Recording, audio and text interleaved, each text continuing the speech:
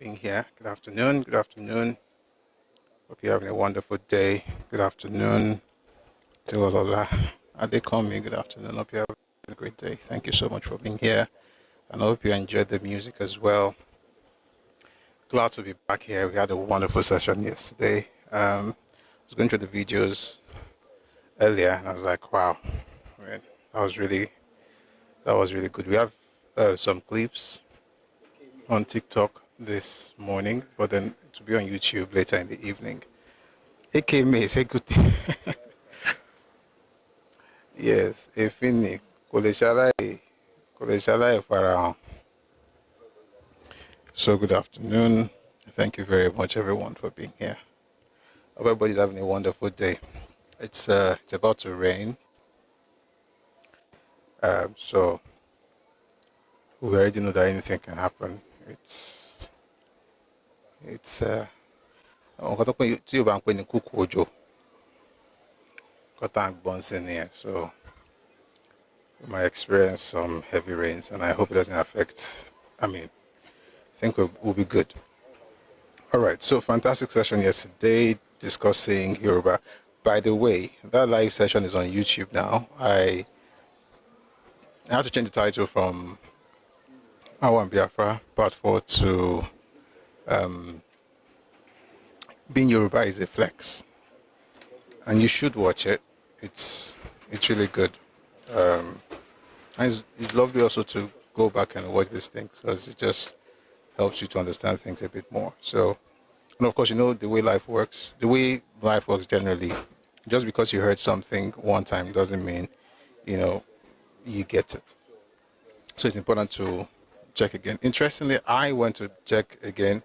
So the source, the history of the Yoruba by Banji Akintoye, said about 9% of Yoruba people were taken as slaves. And then I tried to, check other sources. I think, was it yesterday, this morning? And, apparently, it's not far from the truth, apparently. But there's also, when you look at Yoruba, the New History by Akinwumi Ogundiran, it was even less than 9%. And that's something about when someone uses the word about before a figure, they're not saying it's the exact number, they're just saying about 9% or something around that. But when Akinwumi Ogundiran's work, he chalked it to 8.3% of over 12 million slaves. Over 12 million enslaved Africans who arrived in America. Yoruba people accounted for approximately 8.3%. Why that's important is not because we're trying to ask how many slaves did you have from your place. That's not the point. The point is the reason they actually, had to count just to be sure was because of the influence of the Yoruba people and their culture in the New World. So they had to because everything essentially revolves around you. And I'll give you a breakdown. So for me, what actually got me interested in Yoruba and diaspora was, again, when I was in school, we were doing something on Bahia in Brazil. And the idea that, there's Akara in Brazil and then there's Shogo and Oya and, even the words, Yoruba you still have the words in the liturgy, of these deities. Got me interested. Until I discovered that about 40% of the population of Bahia back in the day was actually Yoruba. The people that took from Yoruba land into that place. And of course, you know that over time, some of them returned to Nigeria. Some settled in Lagos. Some from Lagos moved inward. So you have, move into the interland. People like Oba Frederick Astrup, for instance. I think he returned from Sierra Leone though, but from the ones who returned from Brazil are the people we call Aguda in Lagos Island today. So when you hear names like Darocha and Da Silva and Savage and things like that, those are returnees from Brazil. They are called Aguda. The ones from Sierra Leone are called Saro. And some of them returned, of course, but many of them remained there and did fantastically well. But just a quick breakdown, there were not more than 12% of Africans carried to Cuba. That is, Yoruba people were not more than 12% of Africans in Cuba, but you can see what's happening with Santeria. Yoruba people are less than 20% of those who disembarked in Saint Dominic, that's Haiti. And it was only in Bahia, Brazil, that Yoruba people constituted a majority, accounting for 40% of the African disembarkments during the 19th century. And so what you see, the influence of the people actually got folks talking like, how are you guys so influential in terms of your culture, practices, religion, music, food, and it's beyond that group. It has spread to other groups. And what they discovered, of course, was that it's tied to the civilization back at home. And the reason I went through, all of that yesterday is because when people say things like we own your space, you have to look into their history to see if there's anything like that where they're from. And even when they got outside the country, it is those who had it back home that were able to replicate it in the new world. Those who didn't have it, they were never able to constitute themselves into a block. They were just all over the place. They were more in number. That's essentially quantity versus quality. So the number of the people, of course, you have a lot of them, but when it comes to the culture and the quality of the culture to withstand that terrible, period of period in history, the Yoruba culture was able to thrive. And the reason it thrived, according to Louis Antoine and Dan Elvis, and this work, by the way, Louis Antoine work was done in 1858. According to them, it was because of the civilization back home. It was because of the strong association, the communal living, the community that they have formed, the cooperative society, so to speak, that they had back home. They just essentially took it along with them, and it helped. It helped them to thrive. And the reason for that, of course, is to also challenge us today that we shouldn't lose those things. Those are also the things that can help us thrive today. And also to remind ourselves that when people try to lay claims or to, claim what belongs to us, we can tell them that there is no way you could have been this, because everywhere we look in your history, you didn't have the capacity to replicate this thing. That's because you didn't have it in the first place. That's not fighting. It's just setting the record straight. And if people don't like it, that's their problem. But I mean, that's that about that. We're going to be doing more sessions like that from time to time. That's stuff about Yoruba. There are many things to learn. So we'll be having such sessions from time to time. Grok, good afternoon. Good to see you, A.K. May, Ekpele. All right. Having said that, I promise that today we're going to stay on topic.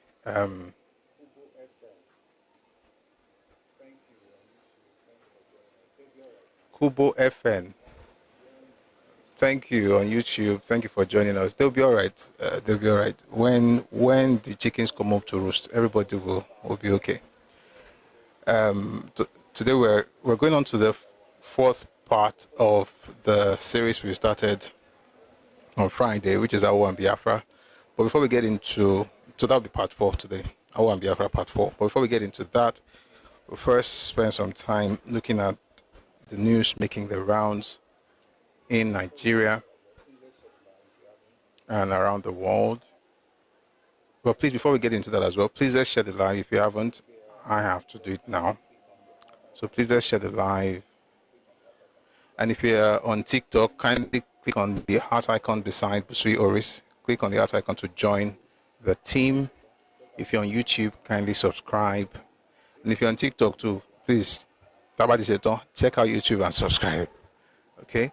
So if you're on TikTok, please click on the heart icon beside the name, Busui Oris, and drop a heart me, drop a coin.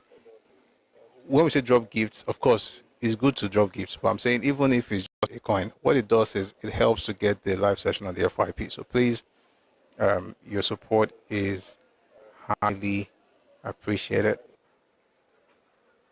And I hope everybody is fine. By the way, let me say, a lot of people came out yesterday talking about Benue and stuff. So what we do here, of course, there's politics involved, so it's okay to talk about it. So I noticed what happened yesterday. The president was in Benue. I can't say I really like the optics. But I also know that some people are trying to use it for political whatever. Like somebody saying that somebody wore agbada as the person should have gone naked. So again, not very smart, but it is what it is. People are going to say what they have to say. But I mean, my heart goes out to the people, and the more I take my time to study what's happening, the more I discover that it's not as clear cut as it's not like in Cotton Shell and saying like it's steeped in history. And I wish them all the best, especially with the different options they have to solve the problems there. What is TikTok? Somebody's asking on YouTube. You're on YouTube, you definitely know what TikTok is. TikTok is just like YouTube, it's an app. And that's the app from where we're broadcasting, so to speak, or live streaming to YouTube and Facebook, right? So it's an app. Begging for money or bitcoins is wrong. Yes, go and tell the people that made TikTok. Sorry, we just got somebody with loose brains. Let me just help you. All right. So, by the way, if you're not on TikTok, you don't understand it. Coins literally help. And that's why I like TikTok. I like the fact that you can talk about money, even though I am more reserved when it comes to money talks, as you know. But I like the fact that people can get rewarded for what they're doing on TikTok, right? It's a lot of work, and it's beautiful to know that was actually factored in into the creation of the app. And those who say money in water but have no brains in their heads, they probably should spend some time to understand why it's important to get rewarded for your efforts. So no problem with that at all. Moving on. Umbo. All right. So we're going to spend some time discussing the news, then we get into the conversation proper.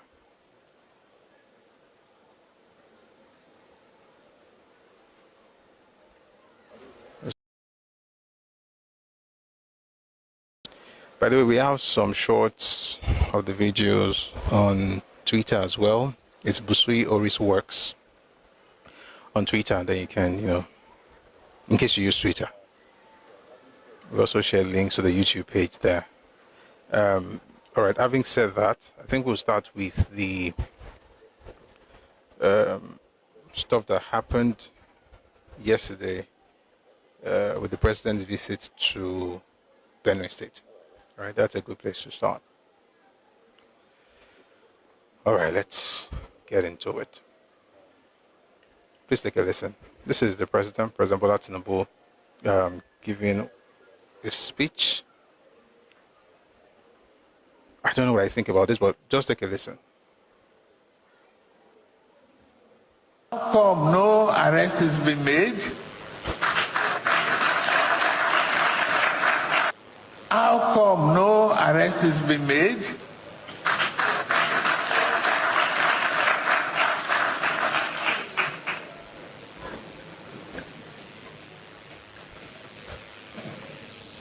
I expect there should be arrests of those criminals.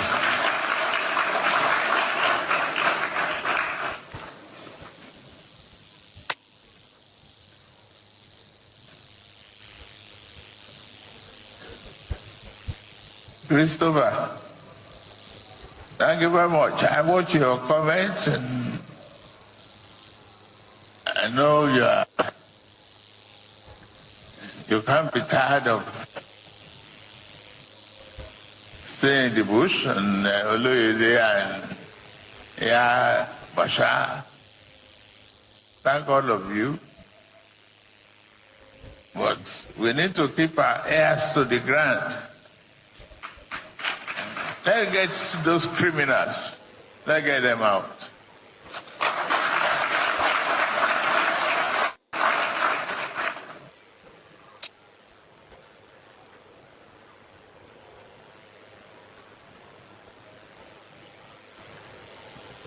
So DGNIA and DGSSS,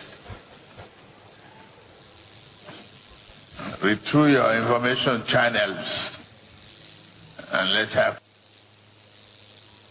A smokeless world is possible.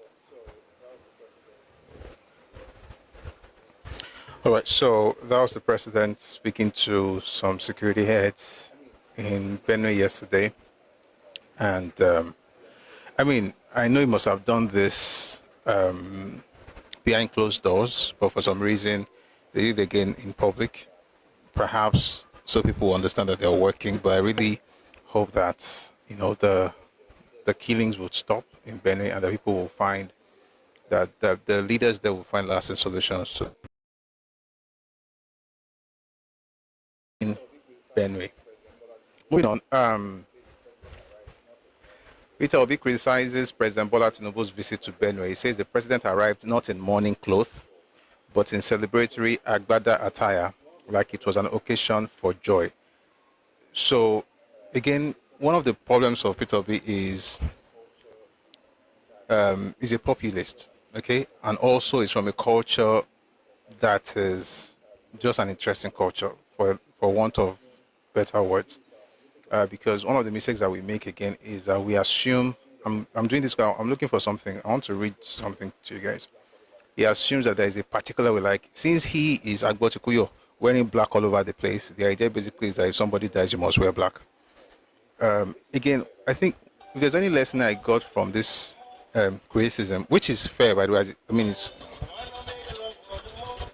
this guy. I like him by the way. I played the song earlier. I don't know if you heard it. Let me play it. Oh, Oma or in pop, Oma saw the Tungba.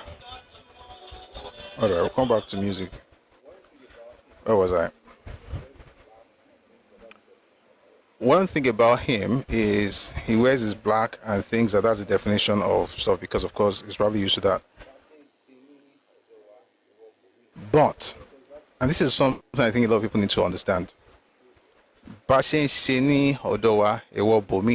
Just because that's how you do things doesn't mean that that's how everybody should do it. And while I saw an article by a Muslim that I thought was so instructive, and I thought I was going to read it. So let me just read it out to you guys. It says that Peter Obi criticized President Tinubu for not wearing black mourning clothes to Benue. It shows he knows nothing about Islam. Something is seriously wrong with the social media content creator called Peter Obi. Is the man okay at all? People died in Benue, and both the federal and state governments are trying to find solutions. And this Agbotikuyo is complaining about the type of clothes the president wore to Benue. Really? Imagine him saying the president arrived not in mourning clothes, but in celebratory Agbada attire, like it was an occasion for joy. Is Peter Obi aware that President Tinubu is a Muslim and in Islam it is not sunnah to wear black when anyone dies? That is why I and others have repeatedly said Peter Obi lacks the broad-mindedness to be Nigeria's president. The fellow is too selfish to think beyond his own narrow political, cultural, and religious beliefs. He wants everyone in Nigeria to conform to his own low cultural values, irrespective of their religious background. That was why in 2022, his campaign donated so-called prayer mats to mosques with his images on them. Mr. Obi does not attempt to understand Islam, even when Islam is the dominant religion in the northern Nigeria and parts of the southwest. And even in Christianity, there is no requirement to wear black to funerals. There is no such doctrine or culture in scripture. The wearing of black is purely a European cultural practice that has been blindly adopted by people whose cultures are not well defined, to the extent that they need another culture to plug gaps in their own ways of life. For Peter Obi's education, it is haram in Islam to wear black to events such as burials, funerals, and memorials for the dead, and so on and so forth.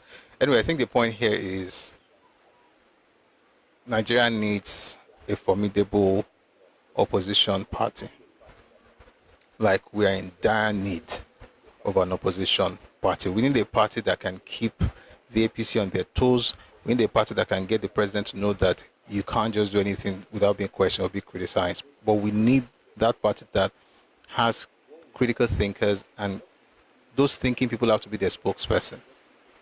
What we see in the way politics is going right now in Nigeria, just people looking for something to just make themselves feel happy. It's like, okay, so you want Agbada. So what?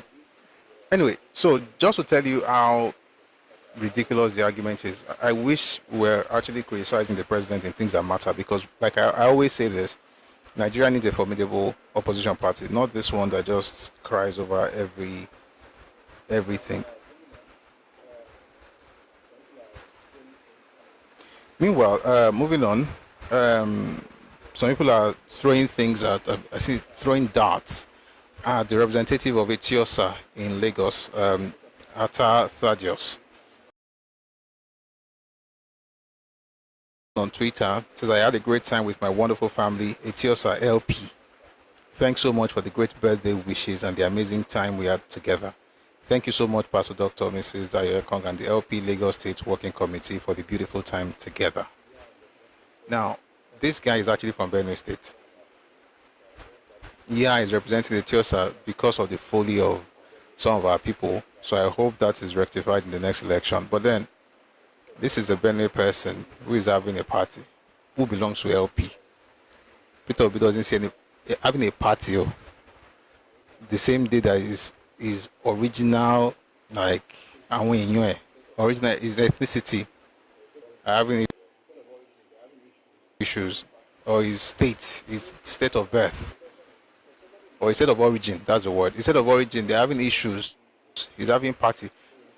It's okay if he wants to have party, but the question is, for somebody in LP, the LP presidential candidate doesn't see a reason to say anything about that.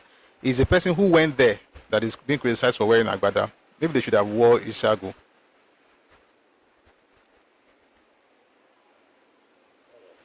This guy just makes me laugh.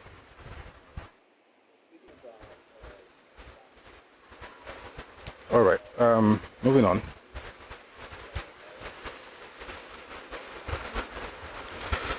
Speaking about bandits and violence, there's a news found on Sahara Reporters. I'm just going to read it here. We kill them and their wives. Over 300 vigilantes reportedly take fight to bandit base in Plateau Forest. Lose 4 in clash. The wounded vigilantes are receiving treatment at the Federal Medical Center in Oase and another undisclosed hospital in Bauchi State. A coordinated effort between local vigilante groups and military personnel has led to the death of several suspected bandits and their spouses in Dutsin, Zaki, a forested settlement in the Wase local government area of Plateau State. The offensive, which began on Saturday and continued through Wednesday, has also claimed the lives of 4 vigilantes, with 16 others currently receiving treatment for injuries. Daily Trust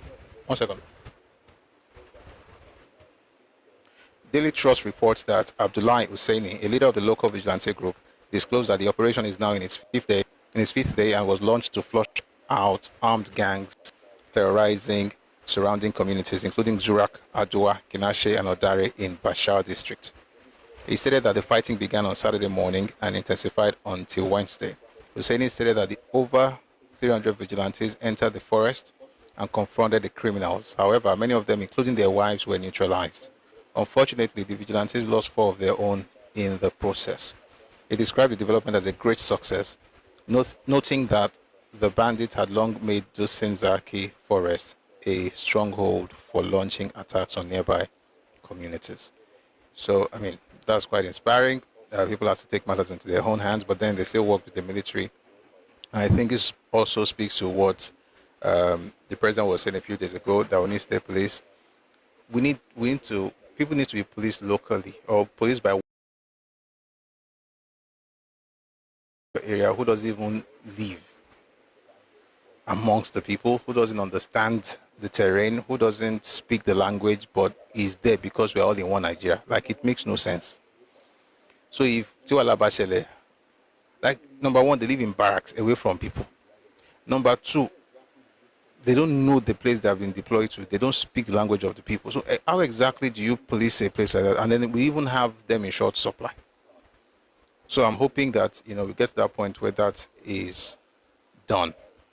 Moving on, since we're talking about security stuff, Pastor Paul went viral a couple of weeks ago with a particular, what do you call it, tool, equipment that he held. People called it a gun. I knew it wasn't a gun. So he went to the police. In fact, let me just read this. It's from Channels TV. The senior pastor of House on the Rock Church, Pastor Paul Adefarasin, has been granted bail by the police following questioning over a viral video showing him holding a gun-like object. The Lagos State Police Command disclosed this in a statement after questioning the cleric, who turned himself in on Tuesday. Volunteered a police investigator was recovered from him. The gun-like object seen in the viral video is not a lethal, aggressive content creator who came within personal distance, he said. The only thing separating him and me was maybe 3/4 of a meter and a glass. I do not have a pistol license. I do not carry a firearm, and I pointed no firearm at anybody. Right, so I guess he was trying to protect himself. But then I'm also glad that it wasn't a gun, because if it was a gun without license, then that would be terrible, you know. All right, moving on.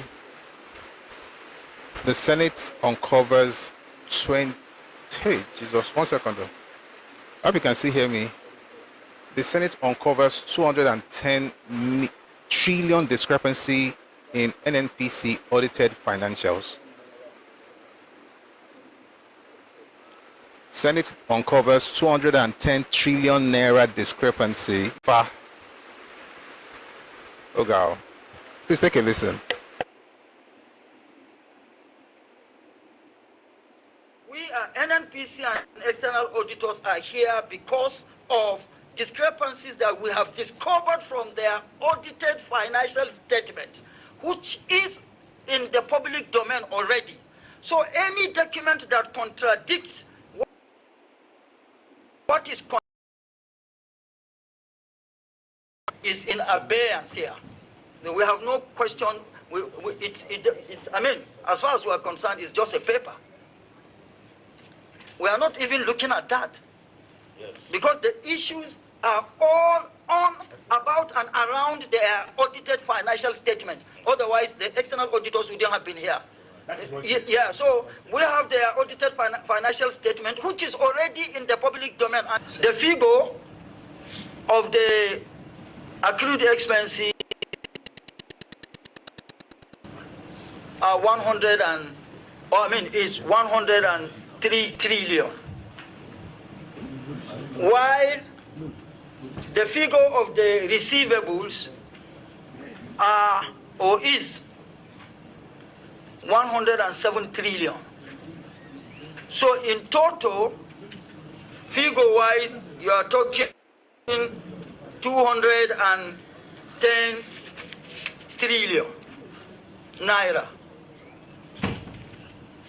The 103, 102, and the 107 essentially are made up of JV cash calls that have been requested by the JV operators and JV cash call payments that have been made by NNPC, which were yet to be reconciled because the governance procedure was not done at the time.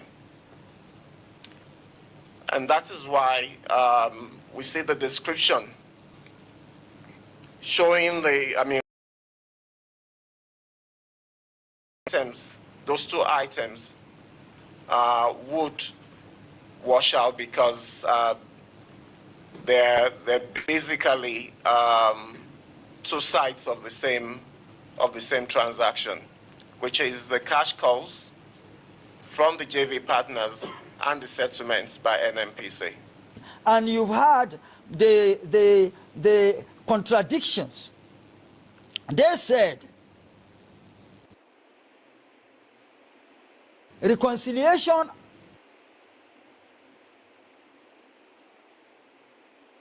had not been done.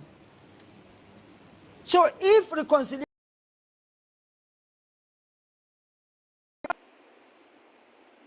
why did this off to the audited financial statement?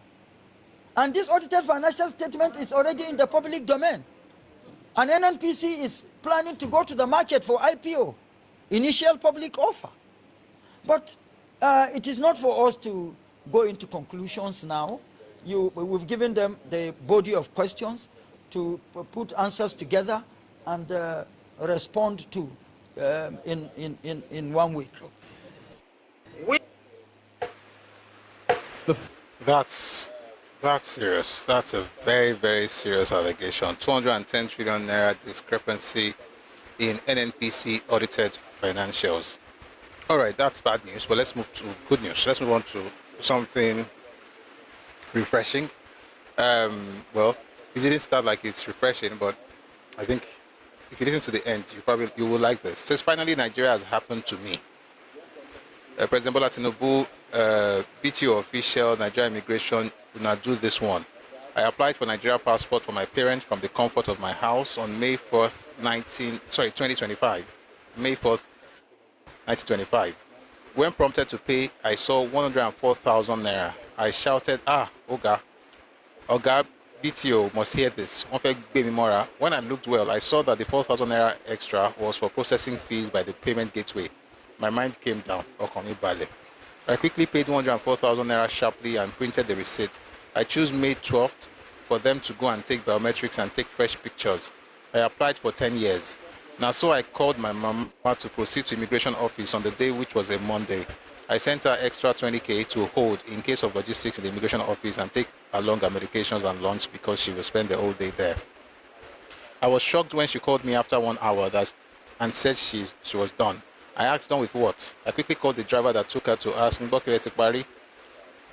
lo and behold, they attended to her in less than an hour of her appointed time and did not collect 1 kobo. I can't believe Nigerian immigration officers no ask for logistics. Shocking. And the whole process was orderly and no crowd. I asked for the refund of my 20K. My mama has refused since, saying she has used it for personal logistics. Is this right at all? Anyway, follow me. The passport was produced and ready by May 21, just 9 days after capturing. Am I dreaming?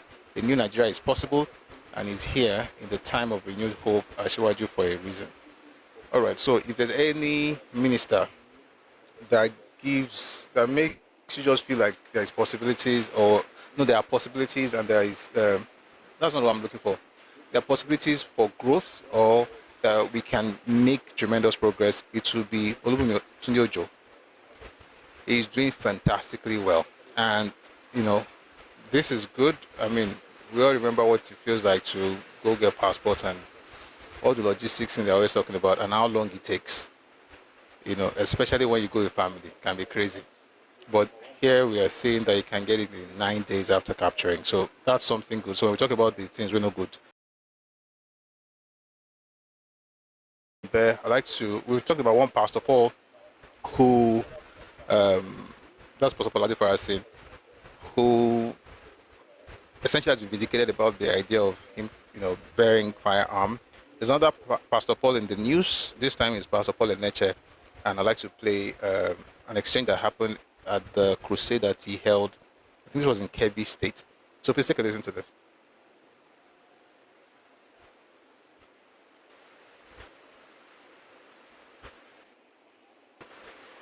His Excellency Dr. Nasser Idris Abdullah Ngondu, a faithful governor and also a comrade governor, which you all know he is the only comrade governor in this country. He has therefore graciously approved the donation of the sum of 30 million naira to this gathering. That is to the organizing committee. No. His Excellency has approved this donation of sum of 30 million naira to the organizing committee, which you know that whenever His Excellency made a donation, he don't leave without bringing that donation in cash. So before I leave this stage, I want to present that sum of 30 million naira in cash. If there is anything like orphanage, if there is anything like that, to your discretion, please apply this amount of money to it. No. It will not be received. It will not be received. They are trying to, demonstrate hospitality, that this is their nature and all of that. The hospitality is very, very clear. It's the nature of and all of that. And we really appreciate what he did in the state. And our governor, His Excellency Dr. Nasser Idris Abdullah Ngondu, whoever comes to Kebbi State, he will definitely show him hospitality and show him appreciation, equity, and whatever it is. We have a lot of issues, but Coming here, we learned and we see he did a lot to our Christian brothers. Everybody, we donated some sum of amount which he said is his nature, they don't accept. Because whatever he is doing it for the sake of God. We really appreciate and we really thank him for what he is doing in our state. All right, I'm playing that video for one reason, well, for some reasons, but one of those reasons is that we usually have news, terrible news about pastors or see what they have done again. But it's important to also highlight things like this. And I think he's a very wise man. To bring 30 million naira to a crusade in front of the crowd and be repeating it over and over again, we are donating 30 million naira, it's a game. And I'm glad that the pastor rejected it and asked that the money be donated to an orphanage. So that's something good from Pastor Paul and Neche. All right, moving on from there, we'll go to a statement that was made by the Tor of Tiv, His Royal Highness James Otese Lozua Ayat. So he made this statement when President Bola Ahmed Tinubu went to Benue yesterday. And again, if you add what he said to what the Chief of Defense Staff said a couple of days ago, you begin to have a better understanding of the issues that they are having in Benue. So please take a listen to the Tor Tiv. That's the king of the Tiv people in Benue State. And again, he gave this address yesterday when the president visited Benue. Take a listen. Information and misrepresentation of the security crisis in Benue State. Your Excellencies, it is not herder farmers clashes, it's not communal clashes, it's not repressor attacks or skirmishes. It is this misinformation that has led to suggestions such as remain tolerant, negotiate for peace, learn to live with your neighbors. What we are dealing with here in Benue is a calculated, well-planned, full-scale genocidal invasion and land-grabbing campaign by herder terrorists and bandits, which has been on for decades and is worsening every year. Wrong diagnosis will always lead to wrong treatment. So we are dealing with something far more sinister than we think about. It's not learning to live with your neighbors. It is dealing with a war. The second apprehension, Your Excellency, we have is the politicization of the crisis. Politicians in the states are busy politicizing the crisis, passing blames instead of joining hands to address the crisis. We hear there are some politicians who will even prefer that the crisis should worsen so that it will be a basis for declaration of a state of emergency in Benue State.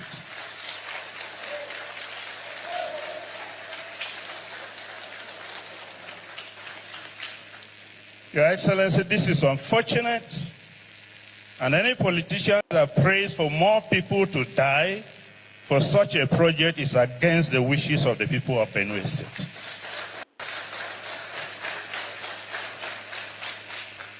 Appeal. Your Excellency, Benue State has made a lot of sacrifices to keep this country united. Many of our people died during the Civil War. We paid the supreme price for this country to keep this country united.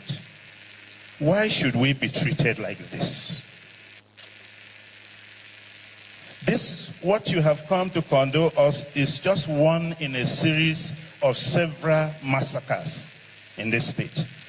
What has Benue State done to merit what we are going through? We appeal to you to end the genocide going on in Benue State and the insecurity in all parts of Nigeria. We know you are capable of doing it, sir.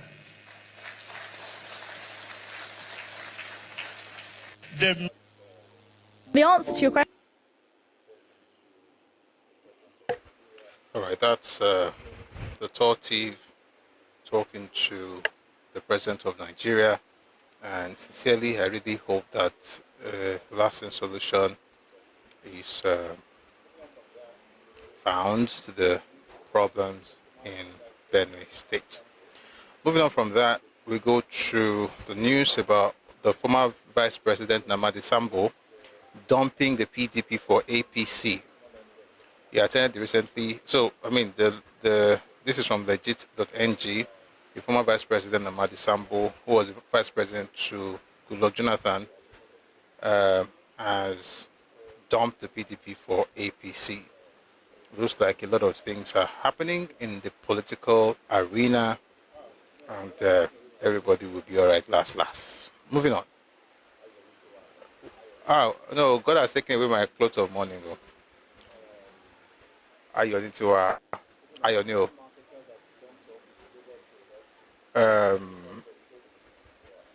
Moving on, oil marketers have begun talks with global traders to import cheaper petrol into Nigeria. I only pray that the petrol is not terrible. So Dangote is doing something crazy. He just got 4,000 trucks, CNG trucks, by the way. I know we've been having conversations about CNG. In Nigeria, people say things like, it will burn, it will blow, it will do this. Well, this man is going to be using CNG-powered tankers to move fuel. If that thing is combustible, then the person that should not even touch it at all is the person who wants to be using it to move PMS and diesel. But guess what? That's what he's doing. 4,000 trucks will be moving products all across Nigeria, free of charge as far as transportation is concerned. 500,000, I think 500,000 liters, worth of stuff, and then they give them another arrangement to sell on credit to some of these people, delivering to telecoms and directly to big end users. And the great idea that our petroleum marketers have in Nigeria is to go import cheaper petrol. Now, if there's anything I've learned in the last, like, cheap is not always better. Cheaper is not always better. I hope it is, by the way. If it's good, then we would. But I like what's happening right now. At least they are competing. And as long as there's no subsidy, there's nothing coming from the federal government, I'm good. I'm happy. But then, of course, if their fuel is not good, we know exactly where to buy Dangote fuel. But this is good. I like the fact that they are competing. So if cheaper petrol is good, then we're good. If it's not good, we know our way to MRS. Nobody said they do publicity for Dangote, but the fuel from MRS, that's in the last, man, no lie. It the last. Better pass the other. All right, moving on. And if you don't know, MRS, the owner of MRS is Dangote's cousin. So it's just, I was driving there, buy my fuel. I don't even have, I want to buy somewhere elsewhere before you go and buy petrol. So we look out to see what the competition would give to us in Nigeria. No, absolutely, please. I'll bring people up very soon, over the phone, very soon, and you'll be able to speak to it. I just want to read all the news, and then I'll bring everybody up. This is also news. This one is today's news from The Nation. It says, we caught IPOB members eating human flesh, says DSS. The Federal High Court in Abuja yesterday heard that members of the Indigenous People of Biafra, IPOB, and its armed wing, the Eastern Security Network, ESN, were once caught eating human flesh. An official of the Department of State Services, DSS, said the group's activities led to the killing of over 170 security agents in the southeast. He said during one of DSS agents' raids of ESN's hideout, they met them engaging in cannibalism. We saw some ESN, quote, we saw some ESN members, about 7, with human heads and some eating human flesh, which they said was for spiritual fortification, the witness said. The DSS official was led in evidence by prosecuting lawyer Awolowo, SAN, in the terrorism trial of IPOB leader Mazi Nnamdi Kanu. The witness also said that the National Broadcasting Commission did not issue a license to Kanu to import the radio transmitter he allegedly smuggled into the country to operate Radio Biafra. The fourth prosecution witness gave details of how the late former aide to ex-President Goodluck Jonathan, Ahmed Gulak, was killed on May 30, 2021 in Owerri, the Imo State capital. Someone says, just becoming good to see you. Say in this age and time, somebody sent me a video. Till today, I've not seen. The first time I tried to watch that video, I saw a few seconds of it. Since that day, I've not gone back to check. It's recent, and it's of people eating human flesh. Like, as in, you know how you go feel now. Like, say something that you just, if you are a normal person, how is it possible? But people do it in 2025. Those are the people that want to teach you about civilization. Why is the government? Government is not allowing it. What do you mean, government? Government is not allowing it. Let's be careful, though. Government is not allowing it. If they're allowing it, why is the SS speaking against it in court? Government is not allowing it. Government is literally against it, and they're prosecuting their leaders. And this is actually evidence against them in court. So no, government is not allowing it. All right, moving on. I think we already talked about the one looking for black clothes all over the place. Sincerely, from today, I think I understand what it means to say Agboti Kuyo. It really makes sense now. Officiating. All right, we're going to go on from there and check states contribute. Okay, I think I read this yesterday. States contributing more VAT than zones. Lagos, Rivers, Oyo in Q1 of 2025. Lagos revenue from VAT was 819.62 billion naira. Rivers was 278.23 billion. Oyo State generated 79.78 billion naira in VAT. Lagos, of course, has more VAT than the South and every other region in Nigeria. But those three, Lagos, Rivers, and Oyo, have more VAT than Northwest, North Central, Northeast, and Southeast.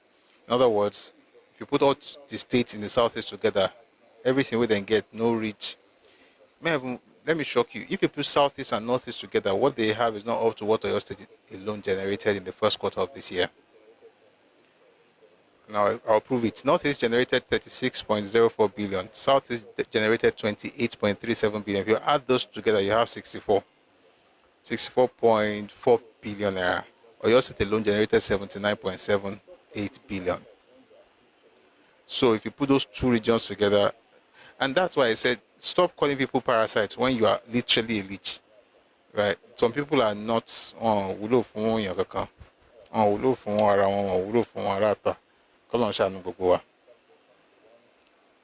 right, moving on from there, I'm going to read something from Gowon. So we read the interview. I think Oyo is massively big. Oyo is big, but Oyo is not as big as Niger State. Niger is bigger than Oyo State, by far. Niger State is a lot bigger than Oyo State. It's not about the size, it's about the quality of the people there, and the quality of trade, and the political will to do certain things, and the structure on ground. These are the things that actually, and the purchasing power of the residents or citizens or indigenous of the place. That's what determines, VAT. So it's not even just about size. I mean, there are bigger spaces than Oyo State, but it is what it is. But it is big, by the way. But quality is better than quality. Former head of state General Yakubu Gowon says he wishes to be remembered as a leader who loves Nigeria and the people of the country. Gowon, a former military officer, led Nigeria from 1966 to 1975. In an interview with Arise Television, the 90-year-old statesman shed light on the irreconcilable differences that led to the outbreak of the Nigerian Civil War in July 1967. Gowon said the January 1967 summit in Aburi in Ghana could have prevented Nigeria's civil war. Still, a fundamental disagreement between him and the Eastern regional leader, Chukwuemeka Odumegwu Ojukwu, caused the war that lasted for 30 months. According to him, Ojukwu pushed for a form of regional autonomy that the federal side could not accept. Asked how he wants to be remembered, Gowon said he wishes to be remembered as a Nigerian who loves his country and prays for it. Quote, I want to be remembered as someone who loves his country, Nigeria, who loves Nigerians, who prays, at least if I cannot fight, I pray for Nigeria to continue to be a country that all of us love. I know it is possible. I know it is impossible for any country to be absolutely perfect, end quote, he said. By the way, I believe him because I believe him. Of course, it wasn't perfect, but that Ojukwu man, guy just destroyed Nigeria. By the way, it didn't destroy Nigeria, it destroyed his people, to be honest. But it took Nigeria, it actually affected Nigeria. His arrogance, his... Imagine what Nigeria would have been if we had Decree number 8 in effect. My God. But guess what? Apparently, this guy wanted to have an army of his own, in his own region, in the same country, which of course means secession. So you want the head of state to break Nigeria for you. And when he said you can have everything but that, you say you don't want it. How come I thought to kú Nigeria? You mean that on le ku on kure. Wọ́n lè kure gan on le sunre. Wọ́n lè sunre. Ọlọ́run nìkan ló lè ṣàánú àwọn ọmọ tán fi sílẹ̀. Because they just destroy stuff. All for what? All for ego. And then after doing the nonsense, you now begin to lie. And you spend your entire lifetime lying about it.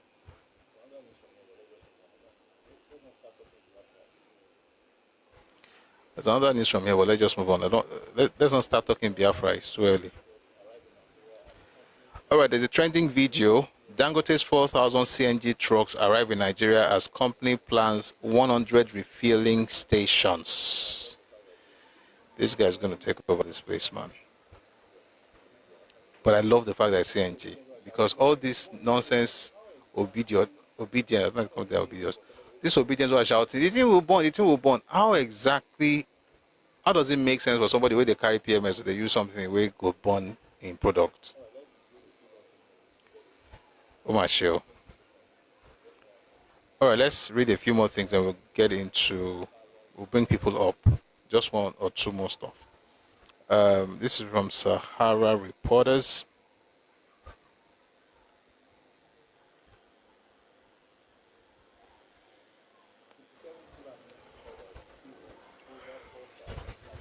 Excuse me. 57 Fulani herders killed, over 4,000 cattle stolen in Benue in 2025.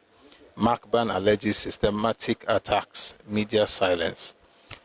The Miyetti Allah Cattle Breeders Association of Nigeria, Macban, has alleged that more than 57 Fulani herders have been killed and over 4,348 cattle stolen in Benue State in 2025 alone, with no single arrest, prosecution, or compensation for the victims. In a statement titled, "Two Wrongs Don't Make a Right," Macban painted a bleak picture of the plight of Fulani herders, accusing the authorities of neglect and the media of silence. The group described the violence as systematic and targeted, warning that continued injustice would only escalate tensions and hinder peace efforts. From January 2024 to December 2024, 44 pastoralists were killed and 328 cows stolen in Goa West and Logo LGAs alone, the group said. From January 2025 to date, over 57 herders were killed in Benue State, with over 4,348 herds of cattle stolen. The most unfortunate part is the perpetrators are not arrested, nor talk of being prosecuted, nor victims compensated. You know what? I just want to ask a question. Is there a rule that says that Fulani people cannot have ranches, or that people cannot buy land and build ranches? Like, why must the cows move around? That's one question because, like, why? Is there like a rule that says they must, like, if they don't move around, they be sick? Like, must they move around?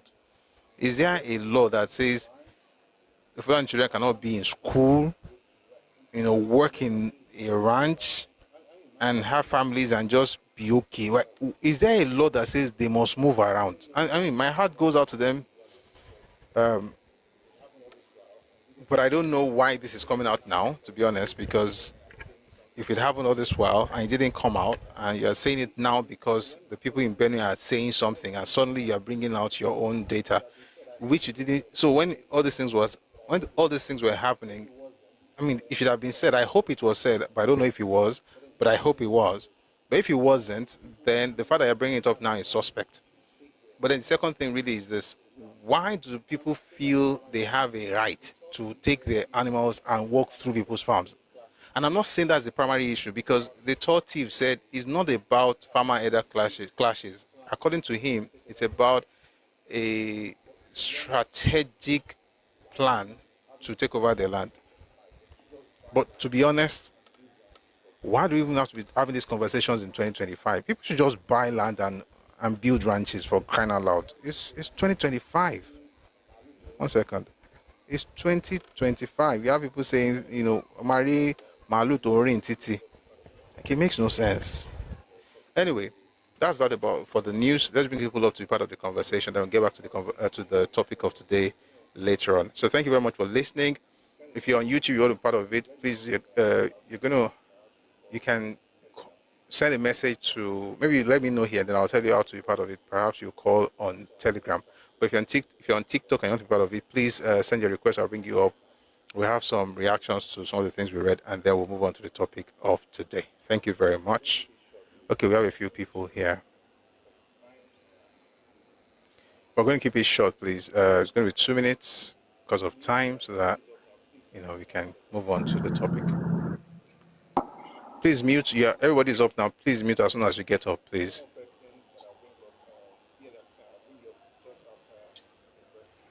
There's one more person that I'll bring up. I'll bring you up just after the first speaker. I'll take them down and I'll bring you up. Thank you very much for understanding.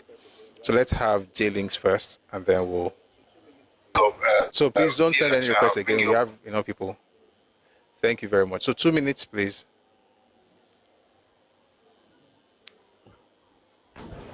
Please bear my noise at my work, please.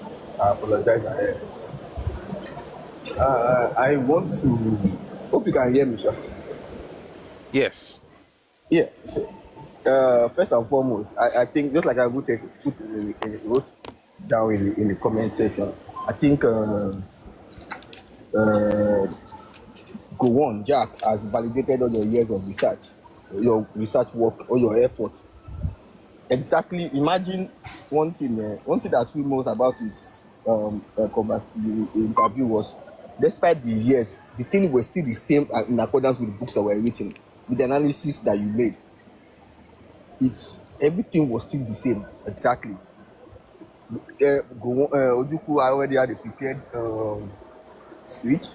He brought it down. They agreed to some. They did not agree to some. Ojukwu went back and read it out, and that's what his people have been carrying to. And I checked through the comment section of that interview. His people are still saying, they're still running abuse to him, to Gowon. They are still saying, why didn't he honor? I was saying, why didn't he honor? Why did he wait till after he has died? Why didn't he? I was like, why are people reasoning like this? But it is what it is. People will never change. But God will help us, no matter what we do. That's what I want. Thank you very much for that. That was succinct. I think the problem of the sincerely is that on the rogbo, and it's what happens when the people believe lies, regardless. It's cognitive dissonance, to be honest. Like, you just don't care, even if you know it's a lie. You just would rather believe it. They can believe if they want, but that means that they will perpetually be where they are. There will be no progress for them if they hold on to lies. Because no, we're not going to change the truth just to make them feel comfortable. That's not going to happen. You might spend your entire generation, your entire life, and the life of the next generation just being stagnant. And that's okay, if you don't mind. But that will be the consequence for taking lies over truth. But that Nigeria will now say, oh, may not be like, say, we be bad people, you are right now. Okay, I take bad, but that will not happen. So if they like, they should change. I hope they do. But there is nobody that will be gaslighting anybody going forward in this country. That is that about that. So thank you very much for that, J-Links. I'm going to take you down so I can bring BL up, but thank you very much for that submission. So let's go to Obalufon, please. Good afternoon, Obalufon. Hello, Obalufon, are you there? Yeah, good afternoon. All right. Afternoon, sir. Yes, please, go on. Yeah, good afternoon. Can you hear me? Yes, please. Yes, yes. I graduated from a maritime school, so I know a little about this oil thing. But the problem is this: growing up in the 80s, we all cook with kerosene.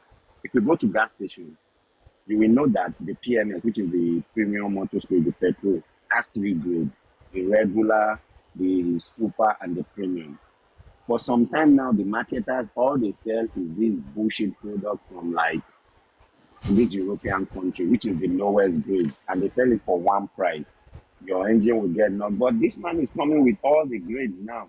He's coming with different, because like if you know the fractional distillation, different quality will come out at different temperature when you cook the crude oil. But they don't want that. They come, I'm in America now, I'm still doing the same thing. They come, if the cheapest product, if you see any product that has dye in it, petrol or petrol or diesel, when they come out, they are white, they are colorless. When they put dye in it, it means it is tax-free. Those are shady products. Their quality is not as good as when it is pure. Those are what they bring to us. Like I was telling somebody, I said, petrol is not red. It's the dye in it that makes that color the way it is. These marketers are the problem. That's why they don't want subsidy to be. I don't know why you go somewhere to go and bring another product when you have it in your house. You have pounded yam in your house, you have yam, you have mortar, and you go outside to go and bring what you don't know how they cook it. That being said, about the cattle and the cattle, it's just that somebody here will come up, that's what he does, and we do it too. I think the problem is they don't want to feed their animals because they know you're going to pay to feed their animals. They don't want to put them in a confined space. They want everything for free. They want it cheap. Why they come out after their animals are mature to sell? That is just the problem. Even in the Wild Thank you Wild very West, when much. cattle rustlers did not allow the America to rest, everybody started ranching. Thank you. Thank you very much. Yeah, and that I believe is going to. And I think people know exactly what the solution is. They just are probably using it for something else. But it's important that we have ranches, and the state governors do not have to build ranches, in my opinion. Because again, that becomes a way. I mean, this has happened in Kaduna State, by the way, where a ranch was built, and then eventually some people claimed it and said it's the local government. So state governments don't have to build ranches for others to come and use. If they're going to build ranches at all, it will be something that their own people, indigenous of that place, can just have different places like we have with the piggery in Lagos. Not that you now come and say, okay, want to settle there and be living there, and then before we know it now, you are now indigenous to that place. That one day I'll do a session on this thing and how it happened in Kaduna. Now, live, Fulham, let people go carry money to have cows is expensive. So, if you buy a cow, you should buy where they would they stay. I mean, they chop there. They have to be moving around Nigeria. Like even those boys that are moving around, like what kind of future are they going to have? I don't think you really care, to be honest. But everybody will be all right. All right, let's go on to the next person. Math tuition. Good afternoon. Math tuition. Good afternoon. Are you there? Yeah, All hi, right. good afternoon. 2 minutes, How are please. you? Good afternoon. I'm very well. Good afternoon. Yeah, I think How is Madam? she did. She did, thank you. President Bola's vision 25 years ago is being actualized by the setting up of Lekki Free Trade Zone. And that's what we need for Nigeria. We don't need a saint. We need a visionary leader who knows how to execute and knows how to bring people along with him. Alhaji Aliko Dangote has proven it by putting on the largest investment in the history of modern-day Africa, and is a game changer. It means that Nigeria is now running in a long time a proper market-based economy, and they are breaking apart the colonial infrastructure that have been siphoning money away from us. It's fantastic. Secondly, in terms of some of the content we're learning here, can you hear me? Yes, I can hear you. Please go on. In terms of the content we're learning here, what we did yesterday, I think, is phenomenal. Now, we have approximately over 60 million people of Yoruba heritage across the world. This knowledge, many of us don't have it. We don't have access to it. I think God has raised you up at this time as a catalyst. Because why did the Yoruba people thrive in the New World? It is because of the philosophy of our fathers. Why did Western region, why was it so successful that the colonialists truncated it and made sure that AWO was not president? It's because of the philosophy of our fathers. So I am suggesting that this platform we have needs to be broken into components. You want to have a component dedicated to Yoruba civilization, Yoruba philosophy, Yoruba methodology, Yoruba science and research, and so on and so forth. And then we now begin to circulate it across all media platforms so that the algorithm begin to see these things and they begin to make it to bubble up. Busuyi, what you have touched the tip of the iceberg.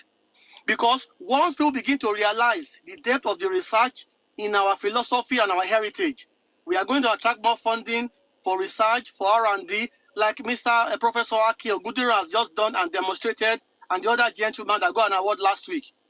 We are basically sitting on the gold mine.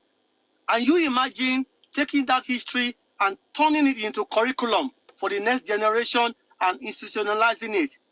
And then we link it to industry. I believe you should be able to have a way to reach out to leaders of thought in Nigeria, pastors, bankers, legislators, to give them a session. Just focus on the EU alone, the power of the EU, and how it transformed that whole space called West Africa all these years ago. I never knew about it until yesterday. I never heard about it. I mean, it's amazing. It's powerful. So we need a way to rejig and entrench our philosophy so that it can really, really spread. Because take the issue of the using religion to hide their IP, Babanla wisdom. It never occurred to me. We were never taught this.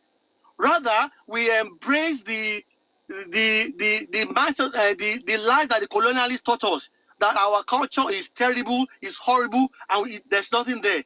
Meanwhile, it's a lot of wisdom. Look at the way we did our counting. I never knew that we have board mass in Yoruba counting until yesterday. And I'm a math teacher. I teach math for a living. I don't know that my own language, my own counting has board mass. It's awesome. Thank you. I'm going to play you something. By the way, let's start with what he said. Thank you very much for your kind words. I really appreciate that feedback.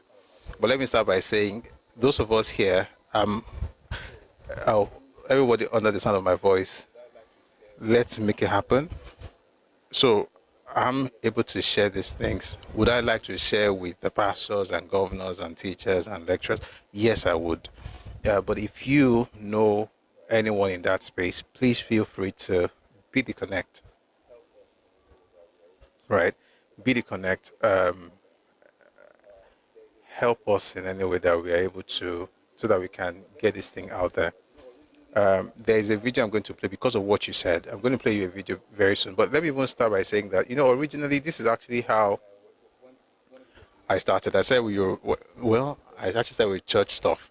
But then when I wanted to go to history, I started this history thing because of some misinformation I saw on Twitter last year. That's why I just and the misinformation was from a Yoruba person, and it was popular. And he's popular. I was like, that. So that's how we started, and then from there we got into Nigeria. And if you notice, it's intentional what we do every night. When we're done, we play the Nigerian anthem and then the Yoruba anthem. I do that intentionally because we're talking Nigerian politics, but we're still Yoruba. So please, I'll just say, if you'd like to be part of it and connect us with the different people you have in mind, please feel free to do so. We also have projects that we're working on, still at the planning stages, but these things require support, requires funding, also requires networking. So if you are interested in anything, or if there's anything you think we can do to make it bigger or to get the message across to more people, please feel free to reach out to me. You can reach out to me here on TikTok, on YouTube, on Telegram. Telegram is even perfect, at Busui Oris on Telegram. Please, Babajide, thank you. I would love to work with you as well. So please reach out to us. And there are many things that I have planned, but, it would be great to have, the support from everyone. Meanwhile, before we go to the next speaker, let me just say you something, math tuition. What I said yesterday was the tip of the iceberg, and you said it was the tip of the iceberg. Even the mathematics, by the time you get to thousands, you'll be amazed. But there's something that Dr. Tunde Adegbola did. He was using Oriki Ofa to teach math. And I'm going to play that. I'm going to play an audio for you now, for everybody to listen to. What was the Yoruba board mass? No, it's not that deep. Okay, let me quickly explain. So what he's talking about was what I said yesterday about the way we count. So our counting is complex. We don't count with additions alone. In ordinary counting, there is addition, there's multiplication, there is subtraction. Okay, those three things you see in Yoruba counting, lots of it. And it would just be one word, but that word would be like, so if you say something like, Meta lile degbeta. Meta lile degbeta. Or, let me do it this way. I want to give you just one example. Let's say if I say something like, Ojilele degbeta odimerin. What I just said right now, I just did three things. Ojilele degbeta odimerin. Oji is 40. Ole le degbeta, that's it's Oji is 40. 40 plus. Le is plus. Degbeta. Degbeta is 200 times 3 minus 100. De is minus 100. Egbeta is 200 times 3. So Ojile, as a matter of fact, no, let me even tell you how complex it is. Oji is 20 times 2. Not just 40, it's 20 times 2. Ogoji, only Oji. So you have Oji, 20 times 2, Le plus Ni Degbeta, 200 times 3 minus 100. Odinimeri minus 4. That's a number. So what does that mean? Ojilele Degbeta Odinimeri is actually 536. But look at the calculation in just that statement. Ojile 20 times 2, Ni Degbeta 200 times 3 minus 100, Odinimeri minus 4. Just to say 536. So inside 536, you have plus, you have multiplication, you have minus, and you have that different levels. And for people to create something that complex, it's not starting at the 100. It's starting with the teens. And just in case you're not here yesterday, I think it's also good to say it before we play this one. Because what I want to play is a bit more complex than what I'm even saying right now. But the basic one is from 1 to 10, you just have the numbers. From 11 to 14, you use plus. From 15 to 19, you use minus. So 11 is 10 plus 1. 12 is 10 plus 2. No, just becoming no. No be like that. Yoruba society created it. There's no proof that a gender created it. No, it's not that straightforward. Anyway, so 1 to 10, of course, is Okan, Eji, Etayeri, Arun, Efa, Eji, Ejo, Eson, Ewa. 11 is Okanla, that's 10 plus 1. 12 is Ejila, 12 plus 1. Sorry, 10 plus 2. 13 is Etala, 10 plus 3. 14, Erinla, 10 plus 4. 15, Marundilogun or Arundilogun. So from 15, you don't do plus anymore. You start doing minus. You are anticipating a number you have not even gotten to from 15. So you're saying 20 minus 5, 15. 20 minus 4, 16. 20 minus 3, 17. 20 minus 2, 18. 20 minus 1, 19. Then 20. Then from 21 to 24 again, you add to 21. From 25, you begin to anticipate a number you have not reached. That's 30. 30 minus 5, 30 minus 4. And then by the time you get to... so 31, of course, is 30 plus 1, 30 plus 2, plus 3, plus 4. When you get to 35, you are now adding something to what you've been doing before. From 35, you are doing multiplication and subtraction. 35 is Marundinlogoji. Marundinlogoji is 20 times 2 minus 5. So it's not just 20 minus 5 or 30 minus 5. It's now 20 times 2 minus 5 is 35. 20 times 2 minus 4 is 36. 20 times 2 minus 3 is 37. 20 times 2 minus 2, 38. 20 times 2 minus 1, 39. Then 20 times 2, 40. 41 is 20 times 2 plus 1. So you keep doing that, and then you are moving forward, you're anticipating, you're moving forward, you're anticipating. By the time you get to hundreds, you are multiplying even bigger numbers, and then by the time you get to thousands, it becomes even, wilder, so to speak. So it's the reason I brought that up yesterday is that even in the math, you see the complexity of thought, right? And it's also what works when you have to also deal with, and it will reflect in your economy, for instance. So think of having to count money or having to count things. If you have Egberun, having to count men, having to count soldiers, having to count slaves, because of course, this by the time will mean to you like it means you have labor for your farm. So you're able to count heaps, you're able to count yams, you're able to count the produce of your ground. All of that shows that the people we're dealing with, or the people who gave birth to us, are not, they're just some people who just, just simple-minded people. They are very, very sophisticated people. And this is not, from what I just said right now, by the way, this is the basics. From what I just said right now, does not sound to you like we're dealing with a very, very, very, very advanced civilization, even from numbers. And this is just counting, no. And let me show you something. Algorithm. This is about algorithm, math tuition. I think you're going to like this since you like math a lot. This is about algorithm in Yoruba, and you find it in the Oriki of Ofa. Give me 1 second. You're not going to watch me. There's rays coming into my eyes. Just a second to fix the curtain.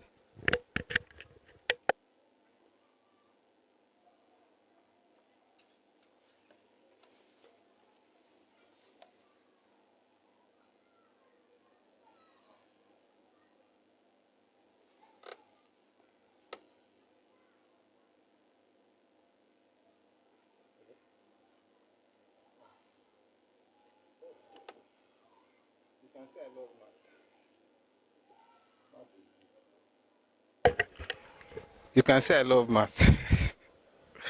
Math is beautiful. Math is lovely. And I have one man to thank. The man studied mathematics at Nsukka. That man taught me math. I just understood everything. Pastor Adebe also studied math in Nsukka. Just saying. And Kumuyi also studied math. I think that was in UI. And then he taught in Unilag. 1 second.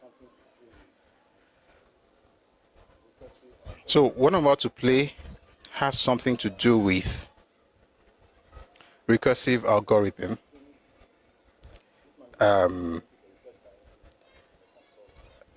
person, this man is a scientist, a research scientist, and a consulting engineer. His name is Dr. Tunde Adegbola. So just take a listen to this. It's going to be short. I hope we're not going to go back into the Yoruba stuff today, but if we have to, we will. But today, let's go back to Biafra, then we'll come back to Yoruba version, I promise. Maybe after all of this, we'll go there. So listen to this. You see it in the Oriki of Ofa, all right? So they've divided the 2,000 into 3. 600 for A, 600 for B, 600 for C, 200 to go. They got to... 1 second. One more. Ah, okay. We know we love to... Not too long, sir, but...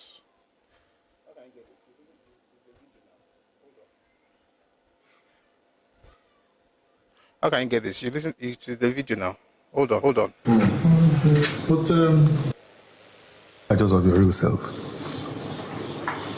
Somehow, we've allowed people to convince us that our past can only be explained by mysticism.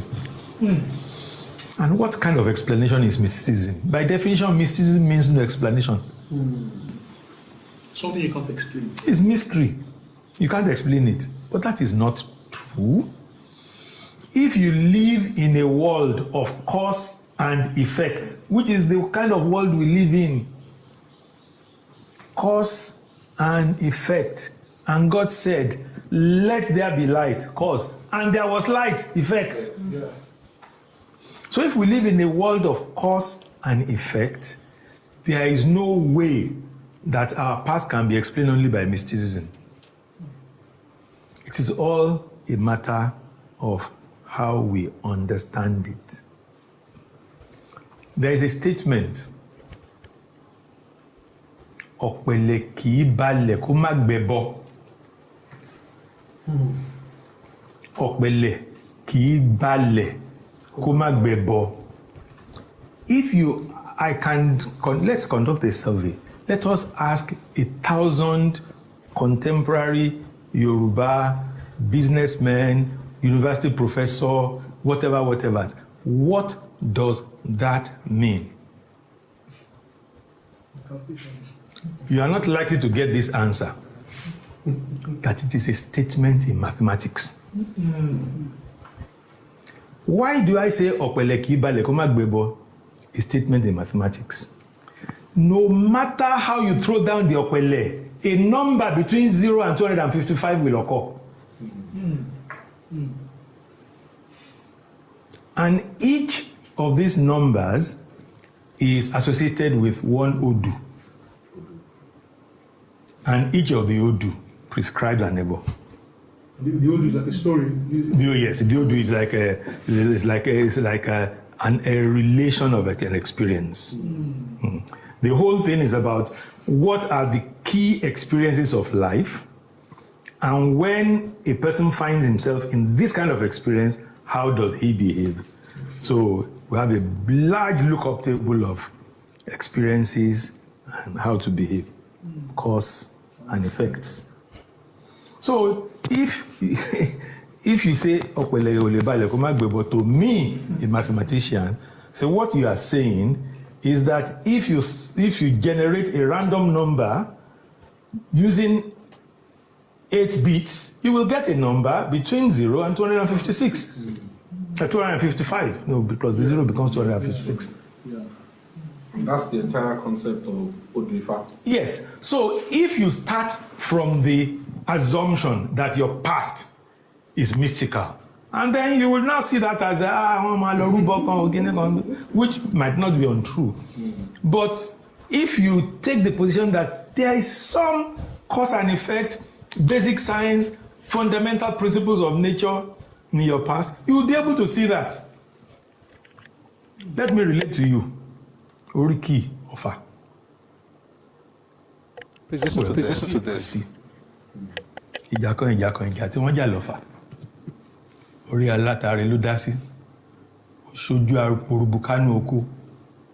Ó ṣojú kágùn kákànrún. Ó ṣojú agùnràn lọ́fà. Ìbá ṣojú olóko kìbá láwọn bàbá wọn lókù ni wọ́n jà lọ́fà. The man died, left inheritance worth, let's say, 200 units, 2,000 units. There are 3 of them. Wọ́n pè ní ọmọ láàárẹ̀ kó lè dọ́gba, ìkan ò gbọ́dọ̀ jù kan, ìkan ò gbọ́dọ̀ jù kan. Tí kan bá jù kan, tí kan bá jù kan, ọba ní kó wọn róró. This is a problem of dividing 2,000 into 3 equal parts. So how do you solve the problem?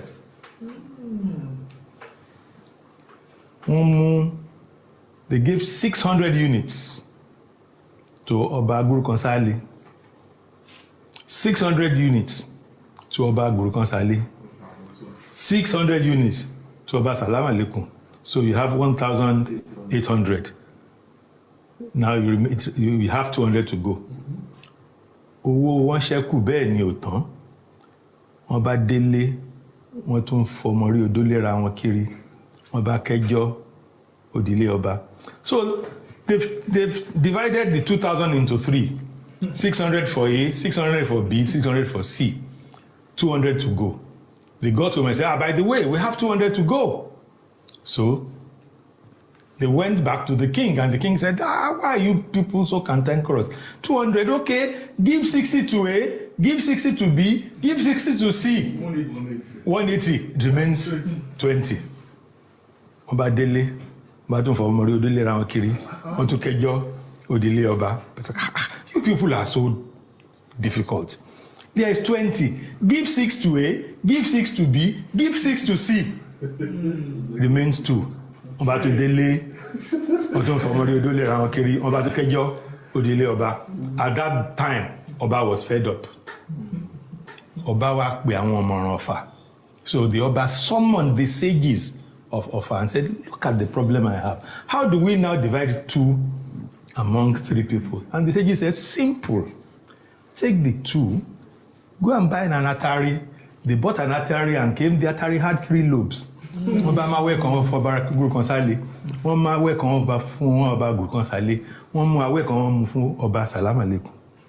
That is not only maths. It is a recursive algorithm implemented orally. Not in a computer. Oral implementation of a recursive algorithm with the recurrence relation being from 2000 to 200 to 20, so that's the recurrence relation. But when you got to 2, then they invoke the out clause. They took it to an Atari, and the Atari came with 3 lobes. So, somebody now tells me that in Yoruba past, they didn't understand the most important algorithmic approach in computer science, which is recursive algorithms. Wow. Not only did they understand this, they were able to implement it orally. And they used it to solve practical problems. Wow. So if you now engage Oriki Ofa and all you Kagun Kakorun, Agron Lofa, and what is Kagun Kakorun? Kagun Kakorun is Agbado, corn. Agron is yam, because it just calls. Akurubukanuku, that's the yam stem itself, under the... Yeah. So it just, because it is oral text, it has to be said in a way that the hearer cannot forget. All right. So, I mean, it gets even deeper. When it's time, we'll get into some of those things. And that's why I say that what our forebears did was to use religion to conceal certain things. What we are doing is to carry the religion as if that's what it is. Meanwhile, that's just the cover, you know. Interestingly, it's also something that you see not just in math, it's in science, it's in innovation, it's in different aspects of our lives. And it's similar to what you have even in Europe, where you have patron saints. We some of the, I promise not to get into this thing today, but I'll say one thing. Some of the deities are deities, but if you really want to understand it, where we are right now in 2025, they are patron saints. They are patron saints. So, for instance, you have St. Patrick in Ireland. He's seen as a patron saint. So, you know how we do it, how it's done in Roman Catholic Church. Patron saint of this, patron saint of that, patron saint of this. That is what our people did. It's not so much about veneration as it is about honor and deification. Although, yes, there's deification, there's veneration in there, but it's more like honoring this person for what they have done and then connecting that with what you are doing. And that way there is a model, there's a mentor, there is not a mentor because the person is dead now. There's a model that you can look up to, that you can fashion whatever it is you're doing. So for instance, if you're making glass beads, you want to be like Olokun. Why? Because she was the wealthiest trader in that particular field of endeavor. So whenever you think about her, you think about what you're doing, there's a connection. It's more about a model than worship. But one of the problems that we have, and we have it in Yoruba land as well, most of the things that we are doing, everything is about worship. It's about worship, it's about, and we do it across all religions, as a matter of fact. And that's why I said it's something that has to do with our worldview. It's not about one religion. That's why somebody went on this video and said, Christians have come. I'm like, you they are talking. What do you know about mathematics? Person most likely is a very dumb person, because dumb people have a way of speaking and you can tell. Oh, it's Christians' problem and the Muslims. The Muslims cause this skinny. They change the language. I'm like, it was not change the language a kilo more. Nothing. It's not about that. It's about the worldview that has come to elevate worship above wisdom. No, and I'm not saying worship is, of course, I'm a Christian. You have to, I'm religious. I'm a man of faith. So I understand the worship part. But there's something else there. So it's like, for instance, being a Catholic now, and you hear about St. Patrick, or you hear about, say, St. Jude, or whichever saints, and you know the way they beautify them, and all you think about is that, oh, let's just go and worship them. You don't know the story of that person. You don't know why the person was made a saint. You don't understand the connection between that person and your work, or your guild, or your city, or your town. Many of these patron saints that you have in Roman Catholic Church, they are connected to something. Maybe it's a miracle, or a guild, or a trade, or a city, or town. There is a reason for that. There is a sociological reason for that beyond religion. In some instances, there's an economic reason for certain things beyond religion, and even, but when I'm ready to have that session, I don't think I'm going to have it in, like, just everybody come now, because one of the things I learned the last time I did it is this: you never cast pearls before swine. They will trample the pearl underfoot, and then they will come at you and try to tear you apart. I learned that lesson. I won't forget it. To be fair, there are some people who were able to get it and had a very great conversation, but generally speaking, I think a lot of people are just kids who don't really understand what it is it is about. They're just children, and some of them have a woo, but they are kids. Like, they don't even understand what it is. It's deeper than that. But so I'll have it for people that I know would appreciate it, not just put it out there for every Dick and Harry. That's the funny thing. Dr. Adegbola, who is giving you this Orofai, is a pastor. He's a pastor. But you see, those of us who studied these things, we didn't study it based on religion. We studied it based on whether it's art or science or humanities or sociology. That was what we studied. Right? But then you have people who have never, they don't even know any SFR. They'll be the one to shout at you, hey, you don't know our culture. You call culture around but yeah, so they'll be okay. Meanwhile, let me also say this to Christians and Muslims. You can understand this thing without the spiritual aspect of it. The fact that we think it's all spiritual is the reason we are not able to appreciate the wisdom in it. It is not all spiritual. There's spirituality in it, but you can decide not to be into that. And you are still Yoruba regardless. Even though some people are crying all over it, that's their problem. You are still Yoruba. But you have to understand the fact that there's a reason we do what we do in Yoruba land. It's based on our philosophy. That philosophy, you can access it without having to get into the spirituality. Mark Zuckerberg is a Jew. He is an atheist. Nnamdi Kanu is not more Jewish than Mark Zuckerberg because he says Judaist. And this is the mistake people are making. I saw something on Twitter. Person said people from Brazil and Cuba are more Yoruba. And I was like, based on what? It's like saying Nnamdi Kanu is more Jewish than Zuckerberg because Zuckerberg doesn't believe in God. People just talk nonsense. So if I do religion now, I am more in tune with the culture than that, or with I have the identity more than the person whose ancestry is this thing because I subscribe to a religion from there.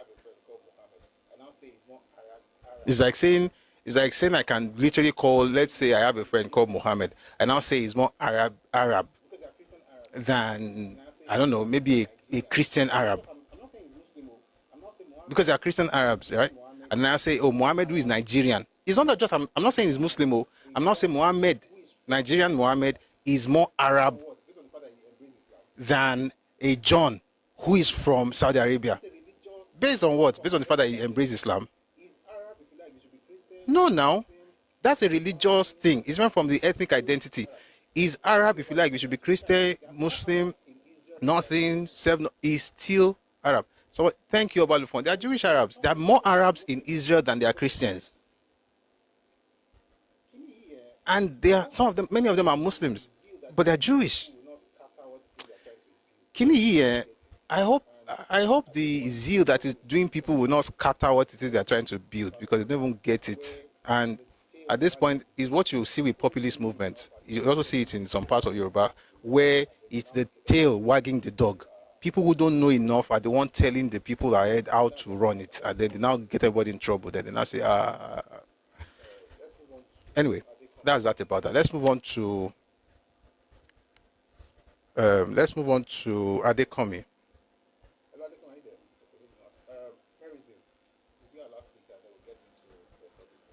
Hello, Adekomi, are you there? Okay, maybe not. Perism will be our last speaker, and then we'll get into the topic of today. Perism. Yes, good afternoon, all. Good afternoon. Good afternoon, sir. Good afternoon. I want to appreciate you for what you are doing. At least you are bringing back the consciousness in all, politically and traditionally. So I give kudos to that. So I just want to talk on the ranching. Yes, like what you said earlier, they have the agenda and they know what they are doing. They know what they are doing. I'm a student of agriculture and I studied horticulture, my first degree. Then the curiosity to know, at least, how can we curb this problem of these herdsmen? So I decided to do my second degree in crop pasture. Let me just put it in pasture production and conservation. That is where you can produce silage, you can produce hay, you can conserve all these grasses. You see, there is this organization, we call them Sogreden. They are the body for grassland production in Nigeria. We've had our annual meeting 4 or 5 times. Only once did that thing held in Yoruba land. The others were in the north. And most of the one I attended, you will see these northerners who are providing solution to all this. They be the one to keynote speaker. During my research work, the seed I planted, the forage seed I planted for my research was brought from Kaduna. They have the political weight immediately. So in the before we can create ranch. But there's over there, this grassland, you can do it easily. But because of the agenda they want to perpetrate, that's why they are pushing all these things. So all think tank who is listening here, do not allow such. It is their evil agenda they want to perpetrate. Thank you. Thank you very much for that. I really appreciate that. Let's go to BL Akisoya. J-Links, please send your request so I can quickly say what you have to say. So we have to move on. It's past 3:04. Yeah, so please, J-Link, just come up and then we'll move on. So BL Akisoya, please, 2 minutes. Thank you.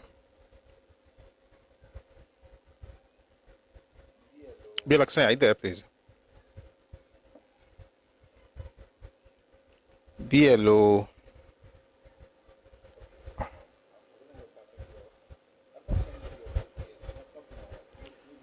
Okay, I don't know what's happening, BL. I can't get anybody up again. Not now. Until maybe in the evening, please. Yes, can you hear me now? Please go on. Yes. Can you hear me now? Yeah, and before I continue to the long, can you for my 2 minutes? And to ẹ̀gbọ́n mi tó sọ̀rọ̀ tán sìn perism. I jump to the long. ẹ̀gbọ́n mi ẹ jọ̀ọ́ ẹ máa on mute mic yín tó bá ti yá. It's actually a blessing. So I will start by saying, and I'm actually a farmer myself. I'm into cattle rearing somewhere in Lagos. I'm following Mr. Perism because I need insight in. And the first person to sort of Mr. Oba Lufoyen, Oman Wasi Badada, I joined in New York, New Jersey, in Bibai. I don't know how I'm into cocoa farming somewhere in the ocean. So having said that, so this is my own problem with this cattle rustling and Fulani herdsmanship. Biggest problem tani bye ni wípé wọ́n kọ̀ láti agree wípé kò wà sustainable láti máa run nomadic herding. On fẹ́ agree. Nítorí wípé on ready láti ṣe wàhálà à ń gbin grass wa, à ń wá silage, à ń ṣètò hay. Ọkọ̀ on fẹ́ move on from that side. So yàtọ̀ sí problem tó wà láàrin Fulani herder àti àwọn regular farmer. Yàtọ̀ sí problem tó wà láàrin yẹn. problem mi gan tún yìí wà tó pé láàrin Fulani rustler against another Fulani rustler ni débi pé wọ́n attack ara wọn kó màlúù ara wọn. So it's just super complex. And speaking on that, gbogbo àwọn cattle stand jẹ ní gbogbo Nigeria, predominantly gbogbo àwọn neighboring countries yẹn ló ń fẹsẹ̀ kó wá lójoojúmọ́ through gbogbo àwọn borders wọn yẹn. So yẹn gangan fi ìkan àbí méjì lé security problem yẹn because àmọ́ ẹni tó ń wọlé àbẹ̀ ẹni tó ń bọ́ta. So this is my own solution kí tó béèrè nǹkan tí fẹ́ béèrè lọ́wọ́ Mr. Perism ni pé solution tèmi lélẹ̀. Mi ò feel pé wà sustainable fún state government àbí federal government láti kó wọn jáde láti lóun fẹ́ ṣe láti lóun fẹ́ fi owó àpò wọn láti fi fund ranching for anybody. Mo feel pé a láti pariwo fún private investors ni. But if private investors comes in, the only thing tí federal àti state government lè ṣe ni wípé can provide the body tó máa dúró ní dúró wípé ta ló máa mú anybody so anybody tó bá rí wípé ó ṣì ń da màlúù ẹ̀ kiri o ta ló máa mú so our private bodies ló lè dá àwọn ranches yẹn lẹ̀ ní every places every state tí ó jìnnà sáwọn border yẹn tó ń fẹsẹ̀ kó wọlé. So bí tí mo ti wá ní di Mr. Perism gangan sí ni pé gbogbo àwọn ètò tẹ́tí ṣe àtàwọn seminars tẹ́tí ṣe yẹn lórí boy ma build silage àti a yẹn báwo lẹ ṣe fi pé wà sustainable fún wọn. So tó bá sọ pé a fẹ́ plan for 2026 tó bá bẹ̀rẹ̀ sí ń gbìn after raining season sìn mélòó lẹ fi pọ́n lè gbìn láti fi support probably bóyá ní Katsina state o pé probably bóyá 1,000 cattle tó bá wọlé láàrin oṣù kan. Ma mute nsìn. Okay. All right. Yes. Thank you. Sorry, I have to time this because of time. We have to put everything in 2 minutes. So your response, everything in 2 minutes, please, because it's almost 4 now. We have to get into the topic. So please go on. My brother, it is superlatively sustainable. Shemo grass tí mo lò, I use Panicum maximum. Ìgbà tí mo plant a Panicum maximum yẹn, the first harvest tí mo ṣe is 4 weeks. First harvest, 4 weeks. You leave it again for the next 2 weeks. You do another harvest. You can harvest Panicum maximum within 6 months. Kí dry season tó dé. You see, and research tó tẹ̀ tí ṣẹlẹ̀ báyìí, there is one maize. Maize is not for human consumption. It is purely for animal. You can plant that one too, and in fact, to make it short, it is highly sustainable. One fẹ́ gbalẹ̀ ní ẹmọ́ dá wọn lóhùn. They are professors in the northern people, they know this. It's just that they don't have the political way to do it, and it's because of the agenda. So my brother, it is highly sustainable. Àwọn grasses yìí, growth rate wọn is very, very quick. Kò dàbí ẹ̀wà, kò dàbí àwọn àlùbọ́sà tá à ń gbìn. Within 6 weeks, Panicum maximum yìí ti grow. Tẹ́ bá ti ṣe first cutting, another 2 weeks, you do another cutting. You conserve it in either ale or silage. Give it another 2 weeks again, you harvest again. See, dry season máa fi dé. Now, even in their side, one need facility irrigation. So if they want to do it here and they can do it. Thank you, sir. Thank you very much. All right, Mr. Perism, mo ti follow yín torí Ọlọ́run. Ẹ jẹ́ ká take conversation in away from that. So ìjọ́ kíjọ́ tá a máa ní conversation in full scale. Èmi àti yín àti sọ̀rọ̀ dáadáa, àwa come on board. Okay. All right. All right, sir. Fantastic. All right, Esheo. Thank you, everybody, for coming up. Yeah, we're going to switch gears now. Let's take everyone down, and then we'll get into the conversation proper. Thank you very much for coming up, Biela Kisoya.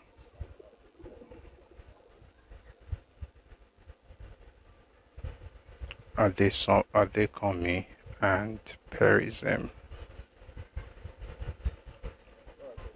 All right. All right, brilliant. Good to be moving on to the next stage now. So thanks everyone for being here. Hope you've been having a great time. We've been talking the news, events happening. By the way, the link to the recursive algorithm video is on the is on the Telegram channel, so you can check the Telegram channel for that.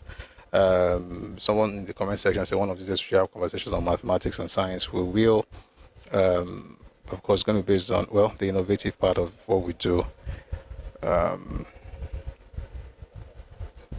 Yeah, you know what, I think even now I can have anything I want to have in public because I don't bring people up anymore like that. So, in fact, I can do it anytime I want to do it. And people that want to cry will be crying whatever they want to cry. So nobody will come up to even be part of any. You know, if I used to, everybody will come up, will now be talking, and then some clowns will also come. So we've changed the the way we run stuff now. So even if they want to be angry or whatever, but yeah, when we have that, when I'm ready for that, we will do it. All right. For some weeks now, we've been talking. I mean, for some sessions, for the last few sessions, we've been talking about.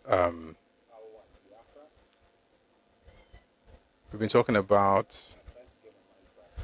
AWO and Biafra.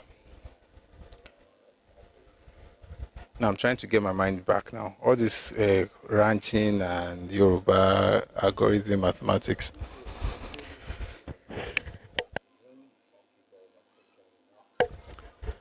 Good day, Ikwere Social Awareness. Good afternoon. Thank you very much for joining us. Let me just take a... Let's go. 1 second.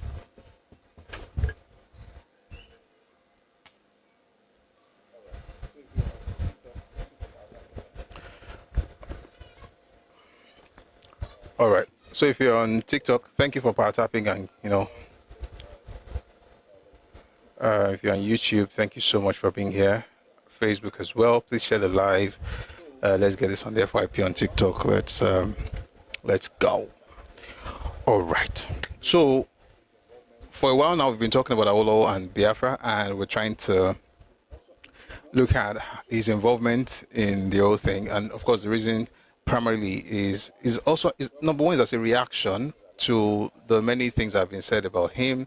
Most of those things, of course, are lies. Welcome, Prince. Most of those things are lies, and they're products of propaganda, things that people say in order to essentially make it transfer whatever blames that should go to them to others, and somehow make themselves look like saints to their people. And this is something that has been going on for about 55 years, at least. People have said all kinds of things. Actually, about 57 years, give or take. People have said all kinds of things about him, and some of those things have actually endured. And the new generation of Igbo people don't really care if those things are true. They just regurgitate it. But while it's important for them to learn these things so that they know exactly what happened, it's also important for Yoruba people to understand this so that even if people decide not to know what happened, when they come to you to gaslight you or to emotionally blackmail you, you will know exactly what happened, and then you know how to show your compassion. And like I said, the thing about compassion is this: if you give it to a person who is not worthy, they'll use it against you. Have you ever been vulnerable with terrible human beings? Have you ever been vulnerable and people use it against you? Maybe, your boyfriend, your girlfriend, your friend, your neighbor.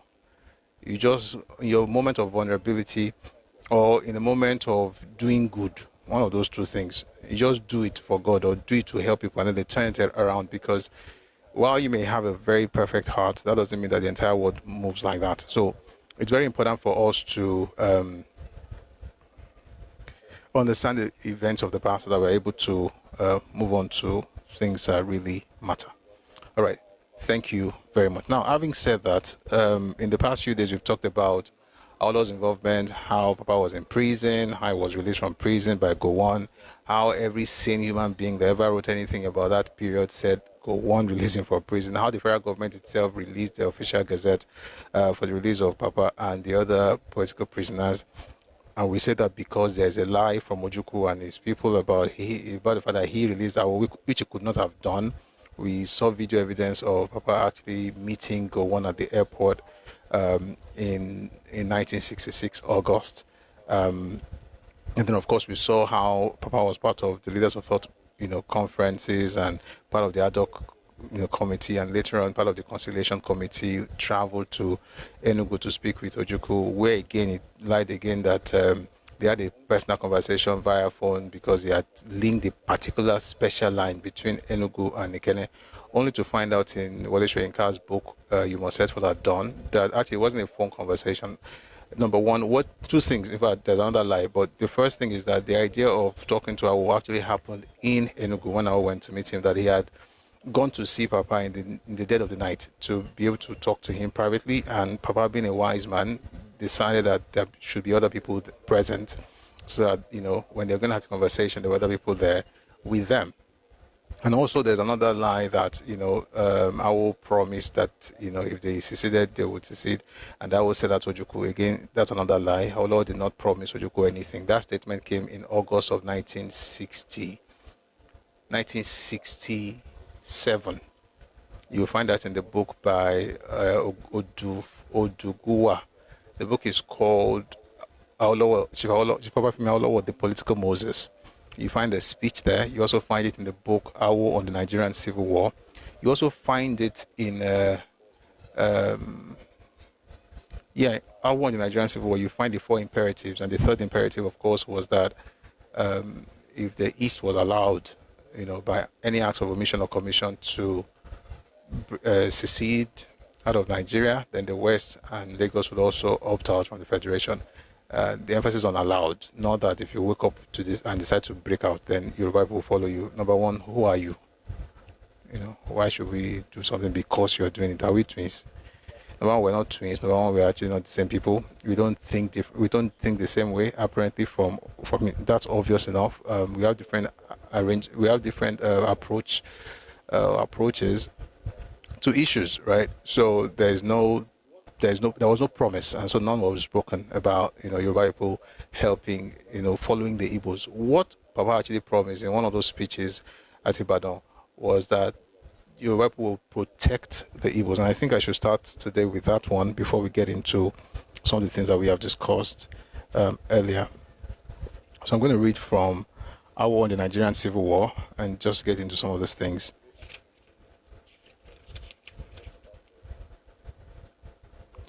So at the Conciliation Committee, this is what Papa said. He said, some people wanted to make trouble with the Easterners in the West the other time, and I invited them and told them that they must not do so. The Easterners in the West are at most 15,000, but we had about 20,000 Westerners from the North, and still we cannot cope with their problem. It's talking about those who returned after the riots in the North and the killings. How then is it justified that you want to send 15,000 Easterners home, only to add to the 2 million they already have on hand? You can't do that. No. That was how he, you know. Okay, I found what I'm looking for. Some people wanted to make trouble with the Easterners in the West the other time. There's a part where he talked about the fact that nobody should hurt them, which is a promise that he kept. 1 second, I'm going to find it and read it out, because I think that's something that he promised and kept, and for some reason people don't acknowledge that, and then instead they look for something they expect him to do. And because, by the way, it's the same thing happening to Tunde now. They will have expectations of you as though you are their father, and then they will now use that against you as though you have done something wrong by not doing what they expected you to do, even when you did not promise them that you're going. Okay. This is what Papa actually promised. And this was on May 6, 1967.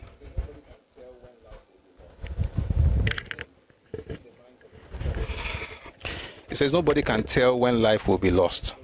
But I think, speaking the minds of the entire people of Western Nigeria and Midwestern Nigeria, that if anybody can at this stage take the life of an Igbo man or an Easterner, or if any outstanding Easterner loses life, or if any outstanding Easterner loses his life by the act of someone else, the whole of the Western region and the Midwestern region will take it as the end of Nigeria. I can give that assurance on behalf of Western Nigeria and Lagos. And of course, he was saying that based on the fact that a lot of people were fomenting trouble and trying to unalive folks from the East in Yoruba land in that period.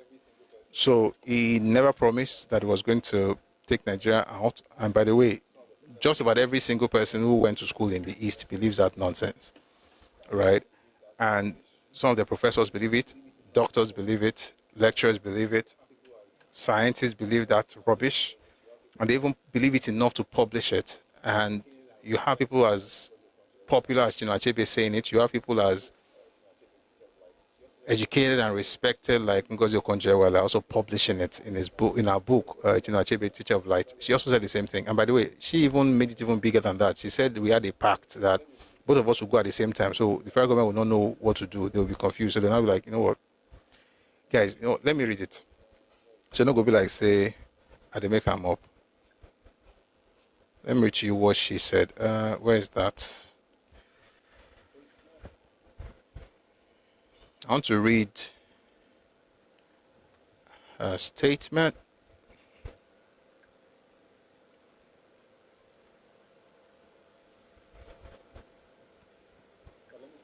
Excuse me.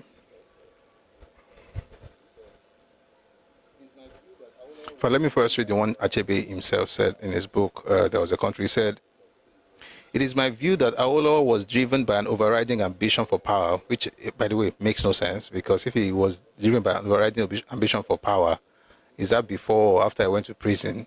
Because if it was before he went to prison, you eventually got him to prison. If it was after he went to prison, the military was already in power. Anyway, he says he saw the dominant Igbos at the time as obstacles. That one is a lie, but let's continue. This is what I'm interested in. And look at how Chinua Achebe put that statement. He is said to have once declared that if the eastern region seceded, the west would also secede. But when secession came, the west did not follow through. He is said to have once declared. Chinua Achebe is a propagandist. He's going to give himself this leeway. In other words, if you tell him and say something like, "Why would you say Awo said it?" He'll say, "I didn't say he said it. I said he is said to have declared." In other words, some people said that he said that.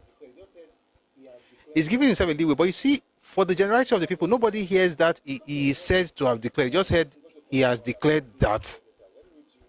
How do I know that? Because of what Ngozi Okonjo-Iweala published years later. Let me read to you what she had to say in her book, Achebe, Teacher of Light. She said, "The Civil War broke out on May 13, 1967, when the Igbos in the southeast, under Colonel Emeka Dumego Ojukwu, declared Biafra an independent state, with Enugu chosen as its capital. Biafra also had its own national currency. The Igbos had made this secessionist move with the promise." Ask her for source. There's no source. It's just I don't feel I give you. So she says the Igbos had made this secessionist move with the promise from Chief Obafemi Awolowo in the southwest that the Yorubas would follow suit. The plan was, if the southeast and southwest broke away from the Nigerian Federal Union, the federal government would not be able to fight a war on two fronts. Awolowo, however, failed to honor his pledge, and the secession proved a nightmare for the Igbos. Awolowo, in fact, became the Minister of Finance of the federal government during the Civil War. The Igbos interpreted this as a sign of bad faith on the part of a Yoruba leader, and trust was further eroded between the two ethnic groups. The Yorubas, using superior federal military power in alliance with the North and other Nigerian groups, and supported by the British, forced the Igbos back into the Federal Union after a period of 3 years. Who is saying this? Ngozi Okonjo-Iweala. Did she ever even think to ask if what she said here makes sense? I don't know. These are respected people in society. This was a former Minister of Finance. This is the present Director of World Trade Organization. But you see, if you are moved by ethnic jingoism, truth doesn't count. All you need is emotions, and then you can blackmail people and say things like, "He promised us this." Say with the promise, Awolowo made the promise. If you want to get deeper into this thing, please watch the video on YouTube. It's called "Did Awolowo Betray the Igbos?" I actually dissected some of these things that they have written out here. But it's important for us to speak up now, because these are the things that people have said, "Oh, Papa did this, Papa did that," and then you ask them for a source. There is no source. The only source is the emotions and the zeal. And my Papa tell me, your Papa feel lie. And even if you no lie, Papa feel no know wetin even happen, because your Papa no even did there. And Ojukwu did this thing where throughout his lifetime, he never stopped the lie.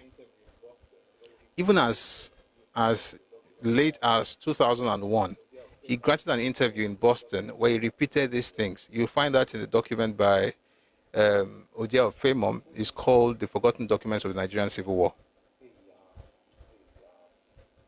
Right? And they push this narrative for you to feel like, hey, yeah, oh, we did this to you, hey, yeah, sorry. That means I'll not support you against my people now. I'll not support you because our people are going to say they want too much. I'm Yoruba, but I understand what you are saying. You don't understand nothing. You are being used. And I hope that these sessions will help people like that to move, not to get to the point where you hate the Igbos or hate any group, but you're able to stand firm on the truth. And you're like, listen, guy, I don't mind, commiserating with you or being compassionate or feeling whatever it is that you went through. But guess what? You can't blackmail me into going against my people based on lies. And that lie is, sadly, is what the children are carrying with them. So we must be very, very, very, very, very intentional about the way we relate with those who want to blackmail us with lies and propaganda. Having said that, a few things that we've discussed before. We talked about how AWO actually went to Enugu to speak to Ojukwu to convince him not to fight. Apart from the fact that 6 Yoruba kings had gone to see him again, if you don't have respect for anybody, for him to even call Azikiwe a goat, he called it the barking of the bleating of an old goat, because that one was saying something about Usuka. He called it the bleating of an old goat. For somebody who cannot respect their own elders, you can understand how kings will not matter. Anyway, Papa went there, spoke to him, and in the middle of the night, he came back to Papa and told Papa that, listen, no matter what happens, we are breaking away. We've already made up our minds. And Papa asked him to just inform me 2 weeks before so that we'll know exactly what's up. And that was it. And then he declared Biafra in May. Remember, if you were here some time ago, all right, I get it. Thank you. By September of 66, Ojukwu was already bombing Nigeria. He bombed Federal Palace Hotel in Lagos, part of it. He bombed Casino Cinema in Yaba. He bombed Ore Bridge. He has people planted in Kano to destroy the waterworks, in Kaduna to destroy the stadium. He had folks in the electricity company, that the one that became NEPA. Later on, we discovered about 10 people in University of Ibadan planting explosives to blow down University of Ibadan. You find all of these things in Anthony Nauro's speech of 12th August 1968, and it is corroborated by the book by Ken Saro-Wiwa. The book is called On a Darkling Plain. How in Usuka they were already planning that they were going to destroy University of Ibadan. This was even before the war started. This was even before he declared Biafra. This was in 66. He didn't declare Biafra until May 67. Just to tell you how terrible people are. And like I've said, you cannot change this history. It's written. It's already there. That the goal of dominating all Nigerians has always been the plan since at least 1944. We have the document. And if you cannot dominate them, you destroy them. So you blow up everywhere. And then in May, he declared his own nation. Of course, we talked about what happened in January. There was Aburi Accord. And people always talk about how Aburi is a problem or Gowon did not do the right thing. Actually, Gowon did the right thing. There's something called Decree Number 8 that was promulgated on 17th March 1967. Ojukwu said no to it. That document, that decree, according to N.U. Akpan, who was the secretary of the government at the time, he said the Decree Number 8 contained 95% of Aburi Accord. And there was another man called Don Egbe, right? He was the private secretary to Ojukwu himself. He was a lawyer, and he said that Decree Number 8 contained 98% of what they asked for in Aburi Accord, and that the other 2% is just military jargon that's unnecessary, but they had 98%. And you find what I'm saying right now, the one by the secretary of the government of the Eastern region, that's N.U. Akpan. He wrote a book. The book is called The Struggle for Secession. You find that stuff about 95% right there.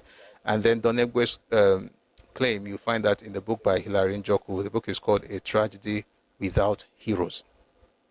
I just remember something now. I want to share this live on Twitter. 1 second.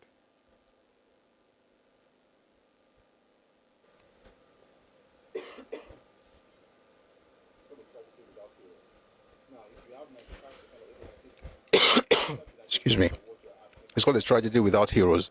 Now, if you have 95% or even 95 to 98% of what you are asking for from somebody, I would think that a normal person would embrace that, but Ojukwu said no. So if you want to know more about that, please check out the video on YouTube. It's called How Ojukwu Rejected Aburi.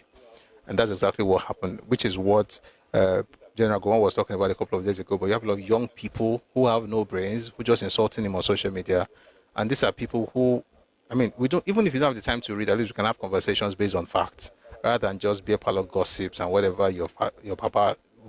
By the way, the source of what the Baba is saying, you say, my father told me, your father's information is coming straight from Biafra, Radio Biafra.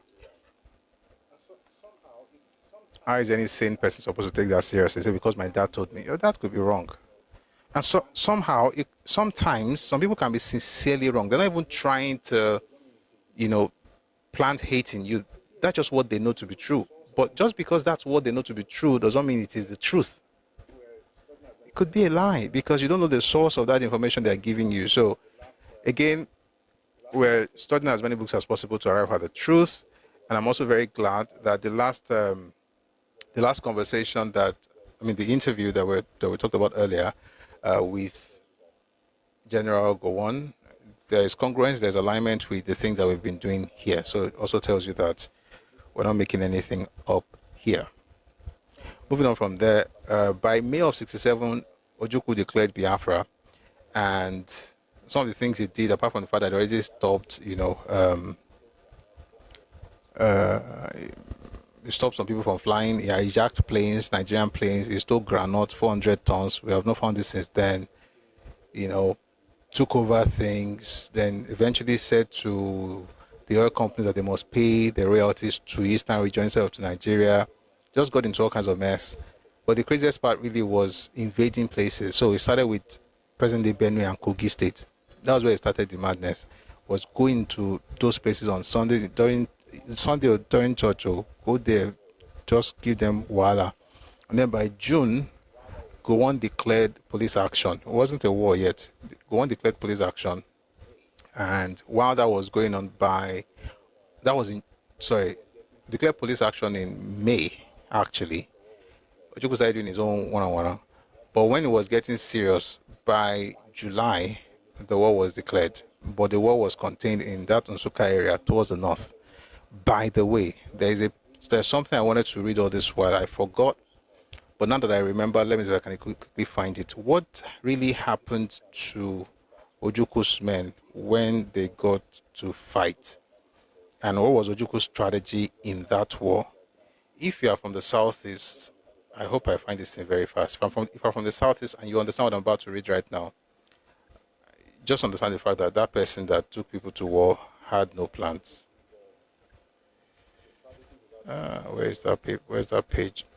Give me a second. The book is The Tragedy Without Heroes by Hilary M. Njoku. Prof. Sorry. Ẹ̀yin tí ń pèrè wá ṣáìdá o, àmọ́ yín o, àmọ́ yín o. Àpèrè wá ṣáìdá báyìí. Ó fẹ́ lọ wí bí nìyẹn. 1 second, let me find that page. So you see how powerful,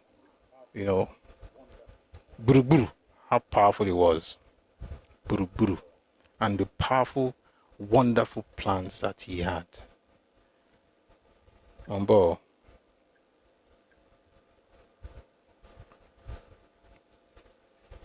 Where is this thing?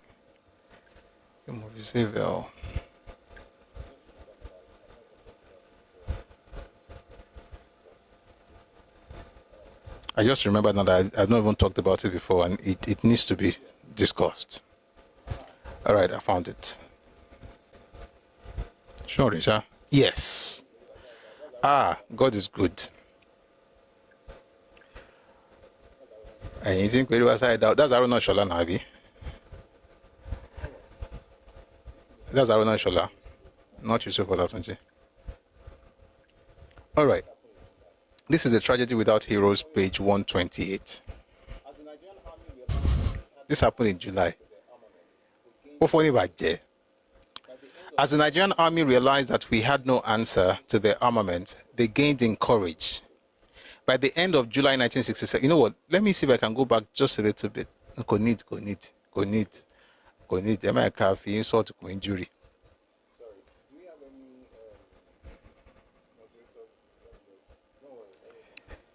Sorry, do you have any moderators? Let me just, don't worry, let me even do it from here.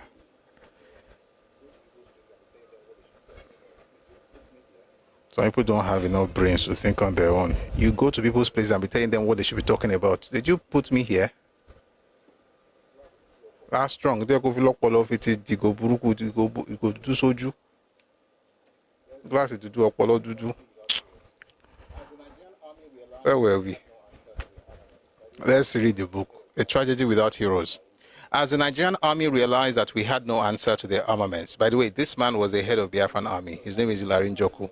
His book is called A Tragedy Without Heroes, page 128. As the Nigerian army realized that we had no answer to their armaments, they gained in courage. By the end of July 1967, they had firm foothold in Nsukka, Obolo Eke, and Ogoja areas. Infiltrators were streaming into the rivers and cross-river areas. Boni was their main target. The most crucial day of this particular phase was the 10th of July 1967. You're not going to believe this guy, so please, just get ready for a fantastic information. Anyway, let's get into it. The most crucial day of this particular phase was the 10th of July 1967. The head of state, that's Ojukwu, Nsukka front. At the sound of mortar and machine gun fire, they ran like drunken monkeys to different directions, but certainly not forward. They were recalled to Enugu, put into the train, and were taken back to Umuahia. This incident left its effect on the nerve of our soldiers, who were already battle-weary, inadequately armed, and poorly provided for. They looked more like ghosts than human beings. The way troops were fed in the front line was as follows. We'll talk about the way they were fed, but the point here is this. They heard the sound of machine guns. I'm not the one that said it, though. Elijah Joku said they ran like drunken monkeys.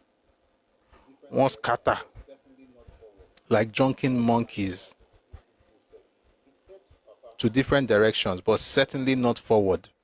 That's the army that Ojukwu boasted.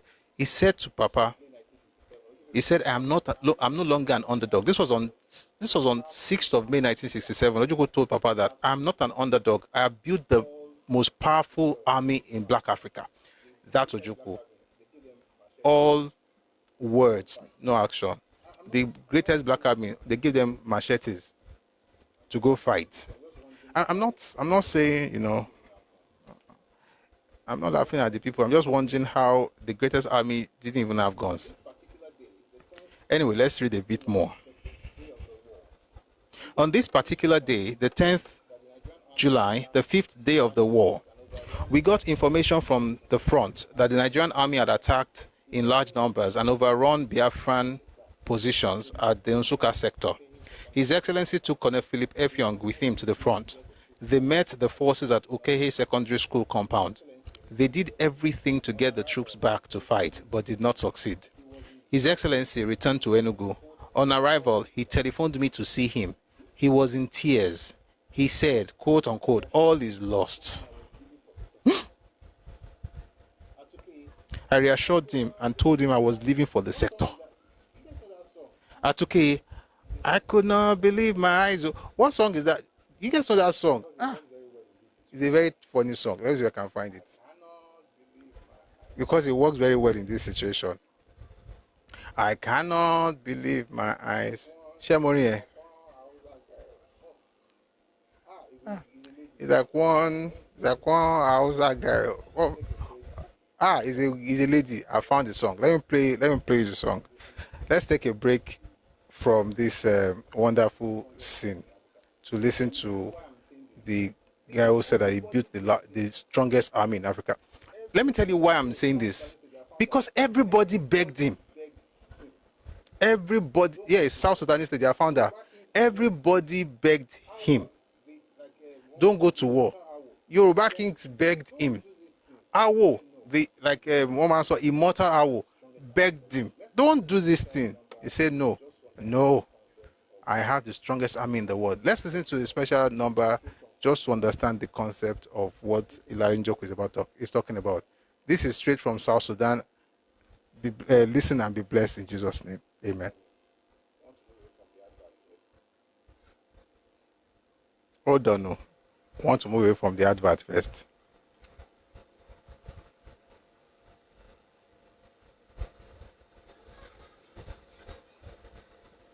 I cannot believe my eyes. I cannot believe my eyes. I cannot believe my eyes.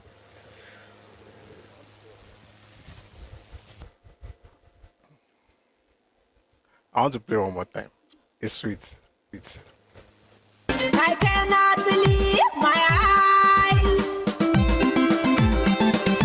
I cannot believe my eyes. I cannot believe my eyes. all right. Njoku says, Atuke, I could not believe my eyes. That's the inspiration. That's the inspiration for that song. It's a wonderful inspiration.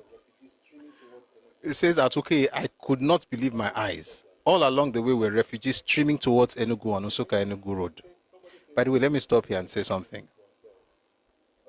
Say many of the somebody says here that history has a way of repeating themselves or repeating itself. No, history doesn't repeat itself. Folks who don't learn from history repeat history. And I can assure you, the way the Southeast is going, I just pray that it doesn't end up because, and I will tell you this: no matter how many times they do it, they will always fail. Let's move to the next page. It gets sweeter. I did not write this book, King Ibedu. It is Biafra, head of army, that I wrote this book. And if you notice, in this matter, I rarely bring up Yoruba books so that people not start shouting, hey, it's from Yoruba. Let's read something else that Ojukwu had as a strategy. Then you understand. I'll play that worship song again in a bit. It's a worship song. The situation was like employing a bicycle to do the work of a bulldozer. Another funny incident that took place during the early period of the war was an exposure of how hopeless and helpless the Biafran government found itself in the face of Nigerian onslaught. The government resorted to all sorts of means, including imaginary ones. I was on a visit to the 51st Brigade with its headquarters at Ukehe. The brigade commander, Colonel Anthony Eze, who was formerly the head of the Nigerian Army Signal Corps and one of the dynamic founding fathers of the Biafran Army, called my attention to a message from the defense headquarters. The bearers of the message came in a Land Rover bearing defense headquarters signs. The message was addressed to the brigade commander direct from the defense headquarters and signed by Brigadier Imo. In the Land Rover was a white cock. Adiye fufun ohun lagba, adiye awa lagba. In the Land Rover was a white cock. Ako, akuko, fufun. The message was that, quote, the head of state directs that the bearer should be attended to. The brigade commander talked to the man. He was a juju man, sent apparently to do what Napoleon could not do, which is to drive away Gowon from the territory of Biafra. At that juncture, I boarded my car in disgust and returned to Enugu. The juju man's chants, this is what the juju man was saying, Gowon, afuna uzo, Gowon, afuna uzo. And his reaction to artillery shell that fell near the brigade headquarters as he was about to perform his ritual spread like wildfire throughout Nsukka sector of the war. That was the last we saw of him. Let me just read that last part again. It says, the juju man's chants, Gowon, afuna uzo, Gowon, afuna uzo.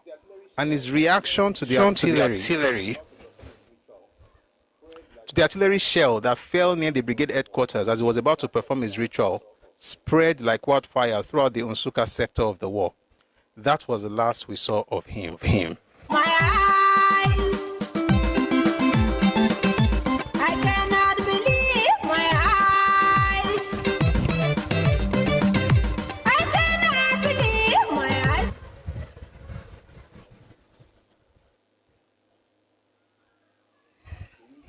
I cannot believe my eyes. They use Jujuma for war.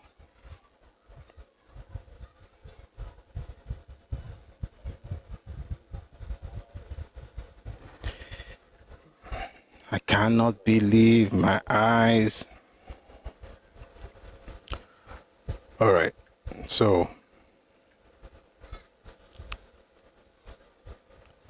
Umbo.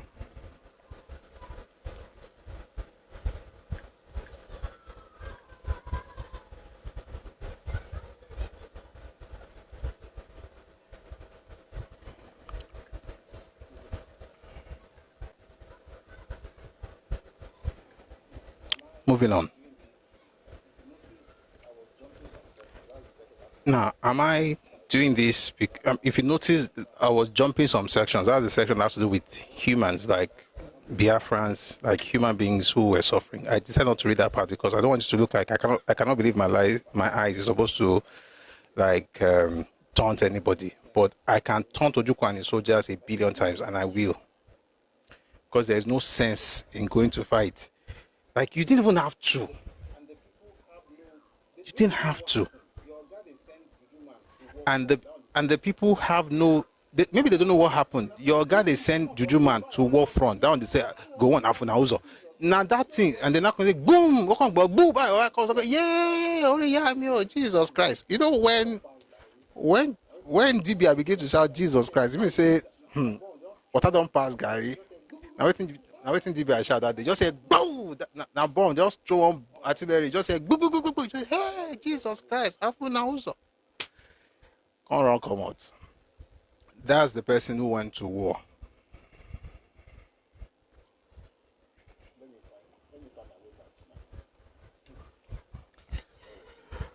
Let me find my way back to my notes. Where were we? Okay. Now, in all of this was July. Even at this point, the West was not taking sides. The West was not on the federal side, and they were not on the Biafran side either. We're just trying to mediate and just find a solution to the whole issue. But then, Ojukwu did the unthinkable. He went to the Midwest. There's something here I'm going to read from the book by Godwin Alabi Sama. Don't worry, that I cannot believe our eyes. We are done with that special number. Let's go on to reading.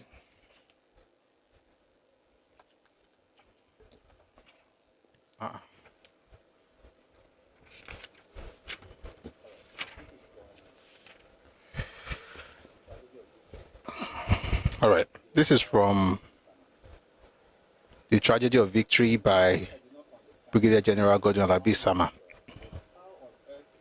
It says here, what I did not understand as an army officer was how on earth Biafran troops got to Sapele and Warri. What would they have been looking for there? What tactics or strategy was that? One would have thought that the Biafrans had an aim and a plan to achieve it. To my mind, if I were in the Biafran High Command and Lagos was my objective, what would be my aim? Biafran entry into the Midwest was, to my mind, a military blunder. There were better objectives than Benin and Lagos. What about Benue? The Benue River would have given Biafra a very good line of defense to the north. The Biafrans depended on the Midwest Igbo officers, who in the end were not helpful to their cause. A traitor is always a traitor, and what you compromise to get, in the end, you lose. Some of the Midwest senior officers that sold out and went to join Biafra were Lieutenant Colonels Conrad Wanwo, Okwechime, Ben Wanje, Igboba, Ochie, and the worst of them all, Captain Joe Isichie. All these officers had appointments in Biafra. Some even commanded Biafran troops in battle. These officers had their parents and families at Asaba and their hometowns in the Midwest, but they were fighting for Biafra across the Niger, where most of them were later relieved of their duties in Biafra as saboteurs, including Ben Iwaje at the Owerri front. The man called Achuzia, a civilian Midwesterner, fought for Biafra, as did Lieutenant Colonel Mora, who became the paymaster in Biafra. How could Biafra have won such a war? As soon as the firing was too heavy to bear, they thought of Mama and Papa back in the peaceful Midwest. Then they ran away. Most were losers. Let us for once imagine that Biafra became a reality. What part of Biafra would they have belonged to? What would have happened to their children in the future? Let's say everywhere you turn, just like what Larry Njoku said, people just began to run like a pack of monkeys. I didn't say that. Believe me, I didn't say that. Njoku said it. And he must be right since he was there. They got into the Midwest, invaded the Midwest, and then came into the West. That was actually what got Papa from sitting on the fence, from the Western region, from sitting on the fence to moving to the other side. You know, before then, we had reached out to Victor Banjo to come back home after he was released by Ojukwu. But then he didn't come. He said he was busy with the Biafran army. And then much later, I wrote a letter that was going to come after invading the Midwest. Yoruba people told him, don't worry about coming. So Baba gave a speech on 12th August, I think it was 12th August 1967, where he talked about how, nobody, regardless of the ethnicity, is allowed to bring any foreign army into Yoruba land. And then, of course, Papa fully joined the federal side. And like I always say, I'm proud of him. That was the best idea. And yes, while all this was going on, there was a time he was also called upon to become a minister in the cabinet of Gowon, and he was reluctant. And even some people said he was reluctant because he was a tribalist and they were going to shoot him. Interestingly, the person who said it was a Yoruba major. Some people have been asking me for the name of that person. To be honest, Shoyinka gave his name as BM, and it's in his book, You Must Set Forth at Dawn. He called him Major BM. But then again, thankfully, Major BM stopped being a Yoruba bot later, where it's called how stupid the things he said were. Anyway, Papa joined Gowon's government in June. It was June 12, 1968. 68? 1 second, let me read just to be sure.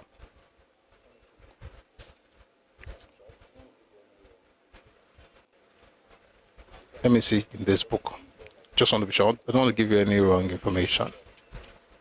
67. It was on June 12, 1967 that Papa joined the government, but it didn't move fully in terms of supporting the war until August of 1968 when he gave the speech in Ibadan. That speech you will find in the book by Ojukwu. The book is called Chief Obafemi Awolowo, The Political Moses. Right? And so that's how we got involved in all of this thing. And when I say we, I mean, if it's Papa, it's we.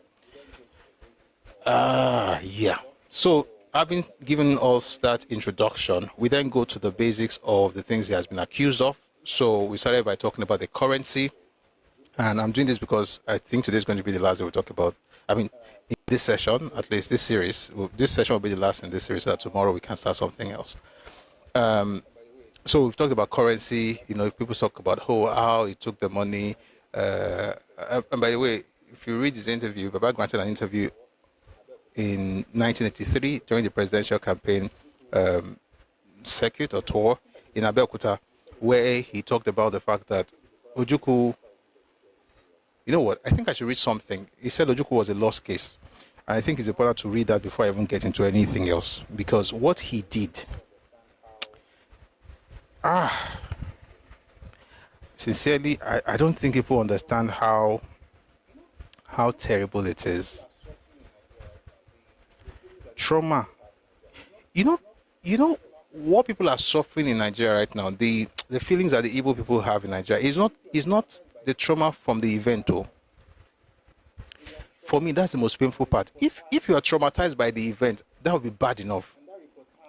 But you are traumatized by a reportage of the event. And that reportage is fully propaganda. So your trauma is based on fiction. Which, by the way, before I read Papa, I remember saying something. If you read the book, The Nigerian Civil War by John de Senjo. Sorry, I think I have to mute this guy permanently. Because you make me talk and send you to your parents last strong. And I don't think you have transport fare for that. So let me just leave you alone. Thank you, just becoming.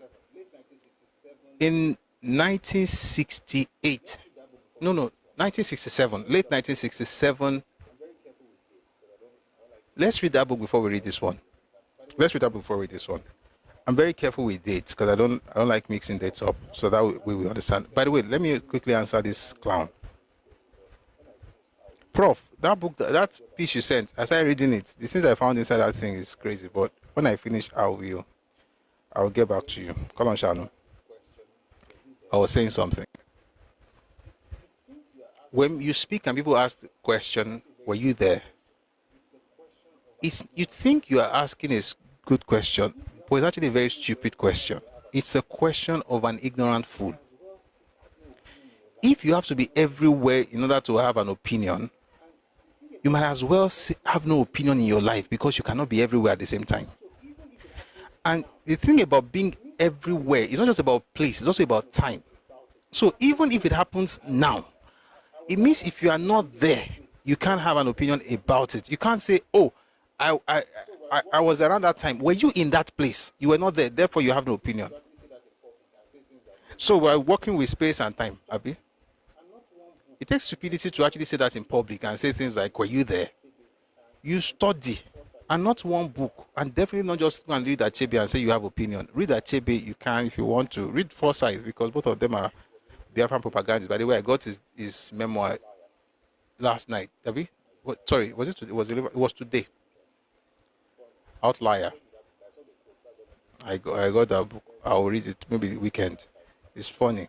He said in that book, I saw the quote, that's what made me go get it. He said that he was on Biafran side. He had already switched sides. So everything Frederick Forsyth was writing, he himself admitted. Because I first saw it in the book by A.H.M. Green, where he was saying that, this guy was writing from that perspective. So I was like, how you go attack journalists like this until the journalists can't take him home and talk and say, in don't switch sides since, say now Biafran propaganda in they run. So even if you read this book, that's fine. But read from other sources as well. At some point, you can make up your mind on what really is the truth.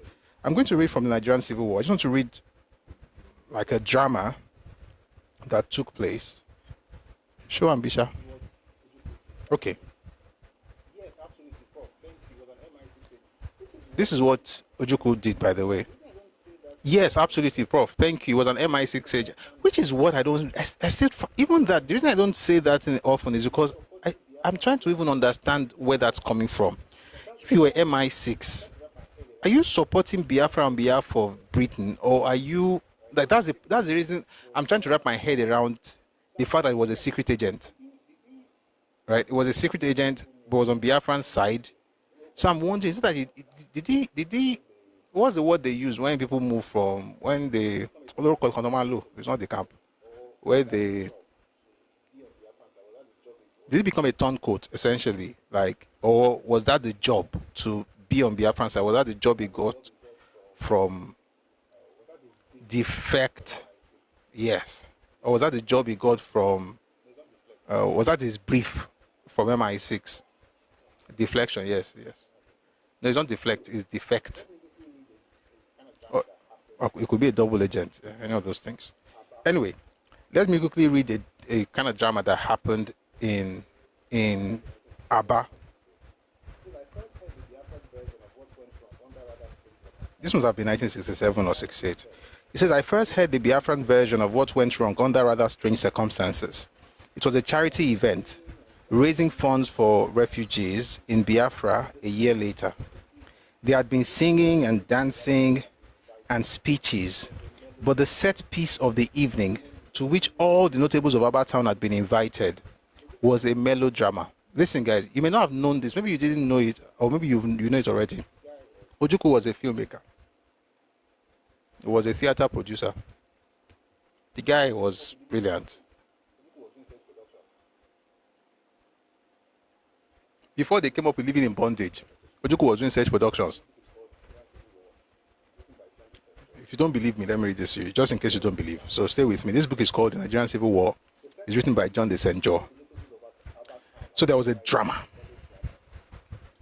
The set piece of the evening, to which all the notables of Aba Town had been invited, was a melodrama depicting the blood-stained history of Biafra.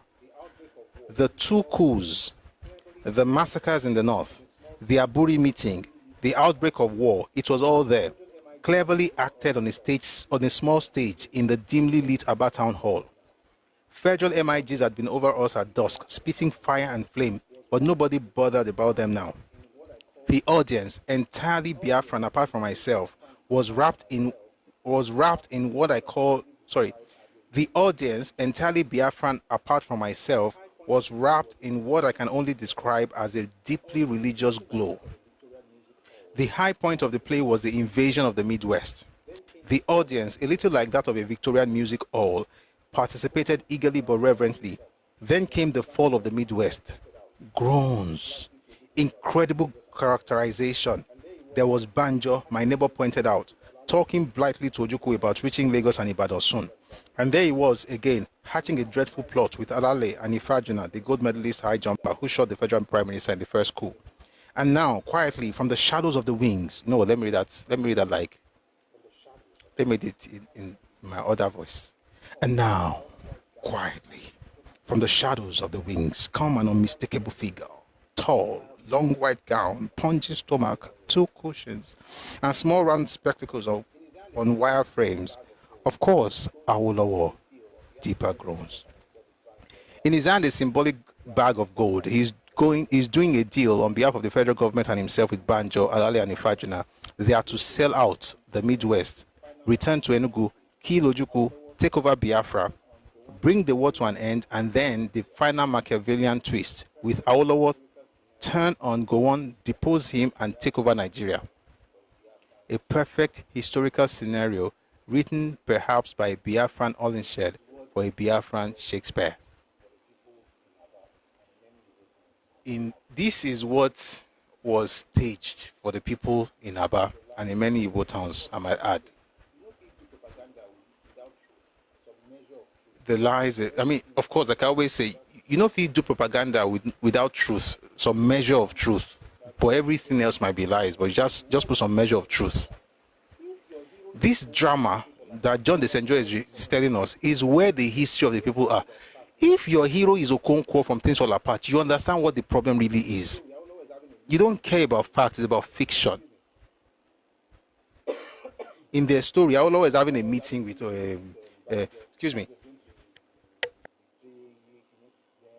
Awolowo is having a meeting with Banjo. Banjo is going to betray Kini. Then Banjo will now go there. He will now kill Gowon. He will now kill, what was this guy's name? So he's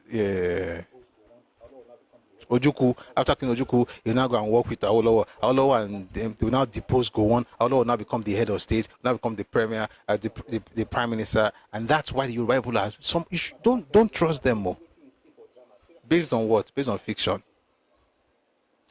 See, my papa tell me, your papa tell you waiting in see for German. Take and say na history. With all due respect to your papa, your papa didn't even know what he believed in. Your papa was told what to believe. And like I said the other day, it was so intentional. He didn't just use radio and newspaper, which of course were veritable tools. He didn't just use papers and songs. This man staged plays. And just in case you were not here when I was talking about it, there's something in filmmaking called the suspension of disbelief. The suspension of disbelief. When you're watching a play or a movie, sometimes it's as though you're there. You forget it's a movie. I'm sure that, I don't know, maybe it's just me alone. Has that happened to anybody here? Have you ever felt like maybe they're shooting somebody and you're moving? Like somebody points the gun at someone, but it's on the screen is like a person is coming at you, and then you're like, that happened to you, but exactly. That suspension of disbelief that is supposed to be permanent while you're watching the movie. Sorry, that's supposed to be temporary to make the movie believable. It has now become the permanent feature of the mindset of the average Igbo man. It's a movie, not fiction. Somebody read Karishika. Oh boy. All right. So having read that about the drama productions, by the way, I love drama because I write, I direct, I love productions, music, movies. I think it's beautiful, but I know where to draw the line. By the way, this man is, 1 second, I'm coming.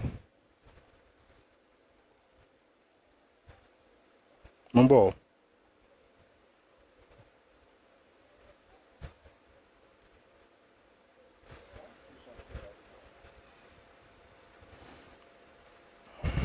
I want to do something right now. I want to read Frederick Forsyth's book before I go to Papa. Just give me 1 second. Number.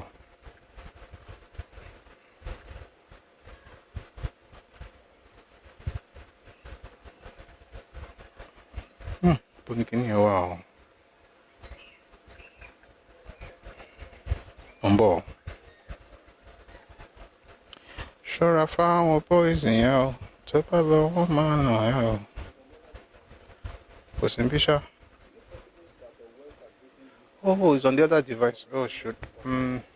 Is it possible that the West and Britain used Biafra as unintended proxy to stunt and... Sorry, I'm reading something on YouTube. To stunt and stymie the rapid rise of the organized system of government of Nigeria at that time, which favored the Western region. The organized system of Nigeria at the time favored Western region in 1967. No. No. Is it possible, maybe the correct question would be this, is it possible that Ojukwu was encouraged by certain foreign forces to do what he did? Is it possible that he was encouraged by them? He could have been encouraged by them, but there's a mistake I think we make in African history generally. And if we keep making that mistake, we'll never make progress. We usually like to blame somebody from outside. It's the British. Good afternoon. How are you? Oh, it's the British. I'm not saying they didn't, but see, the guy did what he did. Right? He did what he did. Like people can come to tell you that Bono, if you're not Bono, and that's on you. Because that's the only explanation I can give for the MI6 that is supporting Biafra. No, it can't be the only explanation. It could be that the person defected. It could be that the person was a double agent. It could be anything. It can't be. Since we don't know what it was, I'm going to read the book over the weekend, The Outlier. I don't know if I can finish it over the weekend, but I'll see if I can find the answer to that question. If we find that answer, then we'll know. But in the absence of a clear answer, we can only speculate. We can't go with one thing. We can say it could be what you're saying. It could also be that it defected. It could also be that it was a double agent. It could be anything. But since he chose to write his memoir, and we have his memoir now, I'll read over the weekend and then I'll let you know. Hopefully I remember. Let me write it down.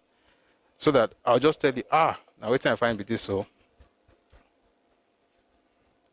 I can call it.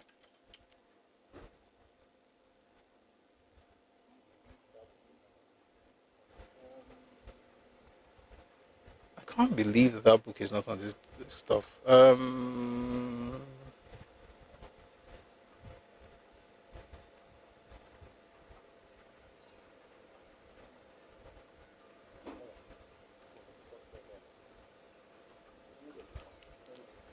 All right.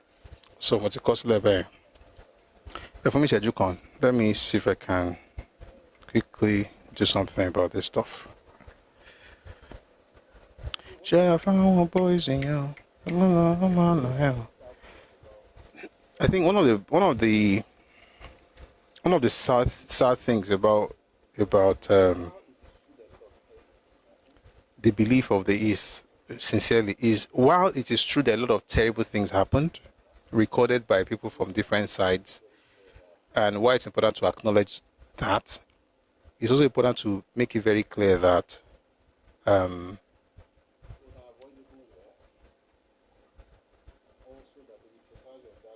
was an avoidable war, and also that the reportage of that event has been greatly skewed to make it look as if they were just sitting down doing nothing and Nigeria just came to do them bad thing. And I think when you do that, you destroy the ability of a person to critically think about anything, especially when you are somebody they look up to and they just believe that you must be right. And I really, really, really do hope that these so-called leaders think of the effect of their lives when they were, just sharing their whatever. So let me find the page. I found the book Kiloruko with the Nigerian Civil War. We're going to currency very soon. Just want to find this thing. Okay. I'm almost there. Sure, I found my boys, All right. By the way, this guy wrote very flowery about, For instance, let me read something to you from this man. You only find this from him and Igbo people. As I'm saying it right now, just remember something else I want to read again. But let me read it first, and then I'll read that one. The decision to mandate Colonel Ojukwu to pull out of Nigeria 9 months after the first meeting was unanimous. Far from being unwilling victims of Igbo domination and from being coerced into partition against their will, The tribal representatives of the minorities had their full say and were active participants in the policy to pull out. Without doubt, there were those among all groups who did not agree with the decisions, and a number of these have since been used by the Nigerians as spokesmen to claim a great degree of oppression inflicted by the Igbos against the minorities. But those who traveled or lived among the minority groups at the time noticed not only that the opposition appeared to be comparatively small, but that the same spirit of effervescence that marked partition in Igbo land was also to be observed in the minority areas. I'll tell you something. What I just read now is a lie. Anybody that comes up with a totally different argument to this guy is a sabo, or federal government is using that person. You don't care what the person is saying. You don't even care if it happened. And by the way, I have several accounts of the things that people from those minority areas have said from different sources, different time, and there's consistency. And yet, there's something else. I'll find you later. But let's go back to the topic itself. Let's go back to Papa, so we don't spend too much time, on the introduction. But I think we have an idea what this is about. So again, that interview is in the Telegram channel, and but thank you, Intel, by the way, on YouTube. Thank you for your insight. We'll discuss this again on Monday, and then we'll see what we find. Okay? We'll see what we find.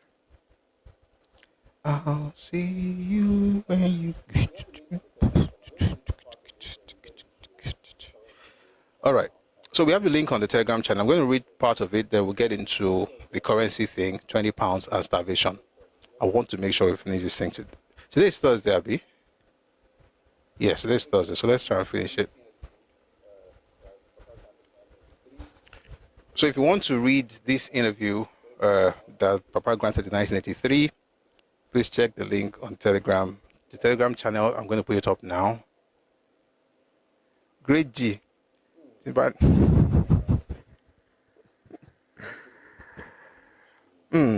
Kasha Mashedada. So I want to put the link up on YouTube.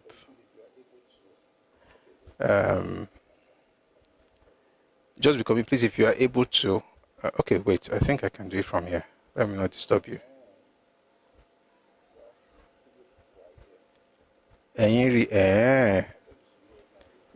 You cool people are here.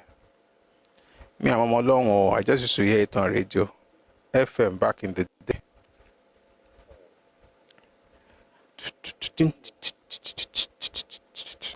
All right. Can you hear me?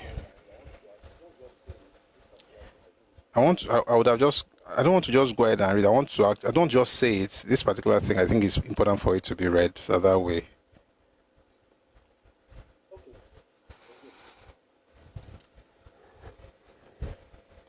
Okay, we're good.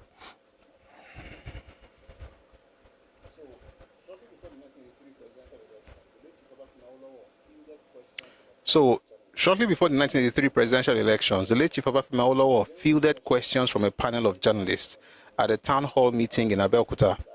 During the session, which was aired live on Ogun Radio, Awolowo defended his actions during the Civil War, countering allegations similar to the one Chinua Achebe leveled against him recently. Question: Chief Awolowo, your stand on the Civil War, however unpopular it may have been to the Biafran, helped to shorten the war. Today, you are being cast as the sole enemy of the Igbo people because of that stand. By, among others, some of the people who, as members of the federal military government at that time, were party to the decision and are today, in some cases, inheritors of power in one Nigeria, which that decision of yours helped to save.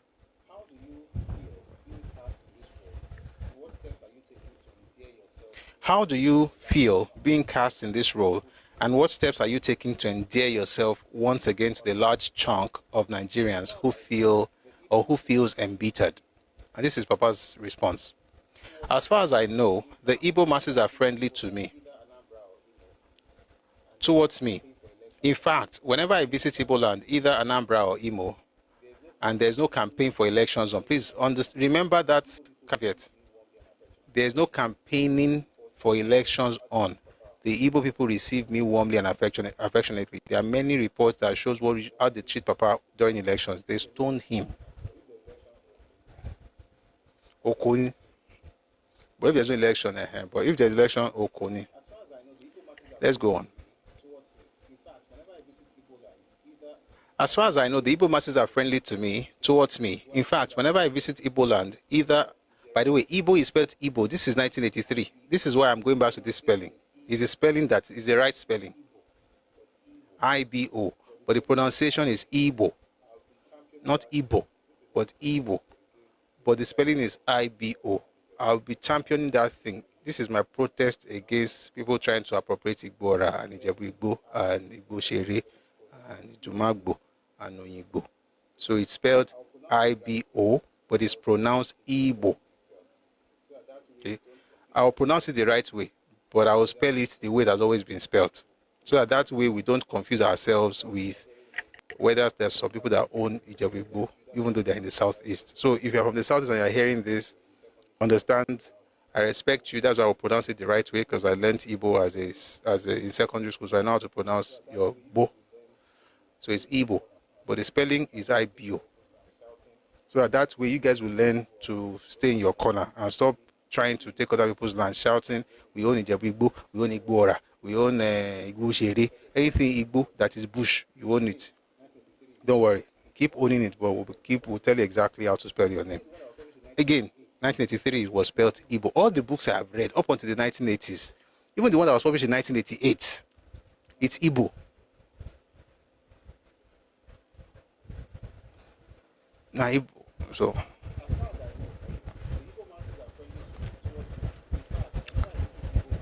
as far as I know, I'll read again. The Igbo masses are friendly to me, towards me. In fact, whenever I visit Igbo land, either Anambra or Imo, and there's no campaigning for elections on, the Igbo people receive me warmly and affectionately. But there are some elements in Igbo land who believe they can maintain their popularity only by denigrating me. And so they keep on telling lies against me. Ojukwu is one of them. I don't want to mention the names of the others because they are still redeemable. But Ojukwu is irredeemable, so I mention his name. And my attitude to these lies is one of indifference, I must confess to you. I have learned to rely completely on providence and vindication of the Almighty God in some of these things.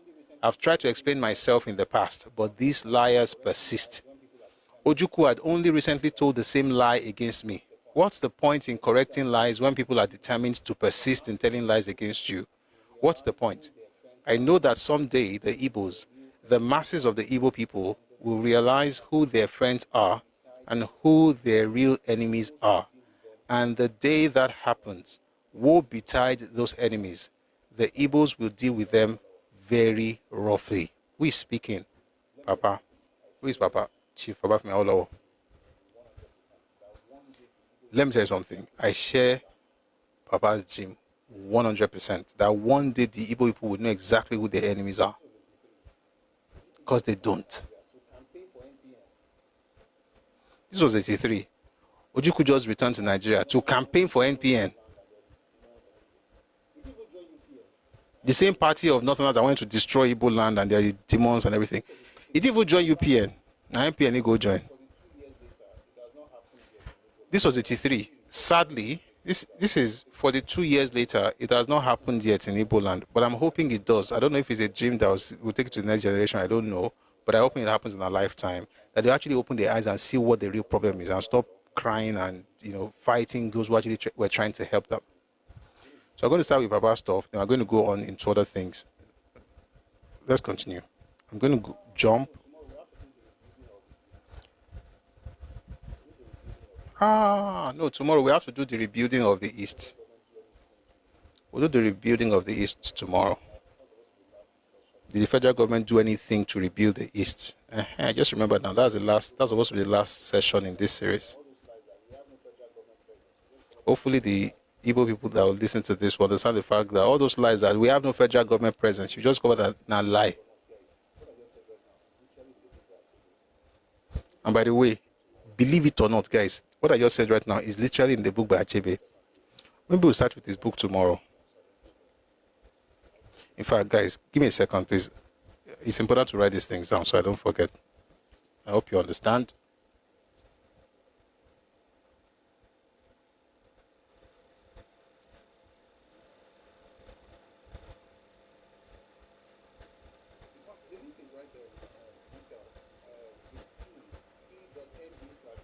You can't. The link is right there.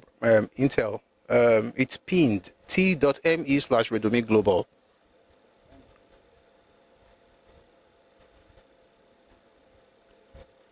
One moment, please.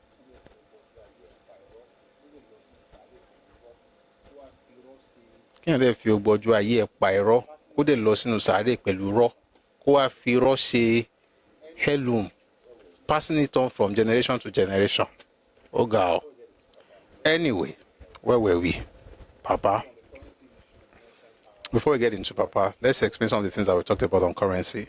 So on the currency issue, we mentioned how Ojukwu had instructed Victor Banjo to loot the bank in Benin after the invasion of the Midwest.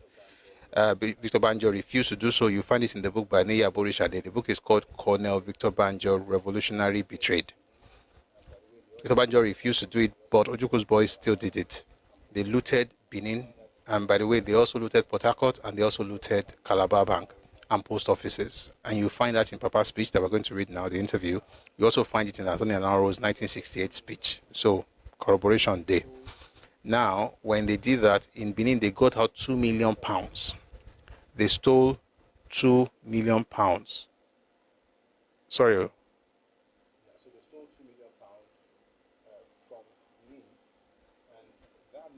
Yeah, so they stole 2 million pounds from Benin, and that necessitated something, a decision had to be made. And Papa came up with the idea that the currency be changed. So what really happened, I was studying that thing again today. It wasn't that they changed the pound to Naira. It was that they redesigned the pound. So it was still Nigerian pound, but was redesigned.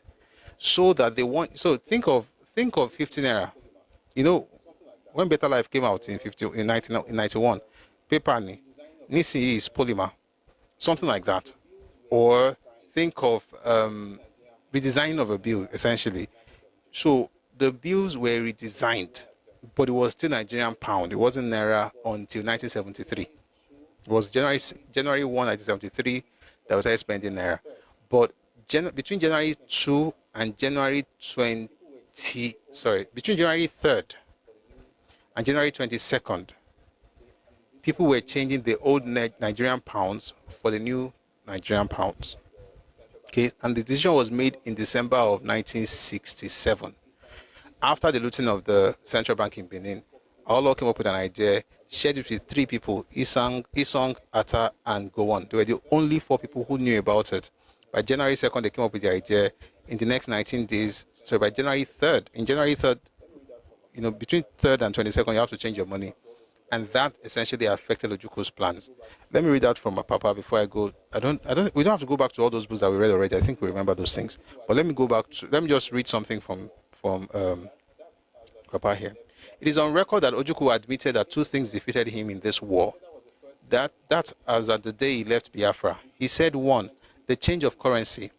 He said that was the first thing that defeated him. And we did that to prevent Ojukwu taking the money which his soldiers had stolen from our central bank for sale abroad to buy arms. We discovered he looted our central bank in Benin, he looted the one in Port Harcourt, looted the one in Calabar, and he was taking the currency notes abroad to sell, to earn foreign exchange, to buy arms. So I decided to change the currency, and for your benefit, it can now be told to the world. Only Gowon knew the day before the change took place. I decided only 3 of us knew before then. Isong, now governor of Cross River, Atta, and myself. It was a closely guarded secret. If any commissioner at the time say that he knew about it, he's only boosting his own ego. Because once you tell someone, he'll tell another person. So we refused to tell them, and we changed the currency notes. So Ojukwu said the change in currency defeated him, and starvation of his soldiers also defeated him. These were the 2 things that defeated Ojukwu. These were the 2 things that defeated Ojukwu, and it reminds me, when you saw Ojukwu's picture after the war, and that reminds me, when you saw Ojukwu's picture after the war, Did he look like someone who is not well fed? But he has been taking the food which we sent to the civilians, and so we stopped the food. We're going to go back to that very soon.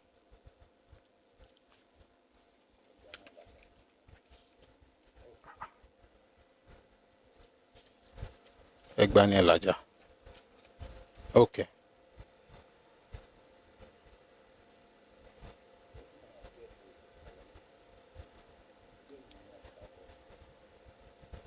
I just got an idea for a session that we're going to do. The tears will be much, but we shall learn. Let's move on from there. So that happened with the currency.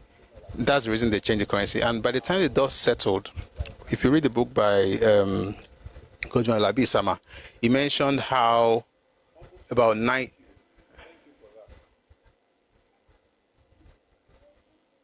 Humble soul, thank you. Thank you for that.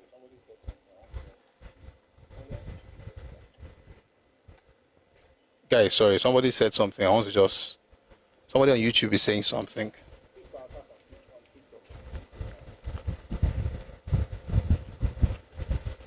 Please power tap on TikTok, because the thing is going off.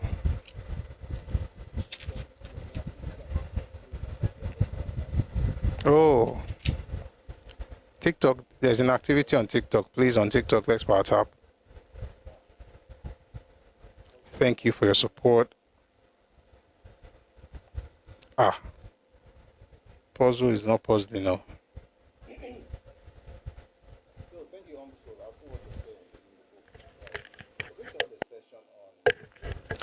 So thank you, Humble Soul. I've seen what you're saying is in the book, right? We're going to have a session on Victor Banjo, right? This book is by his sister. There's another one that was published by his daughter. That was called A Gift of Sequins. Gift of Sequins. And then there's Aburi Accord book. So we'll do a session on him one of these days. Thank you very much for calling my attention to that. And again, we shall, I think I'll just put a bookmarker here, page 82. Thank you very much. Again, this book is called A Break in the Silence. It's something about Lieutenant Colonel Victor Banjo. Adebisi Ladakbo, good afternoon. Hope you're having a great day.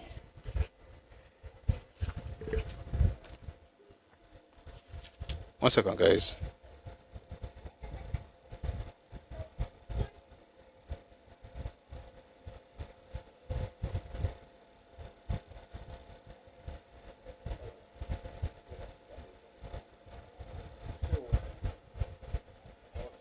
All right, we'll get back to that later. So, I was saying that if you read the book by Gowon Labi Sama, the Tragedy of Victory, he mentioned that, you know, Ojukwu's men went all over the world with suitcases of money. New York Times reported that they had 20 tons of Nigerian pound notes. You know, there was money all over the place. They were trying to change it, you know, before the deadline. And he couldn't, by the way. He lost 30 million pounds. And I said, you know, before that, I think the pain of losing 30 million Nigerian pounds, actually affected him more than the loss of the war itself, because he was banking on... By the way, I've never seen it. I don't think... Every book you read, by the way, if you read the Nigerian Civil War, you will see that he's described as a good tactician but a terrible strategist. And there are two books that confirm that same thing. The Nigerian Civil War by John de St. John and Just Before Dawn by Collier Motoshaw. He was a tactician, but he had no idea of strategy. For instance, you want to fight a war. You don't think of looking for dollars. Is it country that you want to fight? Is the currency you are using to buy something against them, and you are stealing their currencies to use it against them? And the base of your own whatever you are doing is Nigeria's foreign reserves. But you hate Nigeria, but you are fighting Nigeria, but you are banking on your food too. You don't have food. We're going to get to that one later. Anyway. They changed currency and it affected everything he was doing, and that was one of the things that defeated him. So that's that about currency. We're going to move swiftly from there to the talk about 20 pounds. Now, a lot of times people come up with this 20 pound thing, and I like to say, you know, that naturally when you hear it, it makes you feel, you know, the pain, you know, like, they had nothing and they gave them 20 pounds. Nigeria must be bad. Actually, Nigeria is very good. in actual fact, the federal government was not supposed to give them anything. And I say this, I'm not saying this to spice Igbos or to say, oh, they are bad people. I'm just saying that the truth is the federal government wasn't meant to give the Igbos a farthing, not a dime. It was not owed. It was not a debt. And I'd like to say this. We need to speak up about this because our generation cannot have to go through that and then our children now have to be blackmailed with that again. It was not a debt. It was a gift. It's literally called ex gratia payment. It's a gift. And there's a history behind that. And by the way, we've had wars in different parts of the world. Nobody gives the losing side money. Money for what exactly? AWO did this thing because of his own magnanimity. And I'm going to read his own account for the first time today. Then I'll now read something from I'll read some other books. I'll read some other books just to establish something. But it was something that was given from the goodness of the heart of people. It wasn't something that was owed. Let's start that conversation by reading his own speech. His own take in his interview. Then we'll go to the other stuff. So this again is Papa Awolowo in 1983. It says, during the war, all the pounds were looted. We already mentioned how they looted the 3 banks, Central Bank in Benin, Central Bank in Port Harcourt, Central Bank in Calabar, and also the post offices in those places were looted by Tony Ejigo. If you are serious, initiate a campaign to restore history in Nigerian schools. Tony, I think you are living under the bridge, or maybe you are living inside a hole. I think you're in a hole because every sane person that understands what's happening in Nigeria already knows that history is in schools. They teach history.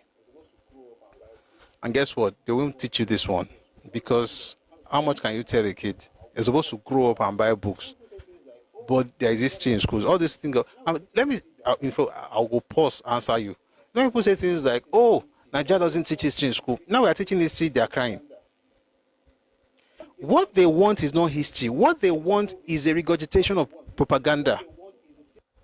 What they want is the narrative of a single victim, of a sole victim. Is this what they want, literally? What they want is a single narrative of a sole victim in the Nigerian enterprise. You've got to say what they want to say. That's the way that you're not okay. Now you are discussing history.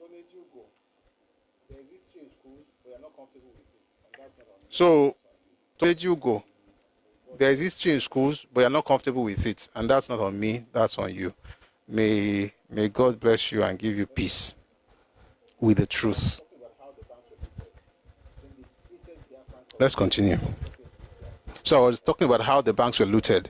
Then they printed Biafran currency notes. Let me stop here to quickly acknowledge something I said some time ago, that they did start Biafra, Central Bank of Biafra, and the governor was a man called Sylvester Ugo, and he was an economist trained in Harvard, and he was the central bank governor. However, the board of the bank had only 2 members, and one was at the war front, so it was the only one that was running the bank. And they came up with these fantastic ideas. He came up, I shouldn't say they, he came up with this, with the way to run the bank. Ojukwu just allowed him to do what he wanted to do. And 1 second, please.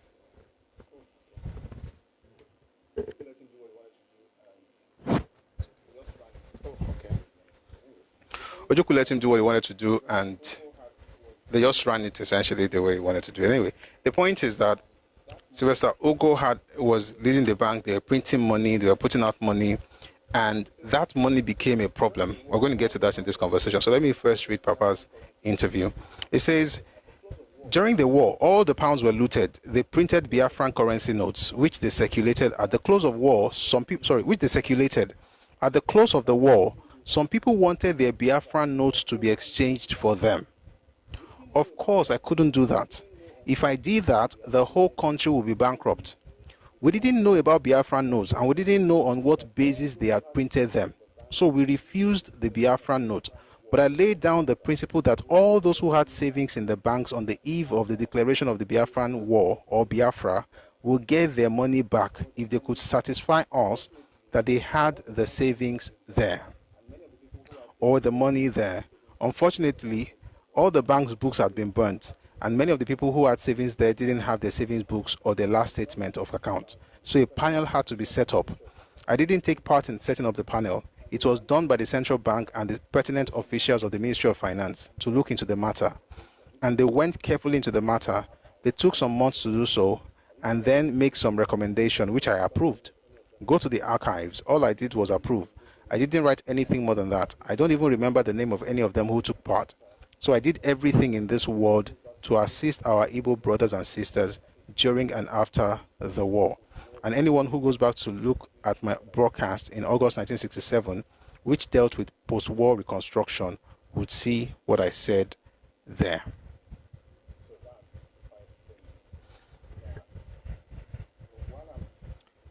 So that's by explaining that. But while I'm going to play you a video.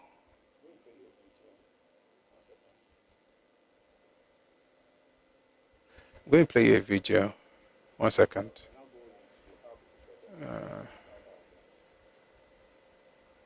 They'll now go into how people got their money back and how that worked.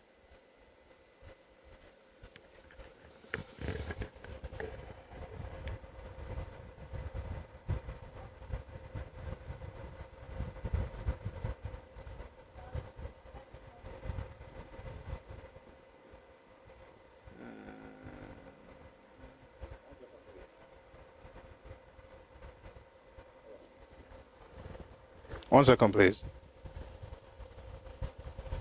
All right. Oh, my account is out. Someone says, I wish Benjamin Adekunle wrote his account of the Civil War. I mean, I wish to. But I mean, we have something close. His 2IC wrote something and he shared some things about what he did during the war. His 2IC, that second in charge, or second in command, was Brigadier General Godwin Alabi Sama. So he mentioned some of the things he did. The book is The Tragedy of Victory. So if you want to know what Adekunle did, like close and personal, please read that. You'll find something interesting there. I want to play you a video of a man who was talking about his father getting his money back in 1970.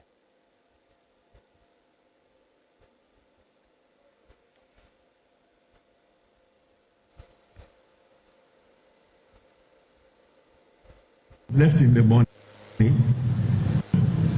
But that £6,000 that was left in the money, my father discovered it 6 months after the war, when the Barclays Bank then, which is now Union Bank, called him and revealed to him that he had £6,000 plus interest, which were not tampered with during the course of the war.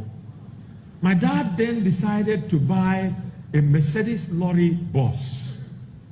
That time in the southeast, all the vehicles that were there had been used during the war, and many had been cannibalized, and the few that survived were smoking or hardly in any good condition to traverse state territories. There was no farming throughout the war, and a lot of people who were compressed in few communities where the war did not reach did not have enough food cultivated in those communities to sustain them. So all the food that were coming to the east were brought from the west and the north, principally from the north. And so all the transporters had it made. The answer to your question, why is this even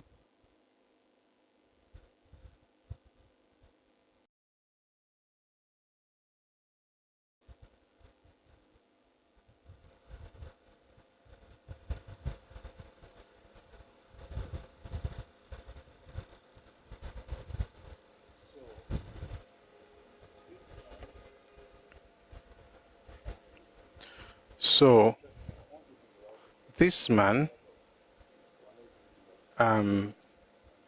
interesting. One good thing about this is it was the head of Ohanes Indigo at the time.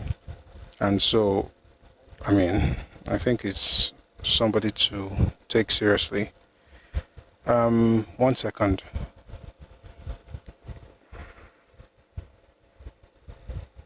Mumbo.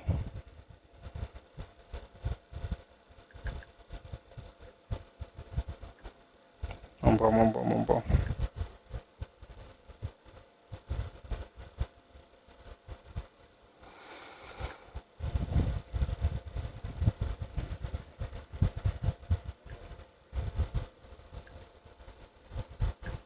I want to read something from another book. So I want to open the page. Just give me a second, please.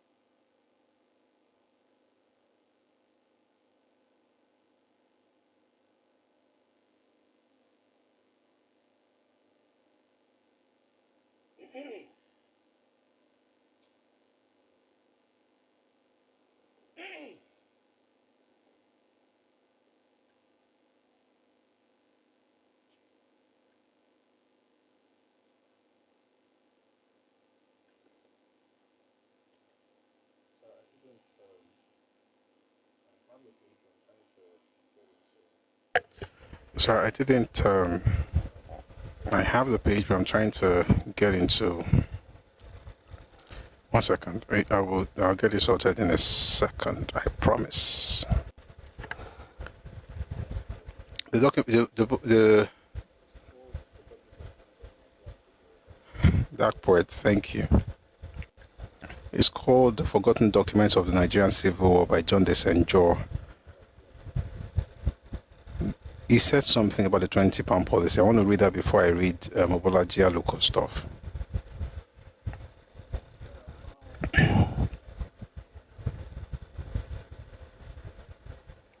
Sure, I found my boys here.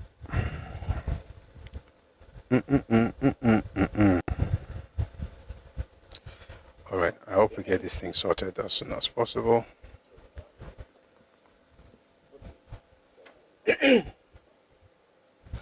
Sorry about that. Okay, I think I finally found it.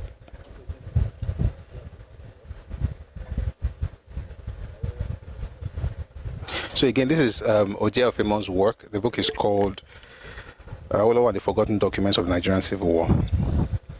It says,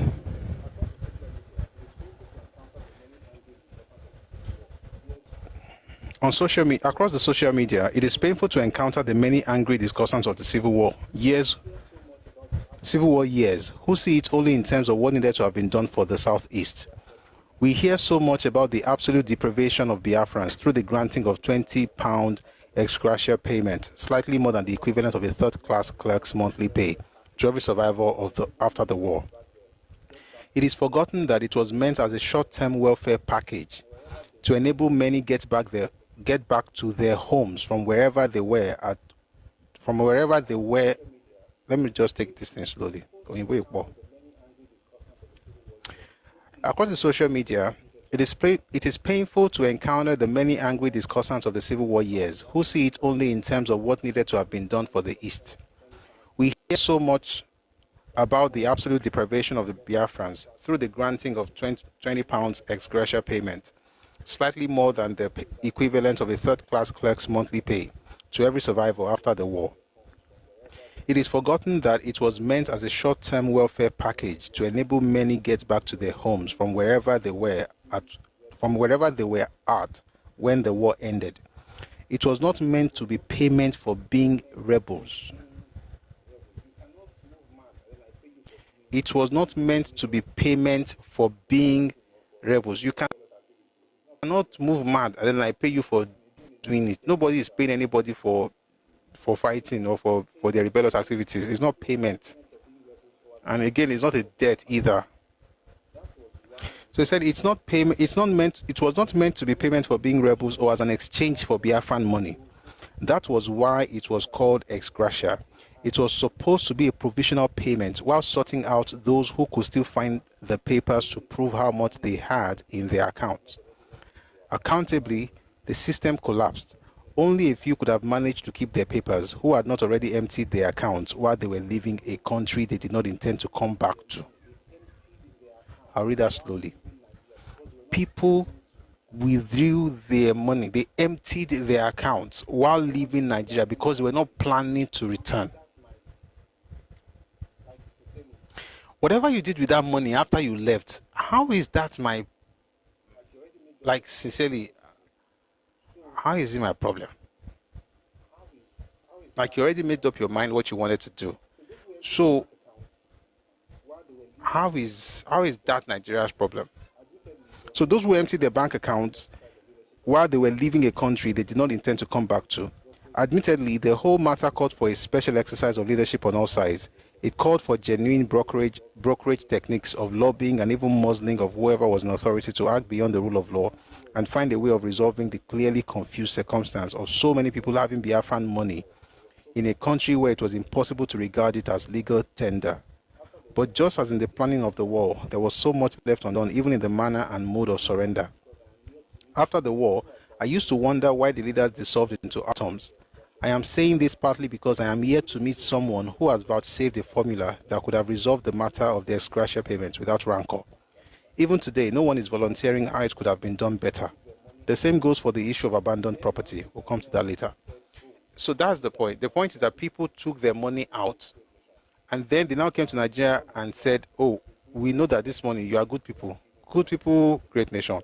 As per, we are all Nigerians, and they bring worthless money, but you have to give me Naira in exchange so that you can show that you're a good Nigerian. Let's do like a wiki.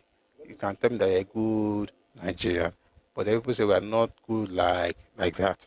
All right, let me read something to you from Olaja Aloko.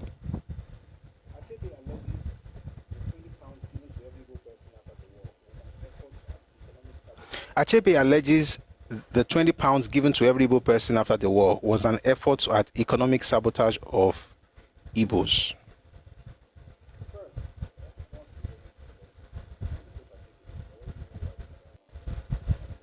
First, I don't want to read everything because I don't want to quote Achebe. We already know that that one is propaganda orga. But let me just finish it. It says Achebe alleges that Achebe alleges the £20 given to every Igbo person after the war was an effort at economic sabotage of Igbos. That claim cannot be made outside a serious analysis of how the currency of one nation defeated in a war can be absorbed by that of another nation. What was the real value of the Biafran currency? Was it worthless or did it have any value? If it had value, what was that value based on? First, a quick bit of Nigerian civil history with regard to currency.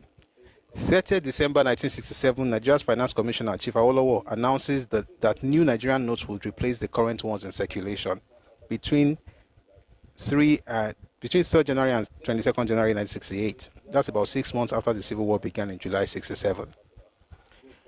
January 28, 1968, Biafran's own currency, that's the Biafran pound, or some people call it Biafran dollar, goes public. Biafra banned the use of Nigerian pounds as unit of exchange within its borders. Let me tell you one funny thing. When they introduced the Biafran pound, I didn't say it before, but let me say it now. You see, people were still spending Nigerian pound inside Biafra, right?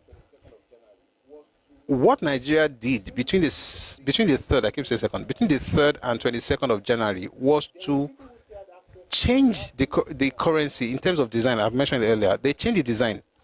There were people who still had access to that new design.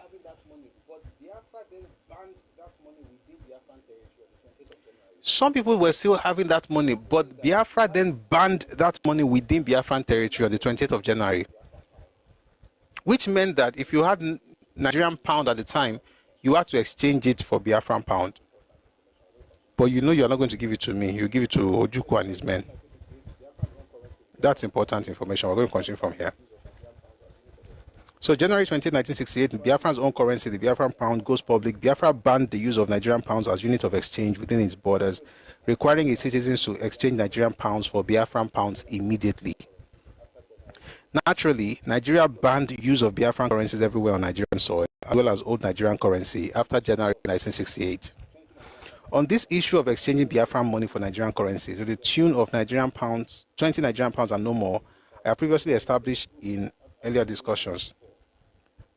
Let me now go to the part. Okay, so there are three groups, and by the way, we've done this before. There were three groups of Biafrans who came back, whether as the Biafran territories were being taken back into Nigeria or at the end of the war. The first group are people who, so returnee Biafrans, who either as Biafran land was progressively liberated or after the war, who had bank or savings accounts left behind and unoperated in Nigeria and could prove ownership. They got their full equivalent of Nigerian money back. In other words, if you had £1,000 before the war and you came back with your passbook, you will get your £1,000 back in the new Nigerian currency. Right?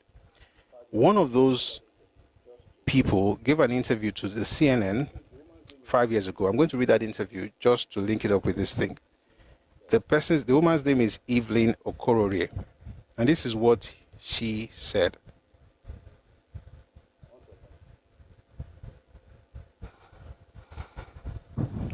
One second.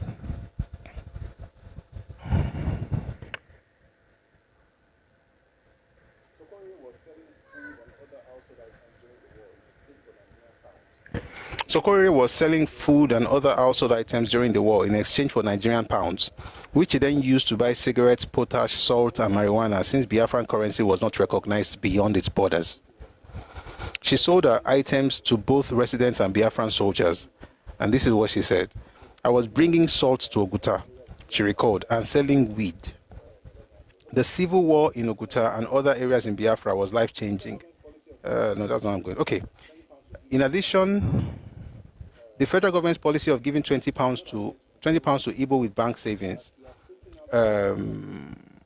did not affect Okororie, as she had taken out. This is where I'm going. Okororie was not affected by the monetary policy, as she had taken out all her money from the bank at the start of the war, and thus had Nigerian pounds to convert to the new Nigerian currency. By the way, the person who wrote this CNN article is also wrong. She didn't convert it to the naira. There was no naira until 1973. She converted it to the new Nigerian pound. It was still pound, but different design. So people like Okoriri were many. So there are two groups we have seen now. The video you listened to earlier by John Owodo, that's people who had proof that they had a bank account. His father, that's John Owodo's father, John Nnian Owodo, who was the former head of Ohaneze Ndigbo. His father had a call, as a matter of fact, from Barclays Bank, telling him that, listen, you have £6,000 here. And so, of course, he had proof and everything. He got his money back. This other woman withdrew her own cash, did not give it to Biafra. When Ojukwu said, bring your money, she had money to exchange, because she was doing business, outside Biafra, anyway, beyond borders. And so what you notice is that those people who were wise enough to take care of themselves and understand exactly what they were supposed to do about their money had their money back. The rest of them, what happened to them? Let's read the other two groups. I said there are three groups. One will be those people who had savings accounts left, in Nigeria, but then they had a way to prove it. The second group were returnee Biafrans. The second groups were Biafrans who had old Nigerian currency that had been changed in January 1968 and got stuck with them. Those ones got nothing back. They got nothing back. So if you had £20, that's what you had. You got nothing back. No, they didn't say Igbo. It's not about Igbo, it's about Biafrans. So Biafrans will be everybody in that territory, according to them at the time. The third group will be Biafrans who either commingled Nigerian and Biafran currency in their bank accounts, which was operated within Biafra, of course, and those who had only Biafran currency and wanted to exchange them got a flat rate of £20, no matter the volume of Biafran dollar that they had. This was contrary to a rife rumor that the exchange rate Biafran pound to new Nigerian pound would be 20 Biafran pounds to the new Nigerian pound. This was part of the profound disappointment, rumor versus reality. What is this trying to say? Let me explain. The first group are people who had their bank accounts, in Nigeria, and they were able to prove that they had money there. Thankfully, there were also people like Ibn Okororie who took their own money out and did not drop it with Ojukwu. They took it to Nigeria to exchange for the new Nigerian pound. Number two group will be people who had old Nigerian pound, but they didn't bring it out when everybody was changing their money. They were seeing that war zone. That's the price of war, sadly. Number three were people who had Biafran pounds and now brought it to Nigeria because there was a rumor at the time that Nigeria will give you one Nigerian pound for every 20 Biafran pound. They now brought the money to Nigeria and say, Oga, I have Biafran pounds, I'll give it to you, give me Naira. AWO is now asking, on what basis are we going to be doing this transaction? What's the value of this money? And anybody here, let me say something, Biafran pound would mean something today. It meant nothing then. So if you see it as collector's item today, maybe it would mean something. But back then, it wasn't even worth the ink that they used to print on it. So why would I pay you? So essentially, I'm buying off money from your hand with Nigerian money. I'm depleting the reserves because of your leader's stupidity. Like, why should I be paying for that? In reality, nothing should have gone out of Nigeria to Biafrans. You know why? As long as you have no passbooks, you have no money in your account in Nigeria, and you're not able to prove it, and then you now come with Biafran pounds, you are not getting anything. Somebody says that means Ojukwu ran a Ponzi scheme. Yes, it's not different from what Simon Ekpa was doing a couple of months ago when he said people should buy crypto, and that when they have their Biafra, the money would have appreciated and they'll get their money back. People bought it. Educated, English-speaking, fiti, Queen's English, King's English, whichever one you want, or Prince. With the Oyinbo bought that thing. Just as their parents took real money and got Biafran pound. Do you know why I keep saying people, there's a mistake? Let me know. There's a problem, there's a real danger. And the real danger is not even what happened in the past. It's the inability of certain people to learn from those things, because it makes you condemned to repeating it.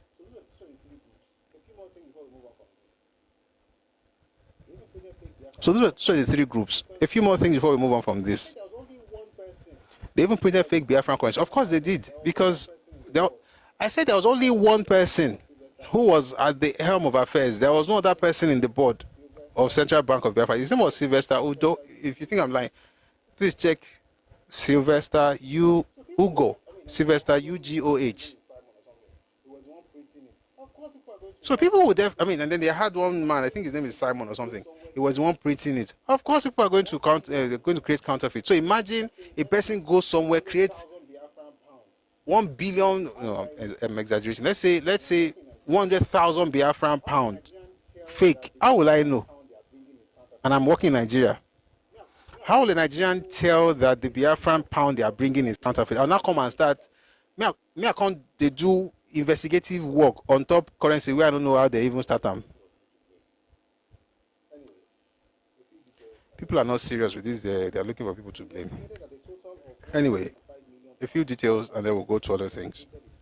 It is estimated that a total of 198.5 million pounds Biafran currency was printed in 2 series, of which 115 to 140 million Biafran pounds were in circulation by the end of the conflict, which with a population of about 14 million was approximately 10 pounds per person. So if you look at the idea of everybody in Biafra was almost 14 million. When we say everybody in Biafra, we're saying the Igbos, the Bibios, the Efiks, the Eko, everybody in the old Eastern region were about not 14, but they're close to 13, give or take. And if all the money you printed during that period was between 150 million pounds and 140 million Biafran pounds, then that means that you are saying each person would have 10 pounds per head. And the government is giving you 20 Nigerian pounds. It's even more than your valueless money, and you still insult the government for giving you that money and say they're trying to bankrupt you. You bankrupted yourselves. Let me tell you something. One major problem in Nigeria is, as far as the history of the East is concerned, people don't tell them the truth. You cannot see there are consequences to every terrible thing. When you go around acting like, okay, I don't know how to say it because I don't want to sound harsh. But the truth is, you have to take responsibility for your mess ups. Like, that's how the world works. If you mess up, oh, I did it, and then you won't repeat it. But I don't think anybody is going to not repeat the mistakes of the past the way they see them. You gave them £20. Now, how market? You are still where you were now. Sparks, is that what you want to hear? You're not supposed to be giving anything. If that's what you want to hear. Since you want to be stupid, let me help you. Nobody owes you nothing. I've not seen a more ungrateful group. I've not seen a more ungrateful group with I don't know if you're incapable of it or if it's just you're playing the game where you can't even take responsibility for your mistakes, which is why you keep doing it. Can somebody help me mute this one that should go and play with the kids in the nursery? They are buying the home with these £20. This is the pound that you got from selling drugs that you're talking about. Sparks. Do you want to go from selling drugs?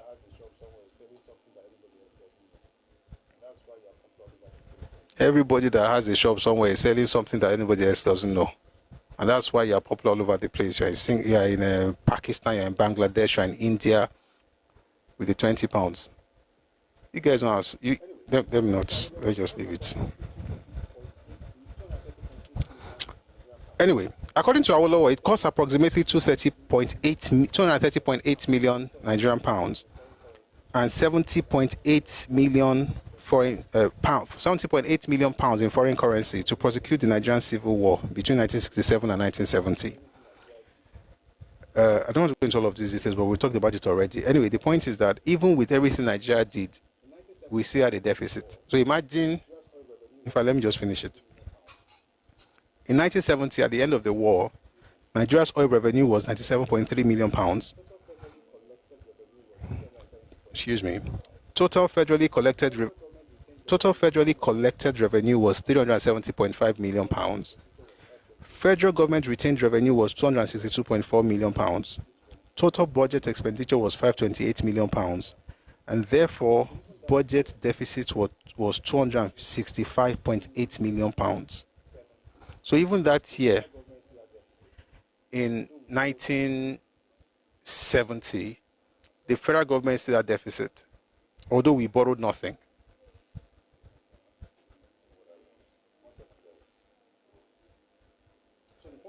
This is not doing what I want. 1 second, guys. So the point is, even with all of these things that Papa did, we see at the 265.8 budget deficit. So imagine if we just do Father Christmas, just carry money, just give everybody, say, you're Nigerian, you are what, £1 billion. You're Nigerian, let me give you £1,000. You just give everybody money. You end up having Bafraan pounds for Nigeria, because just as worthless as that money became, Nigerian pound would have become worthless as well, which is why we must always be proud of AWO, regardless of what some people say, including those in the comment section, just being stupid. You have elders who have no foresight. Somebody should be telling you the truth. Maybe it will help you to even do better for your own children, because there's no way this stupidity should be generational. And I'm talking to you, JFK, Aburi. This stupidity should not be generational.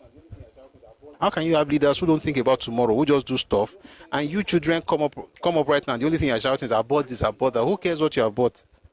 No sense of foresight, no vision, nothing. Just vibes and inshallah, with a little dose of, with a heavy dose of stupidity. Continue, eh? And then we said here, we have to rush. We said here that between 1861 and 1865, there was American Civil War. And even then, the federal government of the United States did not give any money back to the Confederates. So the idea that people owe anybody any money, no. whatever was given out of was charity. And if people have any problem with that, go back to the past and ask your parent, go and ask Ojukwu for more money. Just I can't even see your name, but I hope you got the message. All right, let's move on from that to 5:33. Please just power tap on TikTok. I have to change the audio source. We're going into the starvation bit. We're going to be discussing the starvation during the Bafraan war. And like I said, it's a very touchy subject. I hope people don't come here to tell me. If you tell me, I won't. Care, man. So don't tell me. Don't come here and move mad in the comment section. Normally, it's a very touchy subject. So I want to have this conversation as gently as possible. But if you come here with stupidity, you will take it. You will collect, and your parents might collect some as well. Just so no souvenirs, so that Ẹkáàbọ mokule, and you get to them and say, Kilo Mobo, what did you bring? You'll be able to tell them that a gentleman on TikTok or on YouTube sent a message home. I would gladly do that. All right, having said that, please power tap as I change this audio source.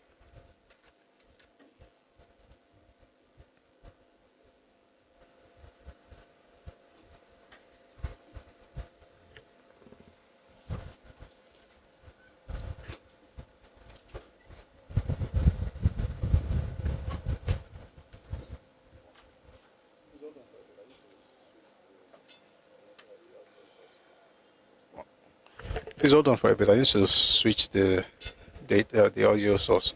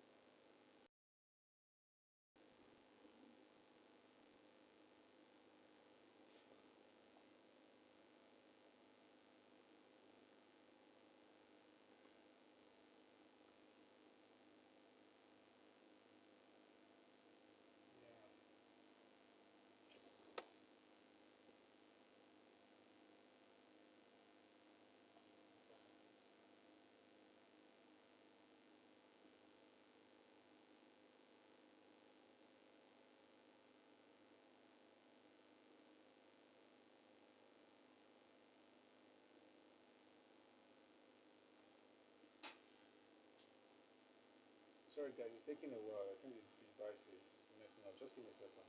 A moment. Sorry guys, it's taking a while. I think the device is messing up. Just give me a second. A moment.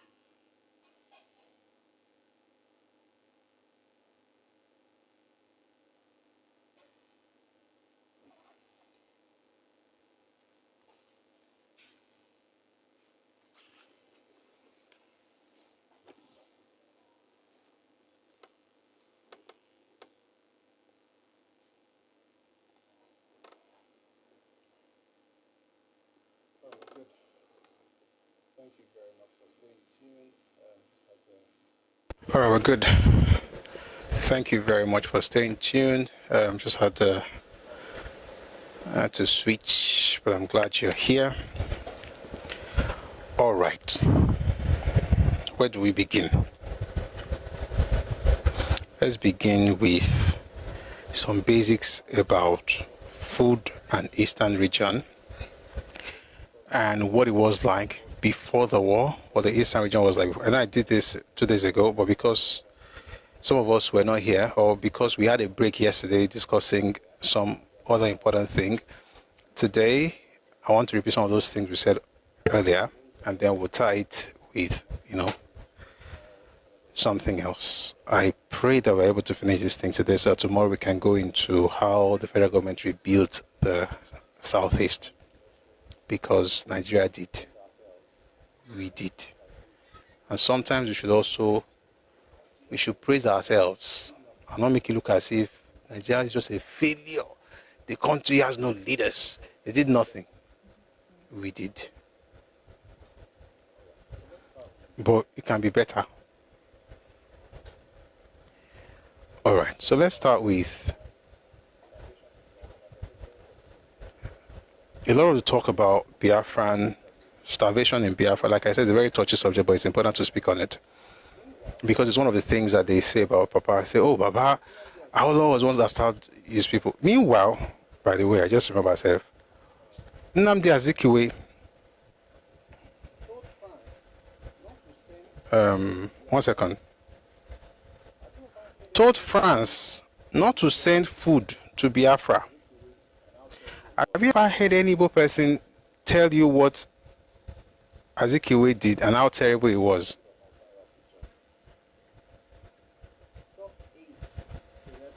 I'll see if I can find that picture. Stop aid to rebels, Zik tells France. I'm going to show you that picture, the newspaper, but I'm going to read something to you. The former president of Nigeria, Dr. Nnamdi Azikiwe, has called the federal government to fundamentally change its policy of supporting the rebel clique in the central eastern states. He told a group of French journalists, specially flown from Paris to London for the news conference yesterday, that the factors which had influenced French support for the rebels were no longer what they were thought to be. He noted that some foreigners have been persuaded to sympathize with the rebels because of their evil propaganda of genocide. But these suggestions of genocide, Dr. Azikiwe added, have been disapproved by impartial international observers. Dr. Azikiwe therefore stressed that there was no reason to... It's somewhere else. Anyway, let me show you the picture, just in case people think we are lying. 1 second, I will show it to you now. I don't see anybody fighting Azikiwe for saying that them. We're not sure. You show.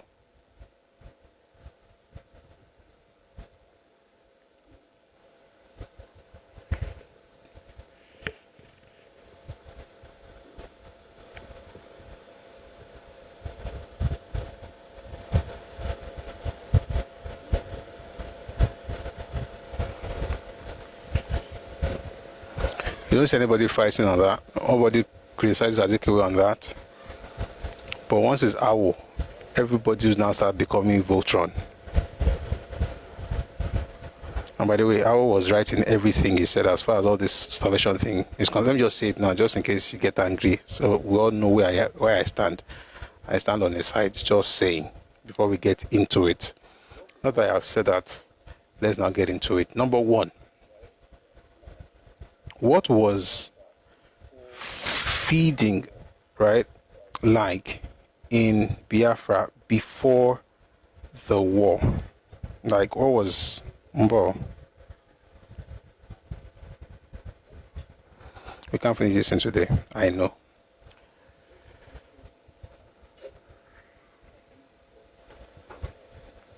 Just be conscious of becoming. Now you be prof, pursue your wife yourself. Make her even ask before I vex for you. Just because me know my wife. But she's my person. My person.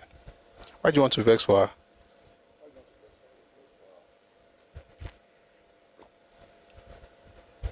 Why do you want to vex for her? Don't vex for her.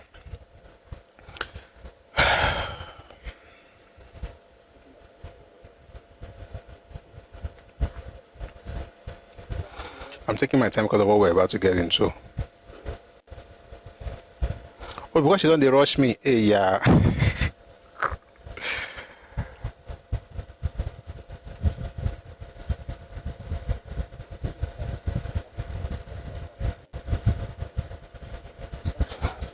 Let me start with crisis and conflict in Nigeria. Let's start with that one. Crisis and conflict in Nigeria by AHM Green. We're discussing starvation now.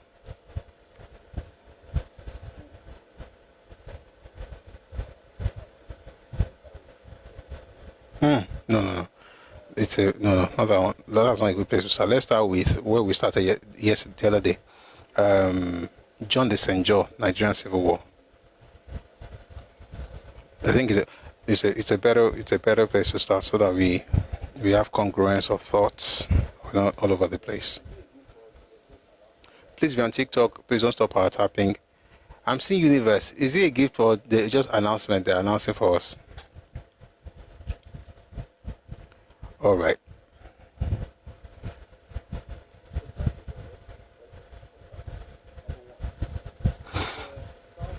So first of all, let's establish some things. Number one, the southeastern part of Nigeria, which was the East Central state at the time, have always had issues with food. Always. Food has always been in short supply in Igbo land. This, I'm not making up, this is historical fact. But I'm just saying it, so who is to believe what I'm saying? Let's start this conversation by reading a book that was published in 1866. The book is called Charge on the Banks of the Niger.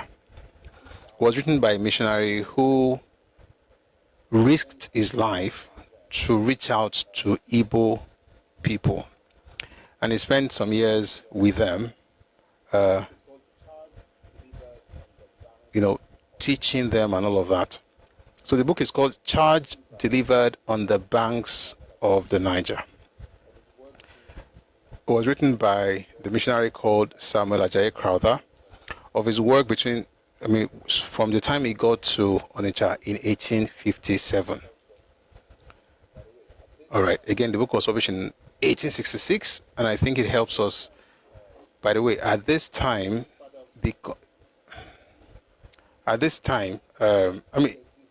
anything further than this will be worse. It exists, by the way, but it will be worse. So I don't want to go back, too bad. I don't want to make it sound too bad. So this is Charge Delivered on the Banks of Niger by Samuel Ajayi Crowther.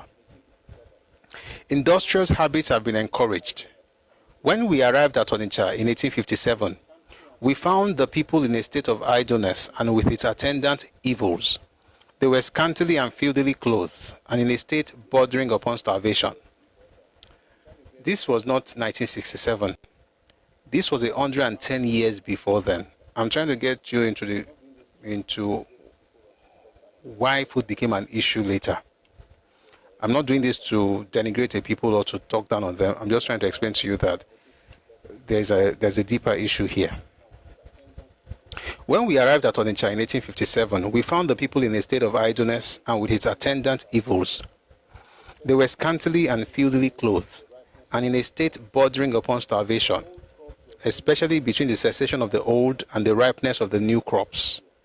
The old crops were barely sufficient to supply their scanty ones for 9 months of the year. They did not grow more, although the exuberant fertile soil was ready to yield them 100-fold increase in return. The remaining 3 months was a time of dearth and scarcity, when they had to live upon fruit and other edible plants, the spontaneous produce of the fields, as might be found in the bushes anywhere. But since the introduction of the cassava plants, again, the word cassava is what they used to call cassava. Since the introduction of the cassava plants into the country by Mr. Taylor and other fruit trees, and the people have been taught to raise a second crop of Indian corn. Again, Indian corn is just maize, agbado. Indian there is American, like Native American corn. So if you're Mexican, Native American, they were the ones who introduced corn to the world. And it was from there that's why I called it Indian corn. So they had been taught to raise a second crop of Indian corn by Mr. John Smart, a scripture reader, and how to grow their yams better by the united example of all the mission agents. They have had enough to eat and to spare. The introduction of the cassava plants into the country is universally acknowledged as one of the greatest temporal blessings brought to them by their zealous minister. And so what you get from there is that from time, there's always been issue with food. Does this justify anything? The idea is not to justify anything, it's to understand everything. Moving from there, let's go to another book by Joe Igbokwe. This book is called Igbos 25 Years After Biafra.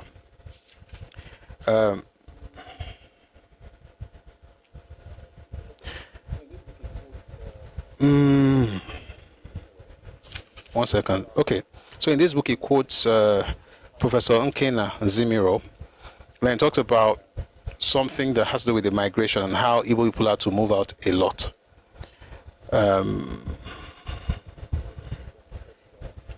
One second.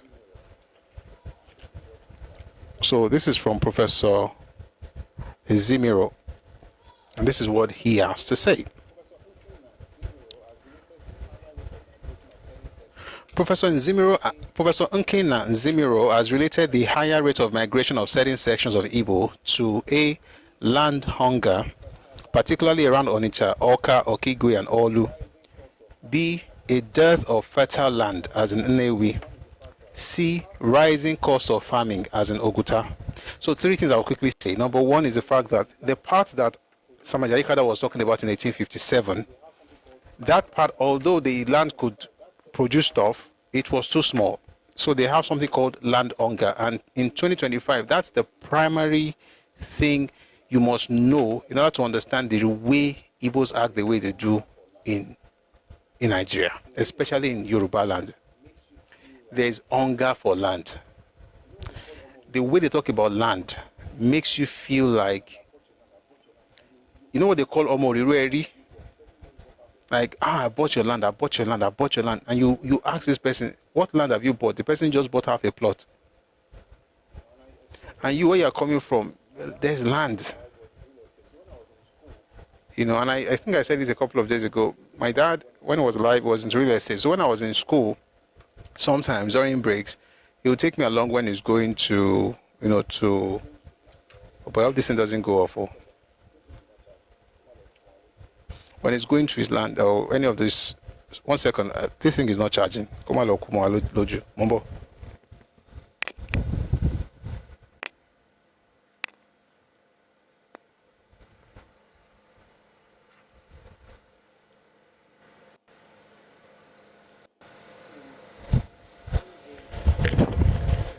Okay, I think it's good. So it would, during breaks when I'm home, we'll go out, you see swaths of land, right? Because of course it was buying and selling. And even the ones he bought before he got into the business, the one he bought for himself, you never see this thing of people saying things like, oh, regardless of how many plots he had or how many acres he had, there was never this thing of, I bought all the land in Ibadan, or I bought all the land in this town, or the other towns. Like just mention, I say, I bought this one, I bought this one. It doesn't happen like that. And that's because we have abundance of it. And if you've bought it, Tolu alo nile. But when people go around telling people, I bought your land, we bought everywhere, number one, it shows a scarcity mindset. And it's a poverty mentality. That's number one.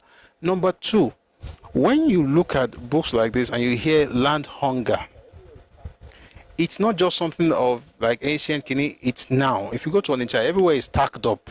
You can hardly find a place to breathe, especially when you're just entering in there. These buildings are so tightly packed. because there's not enough land, which I don't think is a problem, to be honest, because if you're in that situation, God can give you an idea to maybe you start building skyscrapers and be selling floors. Instead of going to everybody's house and everybody's area and be telling them we are all Nigerians, we all own this place together, until they slap your face and you have marks and scars. Meanwhile, I've said it several times, nobody says this in Kaduna or Sokoto. That's why it stops in Yoruba land. And the way it's going to stop, I hope people will have sense before it stops that terrible way. Don't go everybody tell me that I'm also in Nigeria. Your land, we own it. What do you mean? We can be an indigene. You be indigene somewhere else, somewhere close to hell. Or maybe hell itself. So the land hunger is one of the things that drives that thing of we are one Nigeria. It's not for unity's sake. It's for the sake of appropriating what belongs to other people. And by the way, buying land doesn't make you an indigene of the place. Nobody in Nigeria gets a certificate of ownership. You get a certificate of occupancy. You said the Southeast is suffering from a population explosion. It's not that. The Southeast has never... What book is that, though? Oh, I remember. It's Nigerian Civil War. It's the most densely populated part of Nigeria. It has always been. It's overcrowded. It has always been. Let me read that and I'll come back to this book. Somebody mentioned something. So let's interrogate that for a second. What book is that? No, not here. See, when you understand where you are coming from, at least when you go out, you act like human beings. You are able to work with people. You're not going around throwing your weight like you are bigger than who you are. You're not making yourself feel highly than you really are. That's the real issue.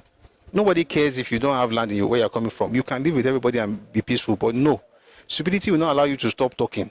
Don't be talking, insulting everybody. I own your land, I bought your land, I bought everywhere. Okay. 1 second.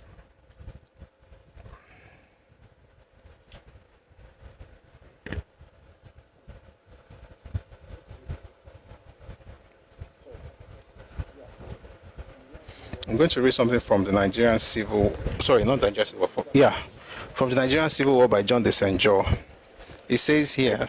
We're going to go back to the book by Joe Igbokwe in a bit. So let's read a bit here. So this is the Nigerian Civil War by John de St.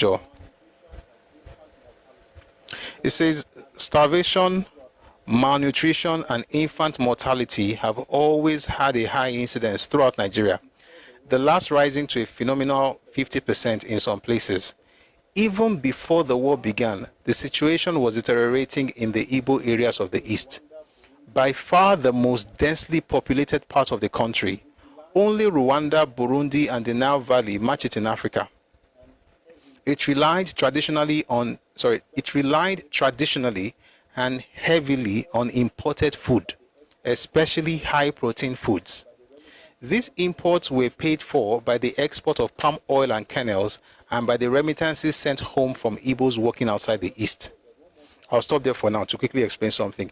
It has always been densely populated. There's one more thing I'm going to do. I'll come back to this. So we have like 3 books now. We're going to come back to everything. Don't worry. I'm going to read Marjorie Parham's statement in 1960. This was published in the Listener.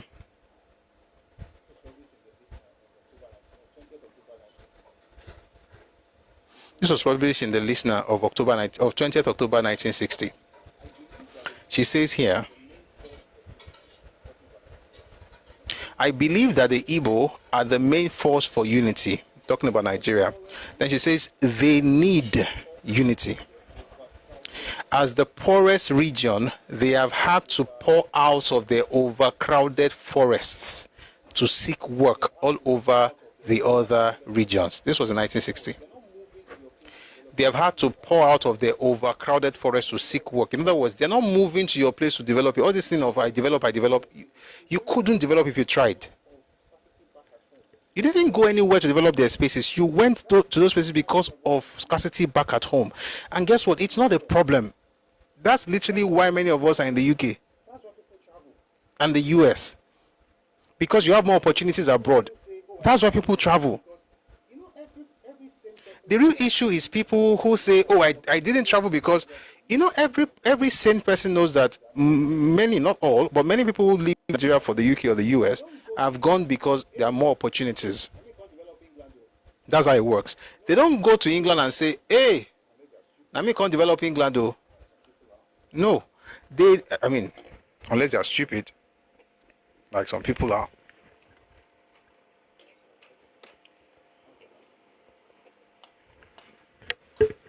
Sorry, okay.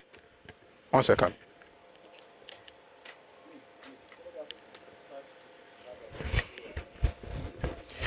I mean, somebody has to be quite stupid to have that mindset. Say, oh, I'm in England. I came to develop England. No, you didn't come to develop England. You came to take advantage of the opportunities in England. It's the same thing with we developed Lagos. You did not. You came here because you didn't have what is here back at home. So you came to take advantage. Guess what? It's okay. Take advantage of the opportunity. Do well. But stop throwing your weight where it doesn't even exist. Say, I came to develop what? Where you're coming from was literally described as overcrowded forest in 1960. We've seen something from 1857. We've seen something from 1960. Let's have some humility.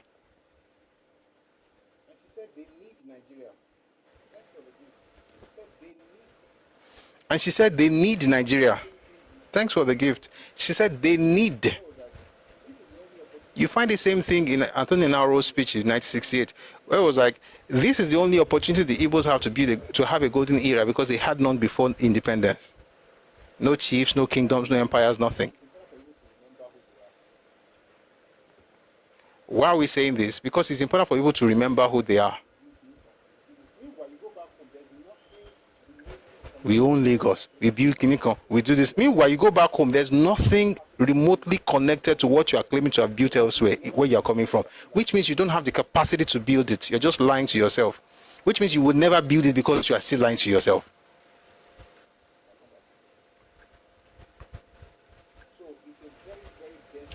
I'll come back to this. So it's a very, very densely populated place. Land has always been an issue, and the word that Professor Nkena and Zimiro used was, the phrase he used was land hunger. And then in some parts, of course, there's land hunger, don't have enough land. In some parts, it's not even about land hunger, like no enough land. It's that even the one they have is not fertile, like in Nnewi. The third one is the rising cost of farming. I'm going to stay there for a bit before we get into all the things that led to the starvation issue. The Igbo primitive communalist mode of production under patriarchal domination was accompanied by a low level of production, under development of productive forces, and the increasing pauperization of the younger sons. We're going somewhere. We're not insulting anybody. We're just trying to understand what really happened and to remind people who they are rather than just shouting we own anywhere. So let's go back to the truth. Back to life. Back to reality. Since production was based on the cultivation of land, low production and pauperization were worst in the areas of poor soil. Here, the rate of migration was highest. Igbo land is, of course, one of the most densely populated areas of the world. In some places, the density is more than 1,000 persons to a square mile. Moreover, the soil is comparatively poor because it is highly leached and acidic. Mambo.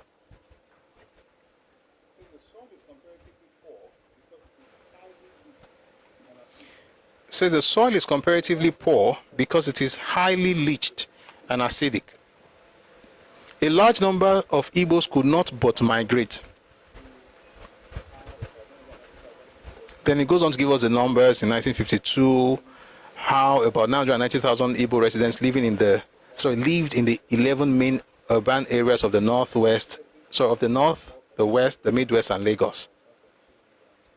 They constituted 8% of the total urban population of these areas of 1.2 million and 51%, but that's not even where we're going. So, therefore, unlike the more materially developed Hausa and Yoruba linguistic people, the Igbos were more compelled. I will take that again.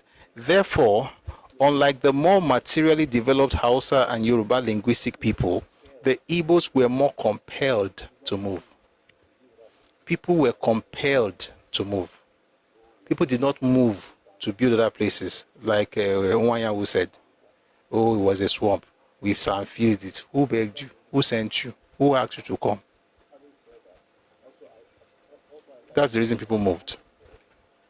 Having said that, and also I like the fact that the land is poor, not very fertile. I'll explain something from the Nigerian Civil War by John the St. John. By the way, it's one of the most important books on this matter.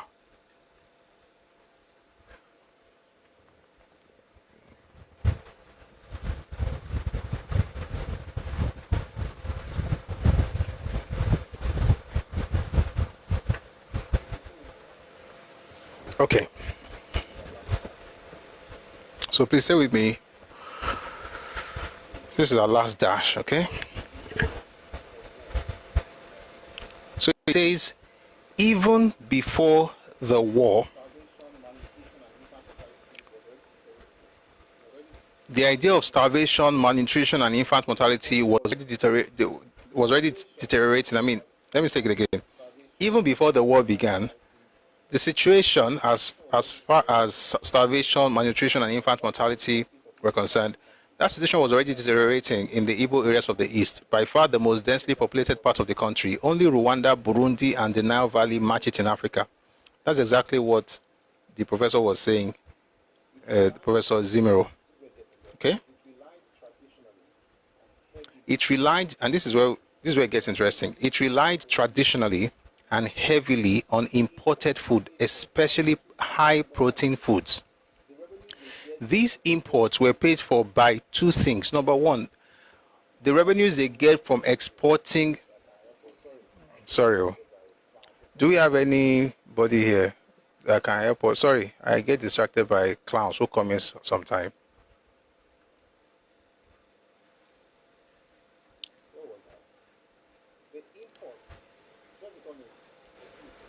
Where was I?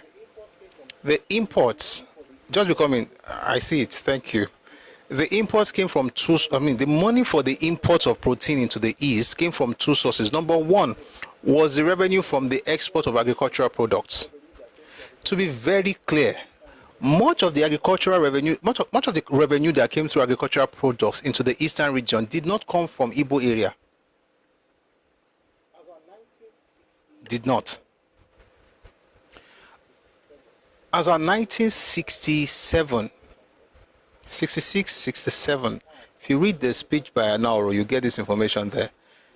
16 million pounds out of the 25 million pounds revenue that the Eastern region got through agricultural export, 16 million of the 25 million came from the minority areas. That's 64%. 36% was from Igbo people. 64 was from the minority areas. So it was the revenue that helped to buy. The other, so number one is the revenue, and it's not fully Igbo.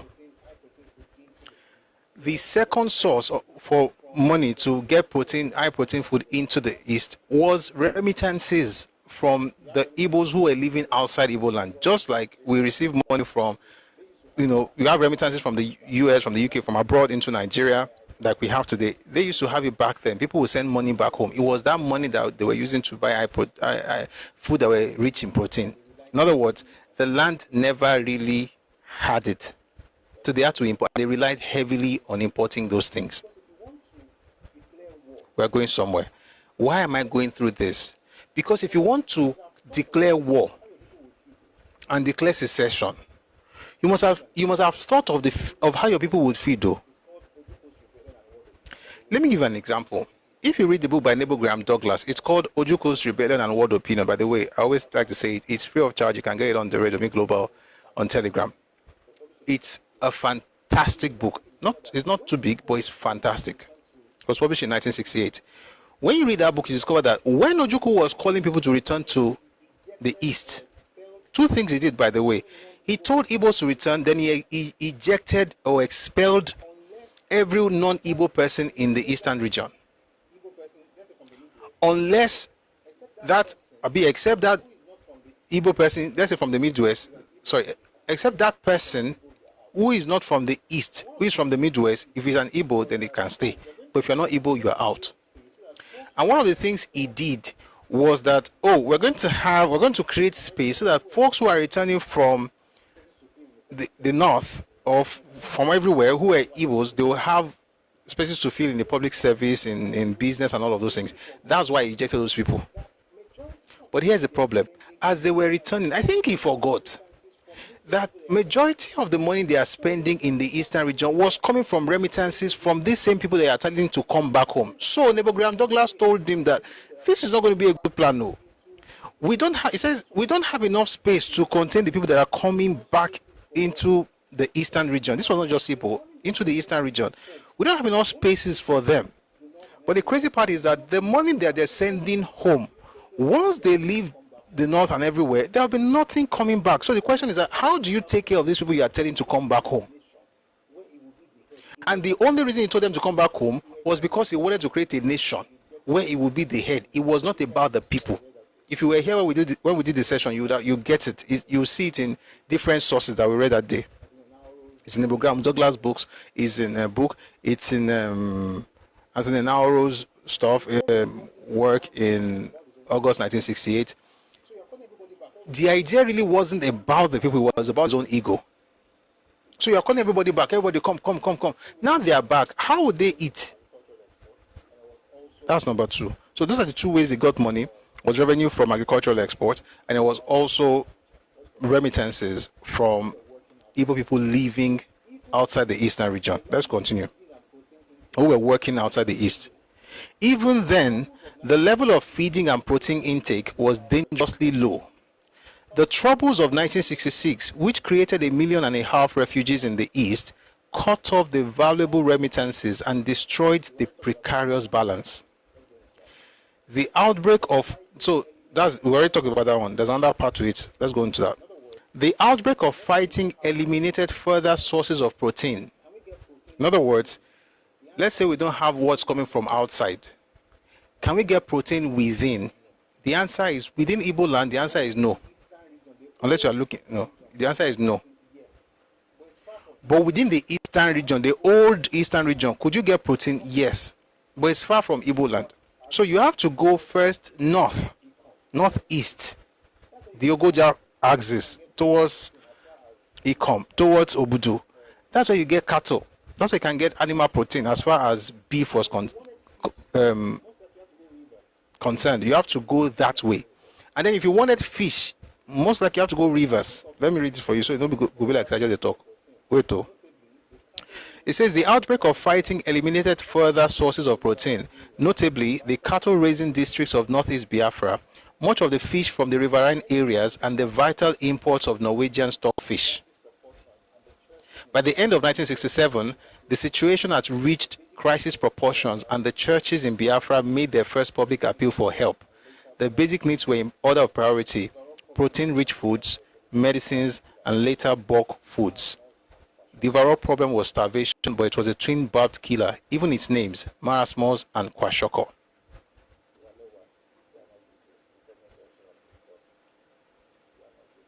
Awolowo, you people are not good though. In the comment section on TikTok, you are not good people.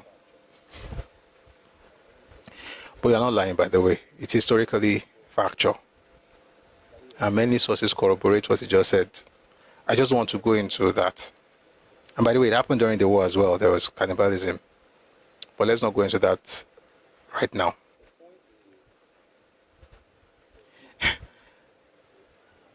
The point is, there is no protein in Igbo land. Number one, the land is not fertile. And it's not a thing of now. It's been there for a while. And there's a reason I stopped. There's another book. The reason I don't want to read that book. It's by G.T. Basden. It goes back to show you exactly what the primitive society was like, including how they fed. And some of the things they fed, I don't want to talk about it in today's session. That's why I'm starting with Ajayi Crowther, because at least he talks about it in the sense that they taught them how to farm and they were farming and things like that. And then by the time you get to this time of the war, you are talking about a very dense, originally it's already densely populated. You can't call people, say, make them come back on house. They can't come back home. The question is that they don't get what they go chop. Now, the thing where you feature, which is why I say this, the real reason the Igbos will never ask for an Igbo nation is because it is not self-sufficient.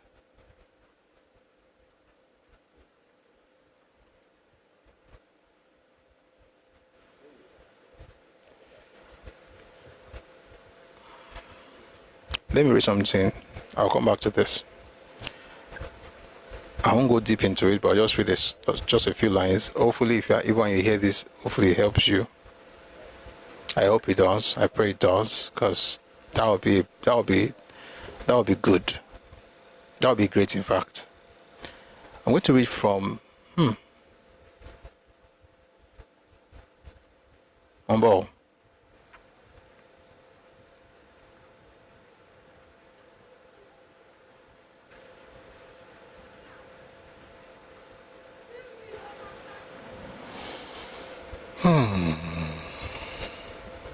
Very this is not it's not going to help anybody at this point, because it's going to make things a bit charged. It's going to charge things up. Let's see before now. We'll come back to this, because waiting there is heavy.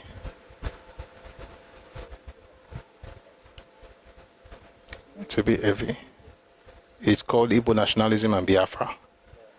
I will get to this. I will get to this.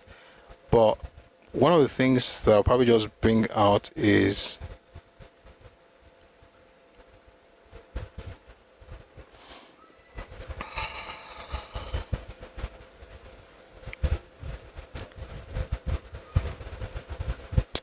I'm thinking against it. Let me follow my heart. I'll come back to this later. Please. You see, there's a reason I am very careful of stuff, because without even reading some things, people are already foaming. No. So there's a way to tell people the truth. There's also how you want to make sure you deliver it. So that, okay, let's start with this one. Let's start with this one. We'll go back to those ones later. Maybe tomorrow, maybe another day. All right. So there were two issues that they had: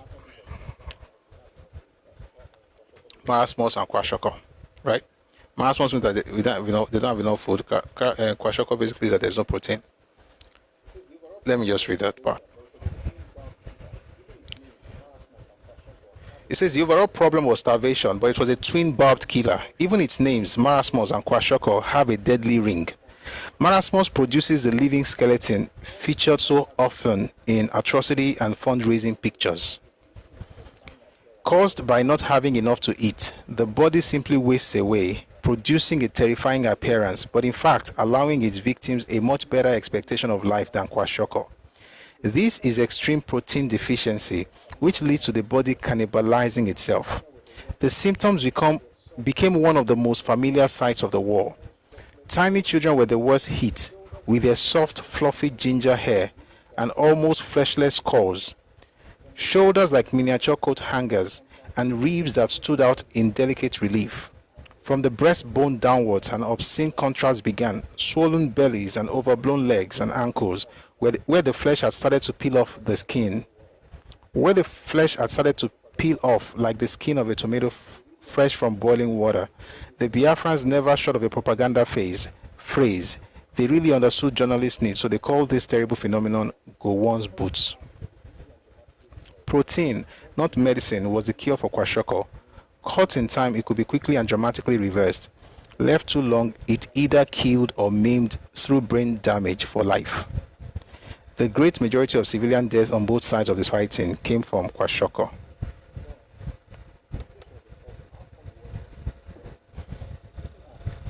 But if this was a problem, how come it wasn't taken care of? Let me ask. The last time we had a session, did I read Robert Goldstein's letter? I think I did. Please, if you were here and you already know what's in Robert Goldstein's letter, just say in the comment section. I won't have to read it. Anyway, you'll find the letter in the book by Gojunalabi Sama. It was published 17th August 1968 in the Morning Post, Lagos. It was an open letter where he essentially quit working for Biafra. The question is why? And I want to end with that so that when we come tomorrow, medicine is plenty.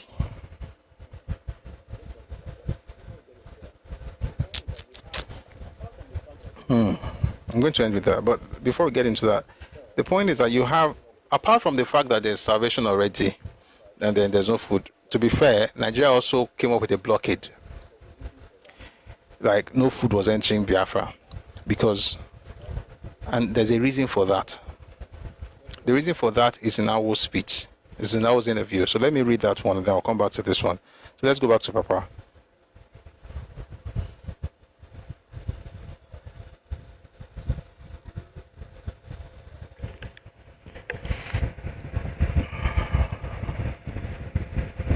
Where is this thing now?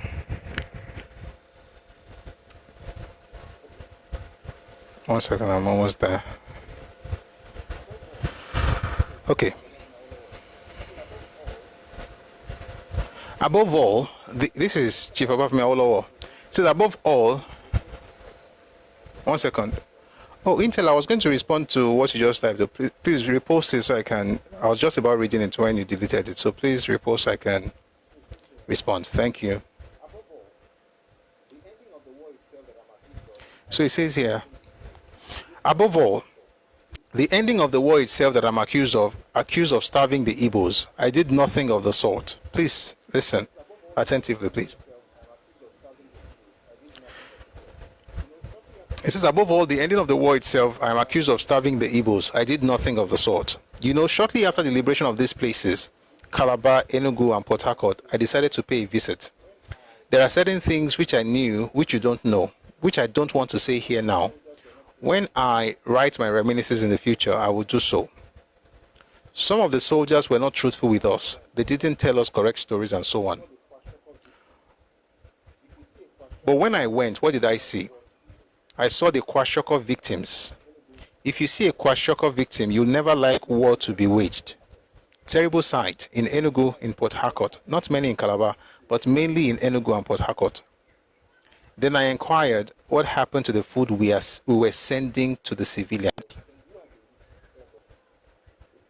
What happened to the food we were sending? Who are the we? Federal government.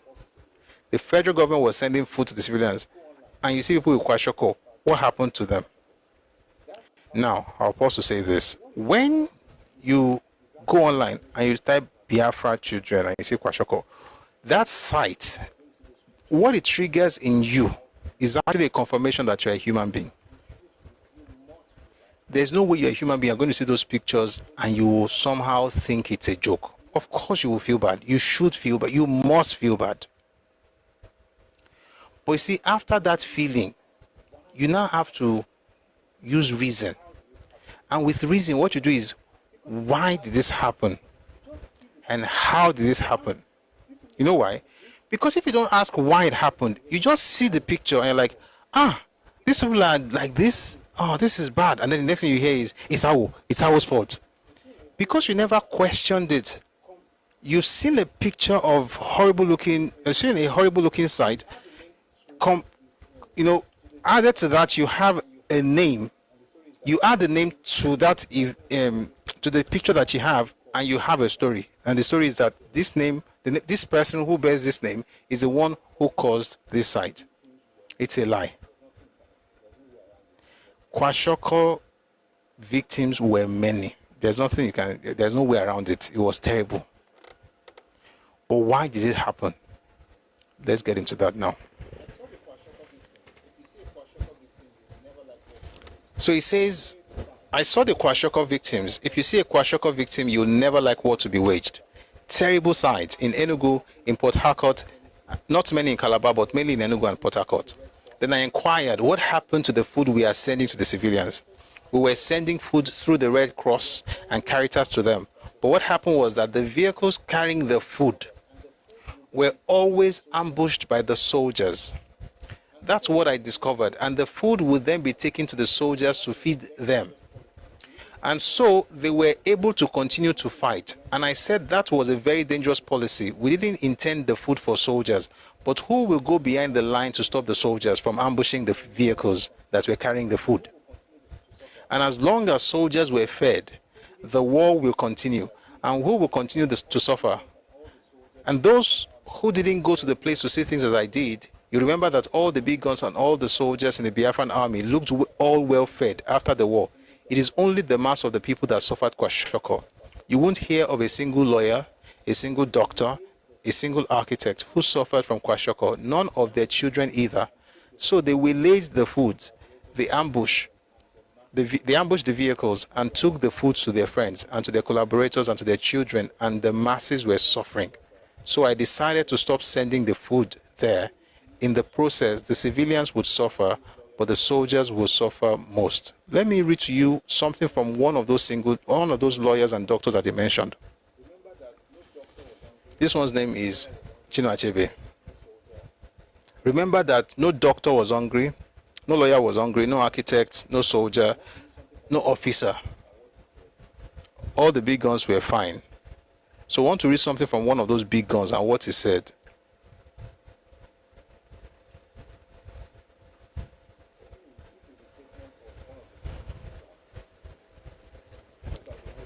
This is a statement of one of the big guns, who, by the way, was in the propaganda department, propaganda directorate, like as they call it, of Biafra.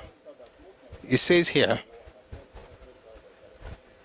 it is important to point out that most Nigerians were against the war and abhorred the senseless violence that ensued as a result of the conflict.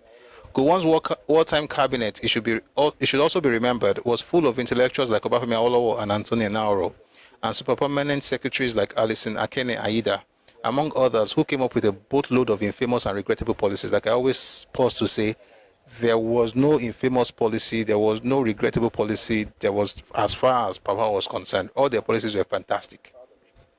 You don't like it, deal with it. Fantastic policies. I'm proud of him.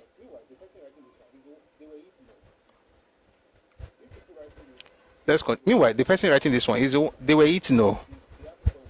These people writing this book, Chino Achebe, who wrote this book, nothing happened to them and their family. They had no problem with food, at least as far as food is concerned, they were good. You saw their cheeks now. You've not seen the video. Has anybody seen the video of those people returning? Have you seen the video? The video of their surrender. No, seriously, has anybody seen the video? Let me just ask. Have you seen the video of Philip Effiong surrendering to Yakubu Gowon? Let me give you something. So don't go be like, so just read them. You've seen. Some people have seen it. If I played, you can't see it. I wanted you to see what they look like.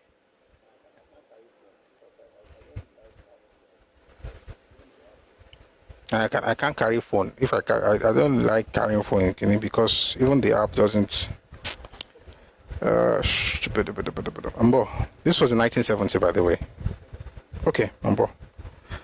Let me show you. You see what they look like now, and tell me if they look hungry.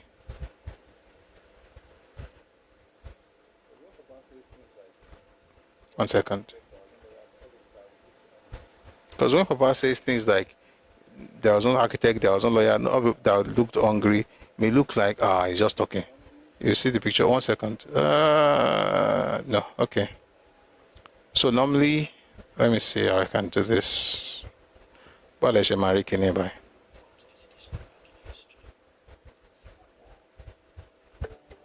Welcome to this edition of Back in History. Civil War. Philip Effiong was a colonel in the Nigerian army, but in Biafra he rose to the rank of Major General and was the chief of army staff in the defunct Republic of Biafra. And when Ojukwu concluded arrangements to fly out of Biafra, please tell me how hungry those people look. Ojukwu handed over the Republic of Biafra to Philip Effiong. These are Eastern representatives, all of them.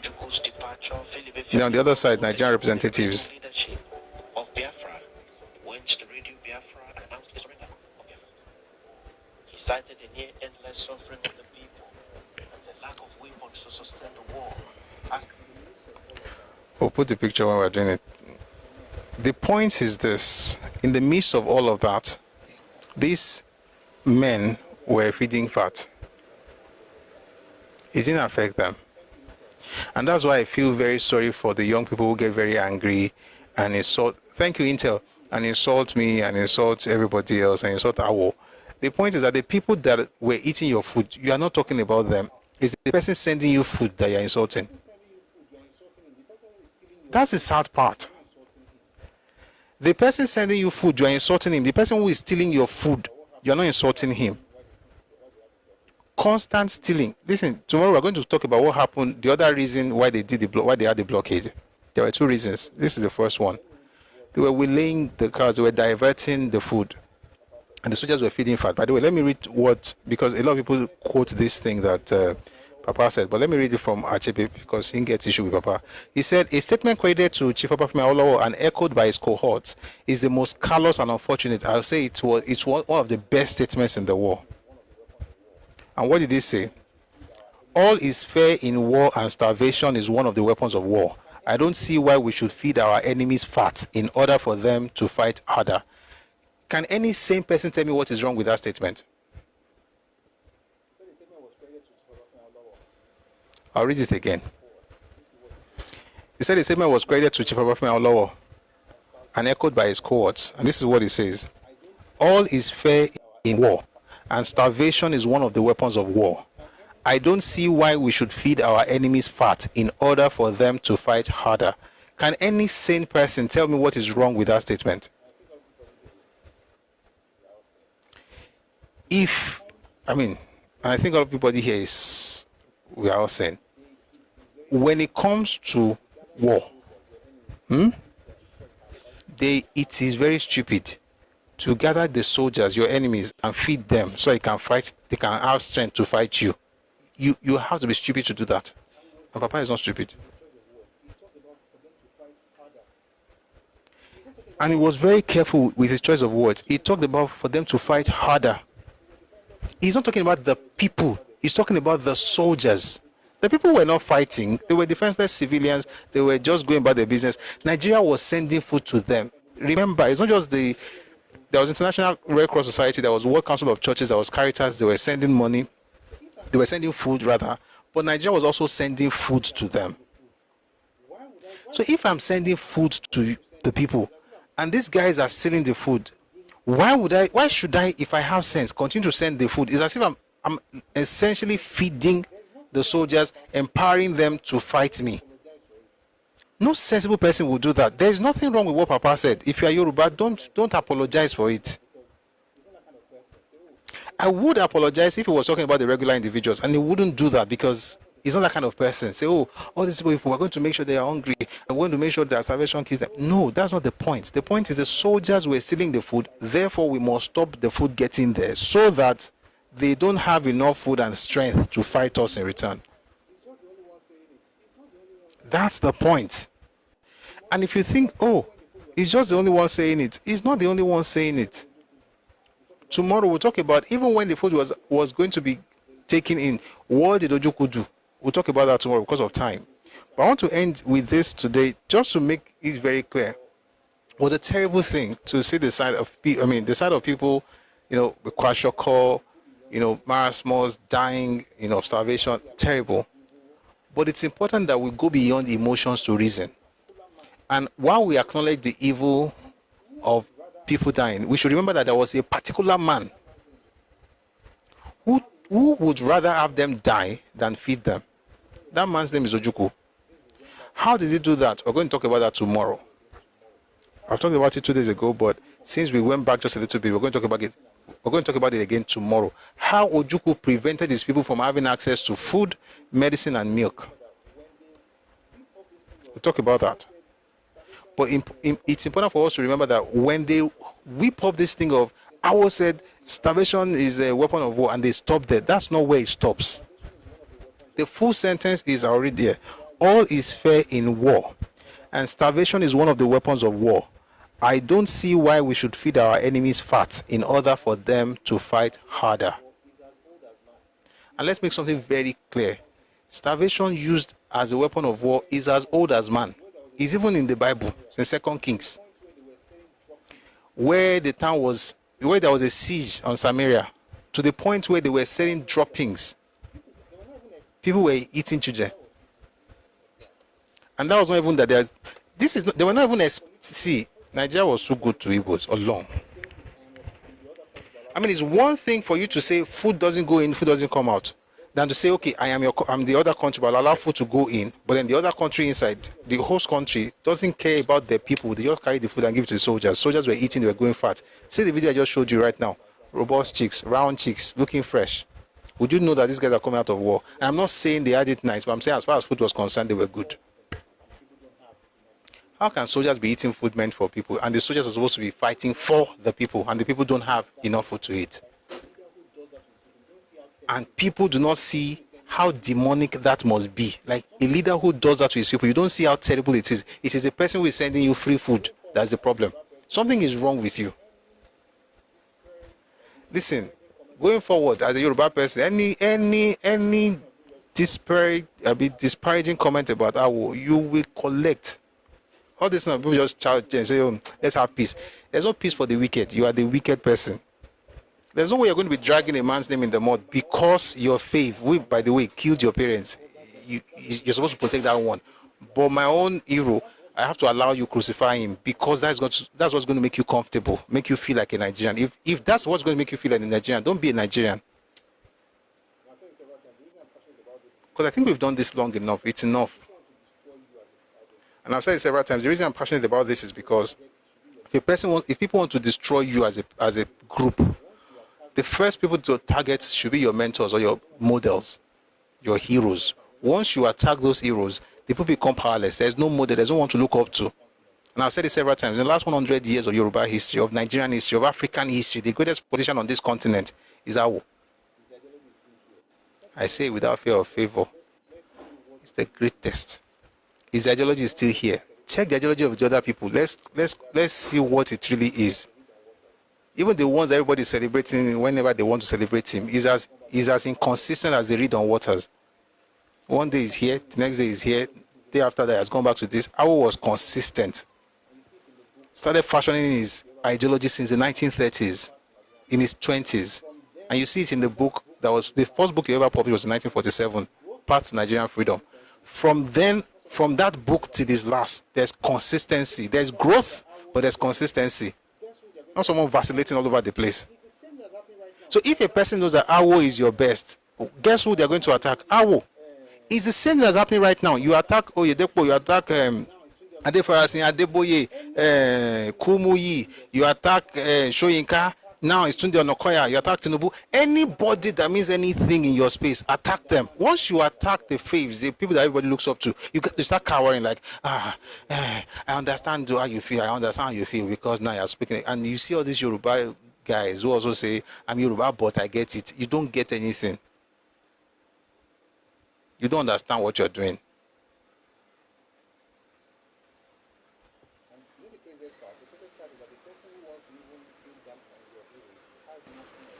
And you know the craziest part? The craziest part is that the person who wants to even look down on your heroes has nothing of sort in where he's coming from. He has no history of heroes, has no models to look up to. He has to go and check a novel to find a hero. He's the one that will tell you who Awolowo is. Until Niro and Olemo Yeni.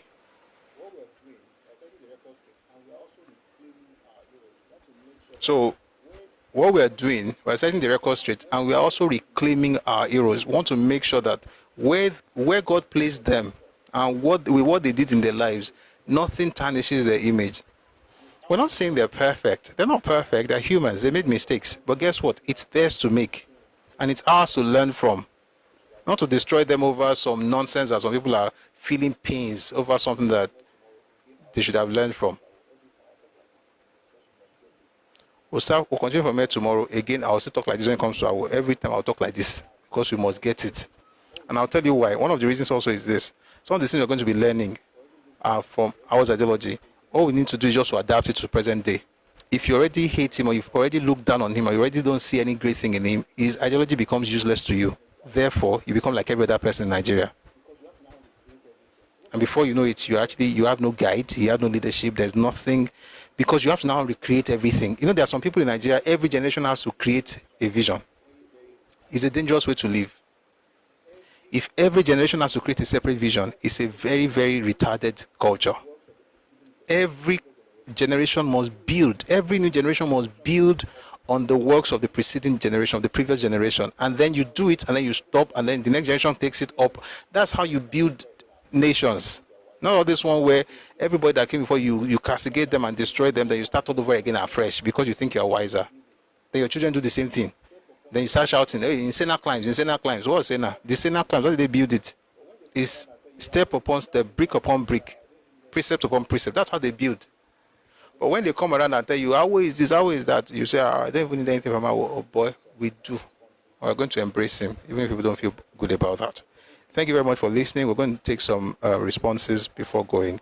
We'll continue from here tomorrow. We're going to deal with starvation, and then we'll go into how the federal government rebuilt the Southeast after the war. If we don't finish tomorrow, we'll continue to Monday, but tomorrow we're going to really focus on starvation.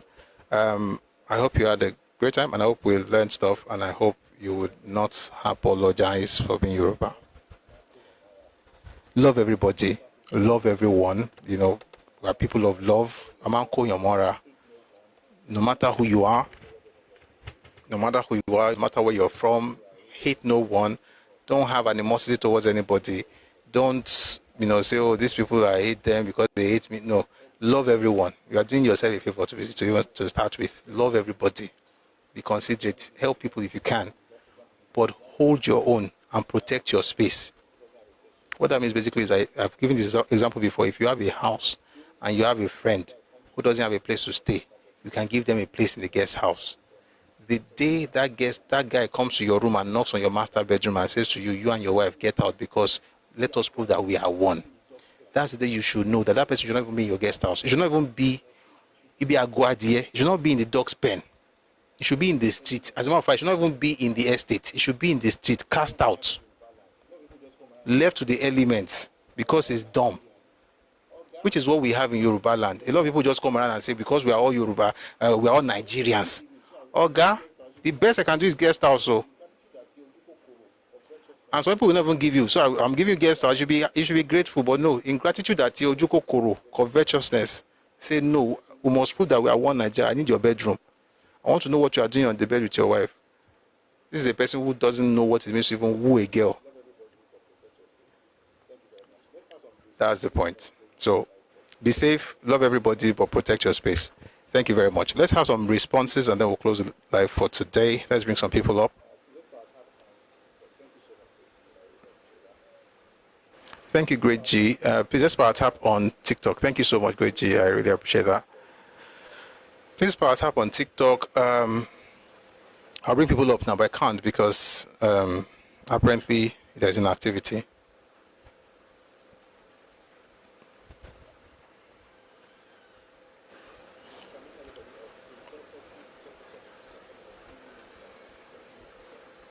So I'm bringing everybody up. If you requested, please check if you're coming up. Kindly mute as soon as you get up here. Thank you. So we're going to have 2 sets because we have more people than the space here. So we'll make it quick. After this first set, we'll have the second set, and that will be all because I want everybody who has sent requests to speak. So please, once everybody is done, we'll take the next set. And but please, everybody, please mute so that way we don't have. Akobi Jesu, my battlefield, a mute, dark poet. Thank you. So one more person, then we'll bring other people up much later.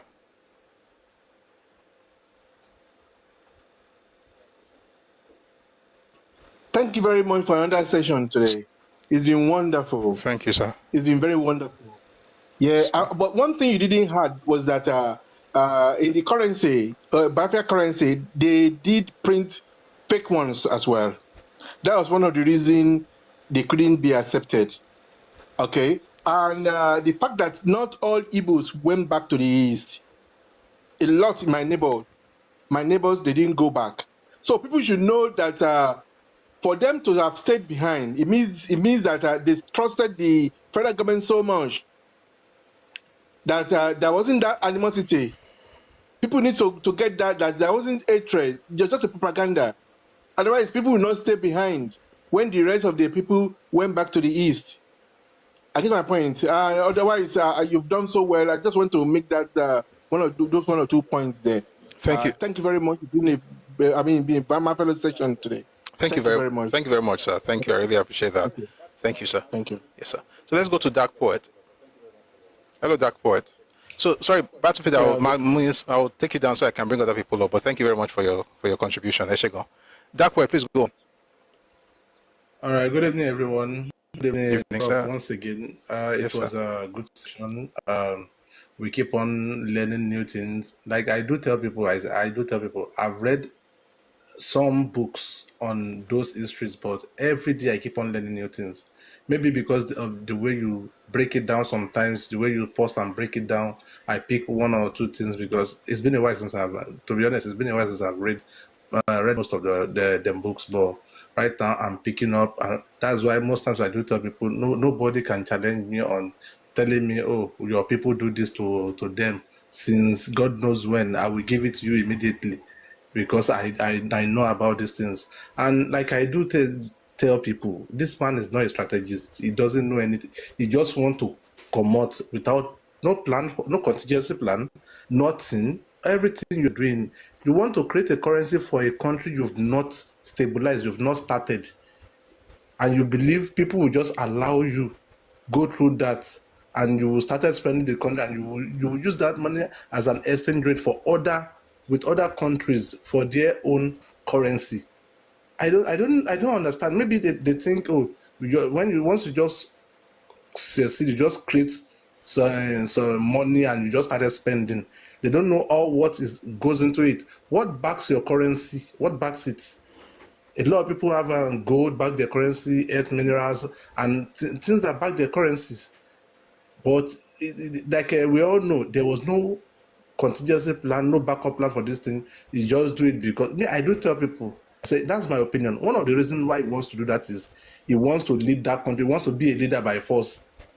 So he wants to lead that country, and what I believe in is that maybe when he succeeds militarily, after some years, he will enter Agbada again, saying he is the Moses of his people that led them to the promised land and become their first ever president in history. But all in all, it is what it is. Like Prof. Do said, we won't apologize for what happened. We will sympathize with those who died, or those who lost their life, but we won't apologize for what, because àfọwọ́fà ẹ̀fọwọ́ ara yín fà ni kò sẹ́ni tó ní kẹ́ yé apá ẹ̀yin lẹ́ yé apá nǹkan tó yé bá dẹ̀ rí, and then they don't know one thing. Not moving on is still what is keeping them behind. They've not moved on. If they have moved on, I'm not saying they should forget. Moving on is different from forgetting, because it's part of history. If they have moved on, they will have progressed more than what they are today. But they still keep on dwelling in the past and not moving on. Thank you very much, Prof. Thank you very much, Dark Poet. I really do appreciate that, Eshiongo. Thank you so much. Let's go to the next speaker. That will be Babajide. Evening, sir. So, Dark Poet, I'm going to take you down so I can bring one more person up. Thank you so much for your submission. Good evening, sir. Hello, Babatunde, are you there? I'm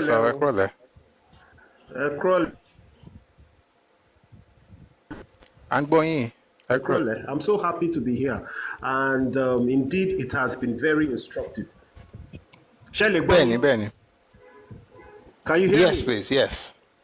Okay, so like I was saying, I said I indeed it has been very instructive. Whilst you were, educating us, I took a few minutes because I remembered something that my father told me. I think it was in the UK about that time, okay, and I was still as at 1967, I think, or as at 1970, I must have been 3 years old. But I remember that when I grew up, and he had this album that had photos of the Biafran war. I mean, a photo album. It was really huge. It was in his library. And you know, I used to go through that, and then I now asked him. I saw the pictures of the children of people with kwashoko, and you know, I remember I asked him at about, I think when I was 11 or 12, and I said, look, Dad, why are these children like this? He now told me exactly what you said. He said it's a disease that during the sea. Did you lose him? I think we lost him. Oh, that was that disease. Okay. So while you said that, I just remembered, because there was an article, a picture of an article of a newspaper clipping that said that the Ojukwu, the Biafran leaders, the rebel leaders, you know, at the time that people were starving with kwashoko, that they had a publicity contract of £400,000. Yes. With British publicists. American. Or was it British or American? I think it was. They had British, they had American, but that particular one is with the American publicist. His name is Robert Goldstein. Yes. And you know, that just drove me crazy. That how will you have that money, and yet people were starving, your own people. And then fast forward to 2024, 2023, I now see that there's a pattern, because it's the same pattern. The IPOB forced people to sit at home. Those who dared to come out, we see the incidences where they burnt police stations, did so many crazy things just to force that. And I said that, look, this is a pattern. There's a pattern here. It shows that Igbo elites are ready to sacrifice their people or other ethnic group look back. I don't get it. It's a crazy psychology. I don't understand it. It's inexplicable to me. Okay, so that's just the point I wanted to make. But kudos, well done. Thank you, sir. Now I know that I have no, I mean, like what you said, I will never apologize for what AWO did, because I think he did that to save those people that he saw, those ordinary people. Because if he didn't stop that war, if that war didn't end, they would have continued. Absolutely. So that's my own thing. Thank you so much. Thank you so much for that beautiful submission. I really appreciate it. Thanks a lot, sir. So there's, oh, by the way, yes, I just remember something. So from time to time, I put up bank details, like we do it from time to time. I think I did it throughout last week. So I'm going to put it up today again. So if you'd like to support what we're doing, by the way, thanks to everyone who has gifted us here. But if you'd like to support what we're doing, kindly use the bank details that I'm going to put up now. It takes a lot to do this. So we have the sessions every weekday. That's Mondays to Fridays, 1 p.m. to, it's almost 7 now. But it's something important, and I'm glad that we have the opportunity to do this. And I thank you, for your support. So to those who support us here on TikTok, thank you very much for the gifts. And whether you're on TikTok or elsewhere, if you want to support what we're doing, the bank details are up here. Is Guaranty Trust Bank. Kindly support. Thank you very much for that, and thank you for your submission, Mr. Babajide. All right, let's go to Grace Lawn Apartments. Good evening. Good evening, Mr. Bosui. Evening, sir. I just want to quickly just say this. Thanks for this content, and thank you for the education, because I personally used to have this notion in my head that history is not taught and all this, and maybe because of my background, that's why I feel history is not taught in school, because I did engineering, so we not really have much time for history. So you science people say history is not taught, like. So it's mainly calculations. Just go to school, pass, and get out of that place quickly before they scatter your head. And I must say I appreciate this because I think when I finished from school, I did like I was on the personal quest just to at least let's find out what's happening. Why is it that I know more of some countries than my own country that I live in? And maybe because I feel like the fastest way to get information is maybe YouTube and all this, let's say social media, so to say. You go online, you search for things and you put bits and pieces there, but it is, how will I put it? Should I say subjective, or it is said in the how will I put it now? The people dishing out this information, they say it in such a way that it favors some particular party. I don't want to mention tribe because I want to put a big example is a history of Nigeria. It's called NAIG. One very long video on YouTube. I think it's about 3 hours. And funny thing is the two producers or the main contributors are two Yoruba people. Yes. But I know that video. I want Yoruba, but no. The way they said that history made me, how will I put it, sympathetic to this. I don't want to mention this because of the environment I'm currently in. And from this conversation, I think I joined yesterday too, I realized that those guys tactically removed some crucial details. It's not like they did not, what you're saying is fabricated. It's the truth, it's part of the truth. But I think probably they are master journalists or something, but more you are on Coco now, and you don't go back and read and find out more. You actually see the whole thing as a sort of genocide. If that word, I don't want to say too much. I'm trying to censor my own statements too.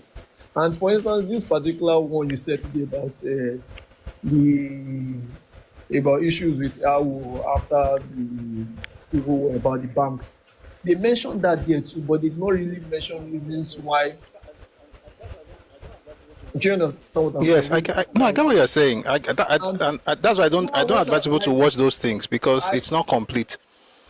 Because when I was listening to this conversation, my mind was not together. But when you mentioned that part, I now begin to say some things.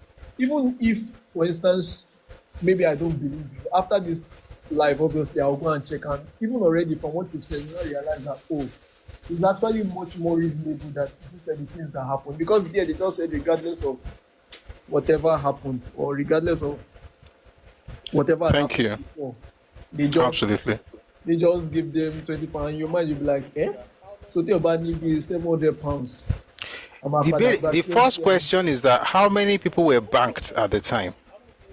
That's number one. They did not even wait. No, but you have to so the first is how many people used banks in '67? That's the first question. Number two, how many people withdrew their money before they left the banks while they were running to the east? By the way, we uncovered that earlier as well. How many people withdrew all their money? How many of them took that money in and exchanged it for Biafran pounds? Then how many had money in the bank? They didn't withdraw it, but they came back to it and nobody gave them that money back. True. By the time you're done with those 4 questions, you discover that it's all a pack of lies. And even the simple, sorry to interrupt you, even your simple explanation was of what their currency was backed on. Ojen realized even Monteban Paro in that point, we need to be clear on that. So there's a lot of I now realize that truly, when they said he was not very magnanimous, and you say it was because it's like you guys use the same term, but they use it in counter, and you use it in support. You now realize that nobody you exchange money for something that doesn't have value. True. It means he was actually magnanimous, and if Nigeria was not careful at that point, only bankrupt the nation that was trying to. And people easily forget that the country was just recovering from a war also. Absolutely. Thank you very much. They did not say all that in that. And when I heard it today, please round up. Okay.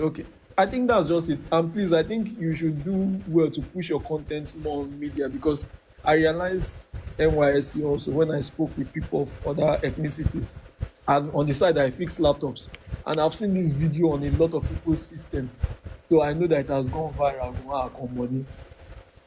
And I think I must say thank you for this content. It's Thank you. makes me realize, and I think in my notes, more a lot of you waiting Mama Father local. So as you go. Yes, sir. Thank you. Thank you. God bless you. Thank you very much for that. But let me quickly add something to this, and I will direct this to Dr. T Official, who is busy being stupid in the comment section, insulting everybody. Oh, no. Sorry. No, it's not. Wait, I want to know before I respond to you, because of what you're writing in the comment, I want to know where you belong, because I'm about to throw you something.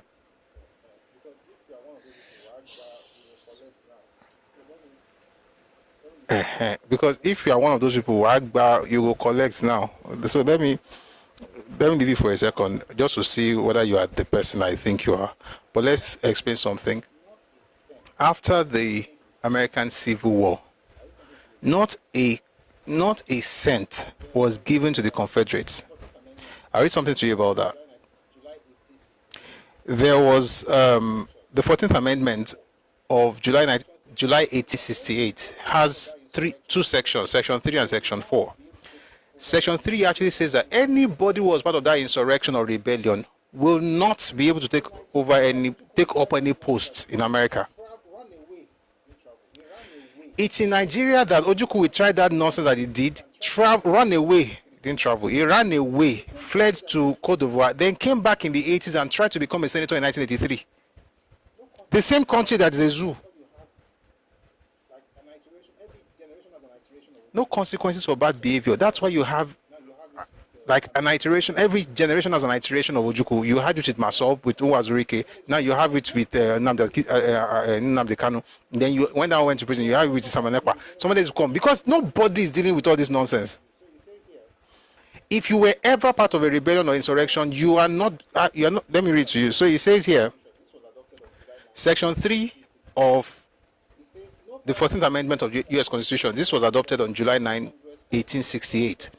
It says, no person shall be a senator or representative in Congress or elector of president and vice president or hold any office, civil or military, under the United States or under any state, who having previously taken an oath as a member of Congress or as an officer of the United States, as a member of any state legislature, or as an executive or judicial officer of any state to support the Constitution of the United States shall have engaged in insurrection or rebellion against the same, or given aid or comfort to the enemies thereof. If you've done this, you're not getting any post, any office in America, period. No, like, government is now paying pension. Excuse me. The government decided to pay the pensions of Biafran soldiers who were in the Nigerian army. Why? Because we want to be brothers and everybody feels like, let's create a family. And the more you do this, the more you are told that you are stupid. So why are you even doing it? One more thing.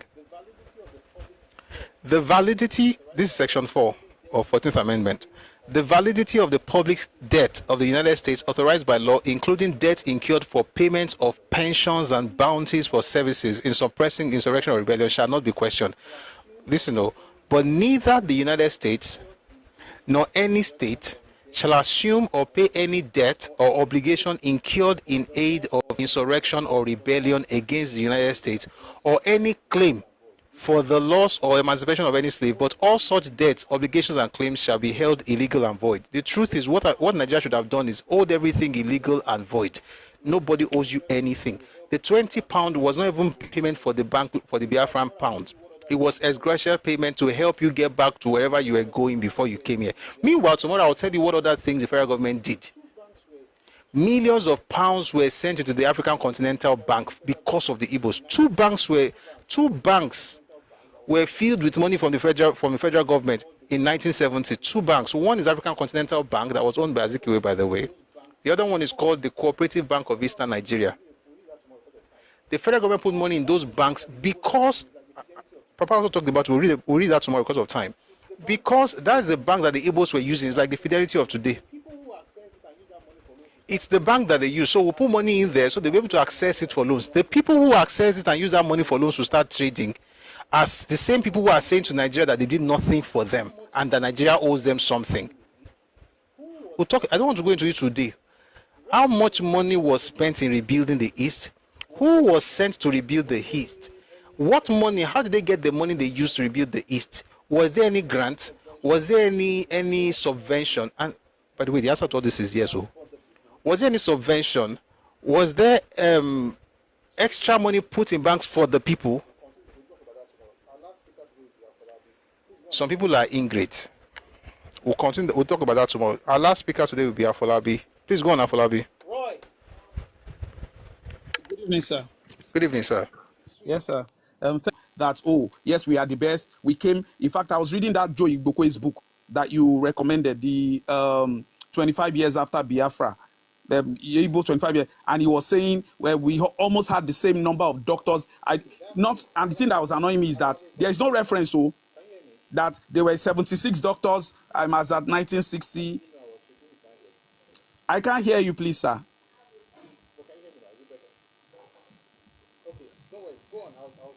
I think your mic is off. I can't hear you.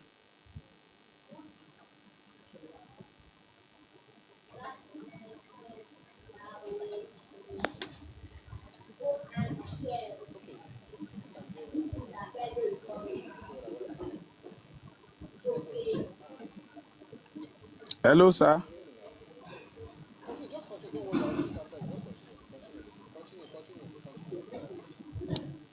Okay, okay. Let me just continue speaking. Okay.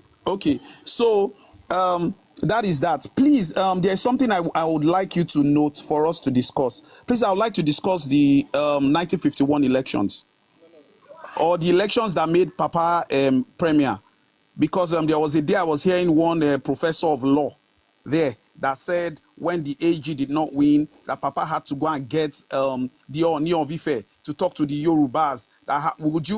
I'm telling you, this person is a professor of law in one of our universities, but he's from the East. He said Papa had to go and get Oni of Ife to talk to the Yorubas to come to the side of the AG so that they'll be able to form a government, blah, blah, blah. Then he says Zeke went to though what my landlord, who is an AWOist, of blessed memory, said was that he said Zeke went to the East weeping and they had to remove the premier that they had already elected for him to be premier. So I just want you to note it. Maybe there might be a day we can discuss that, because everything is from that. That's where they used to.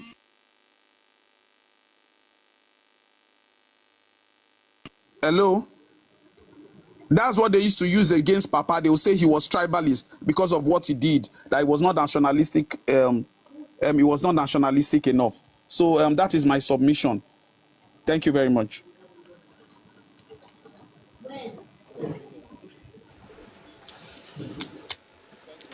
Can everybody hear me now? Yes. All right. Thank you for that. See,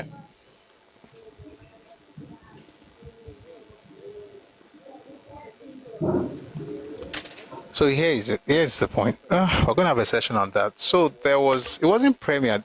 Papa did not become premier until 54, but it was leader of government business in 52. Azikiwe was trying to become the leader of government business in 1952. Time to law. Is it government business in the West, sir? Everywhere.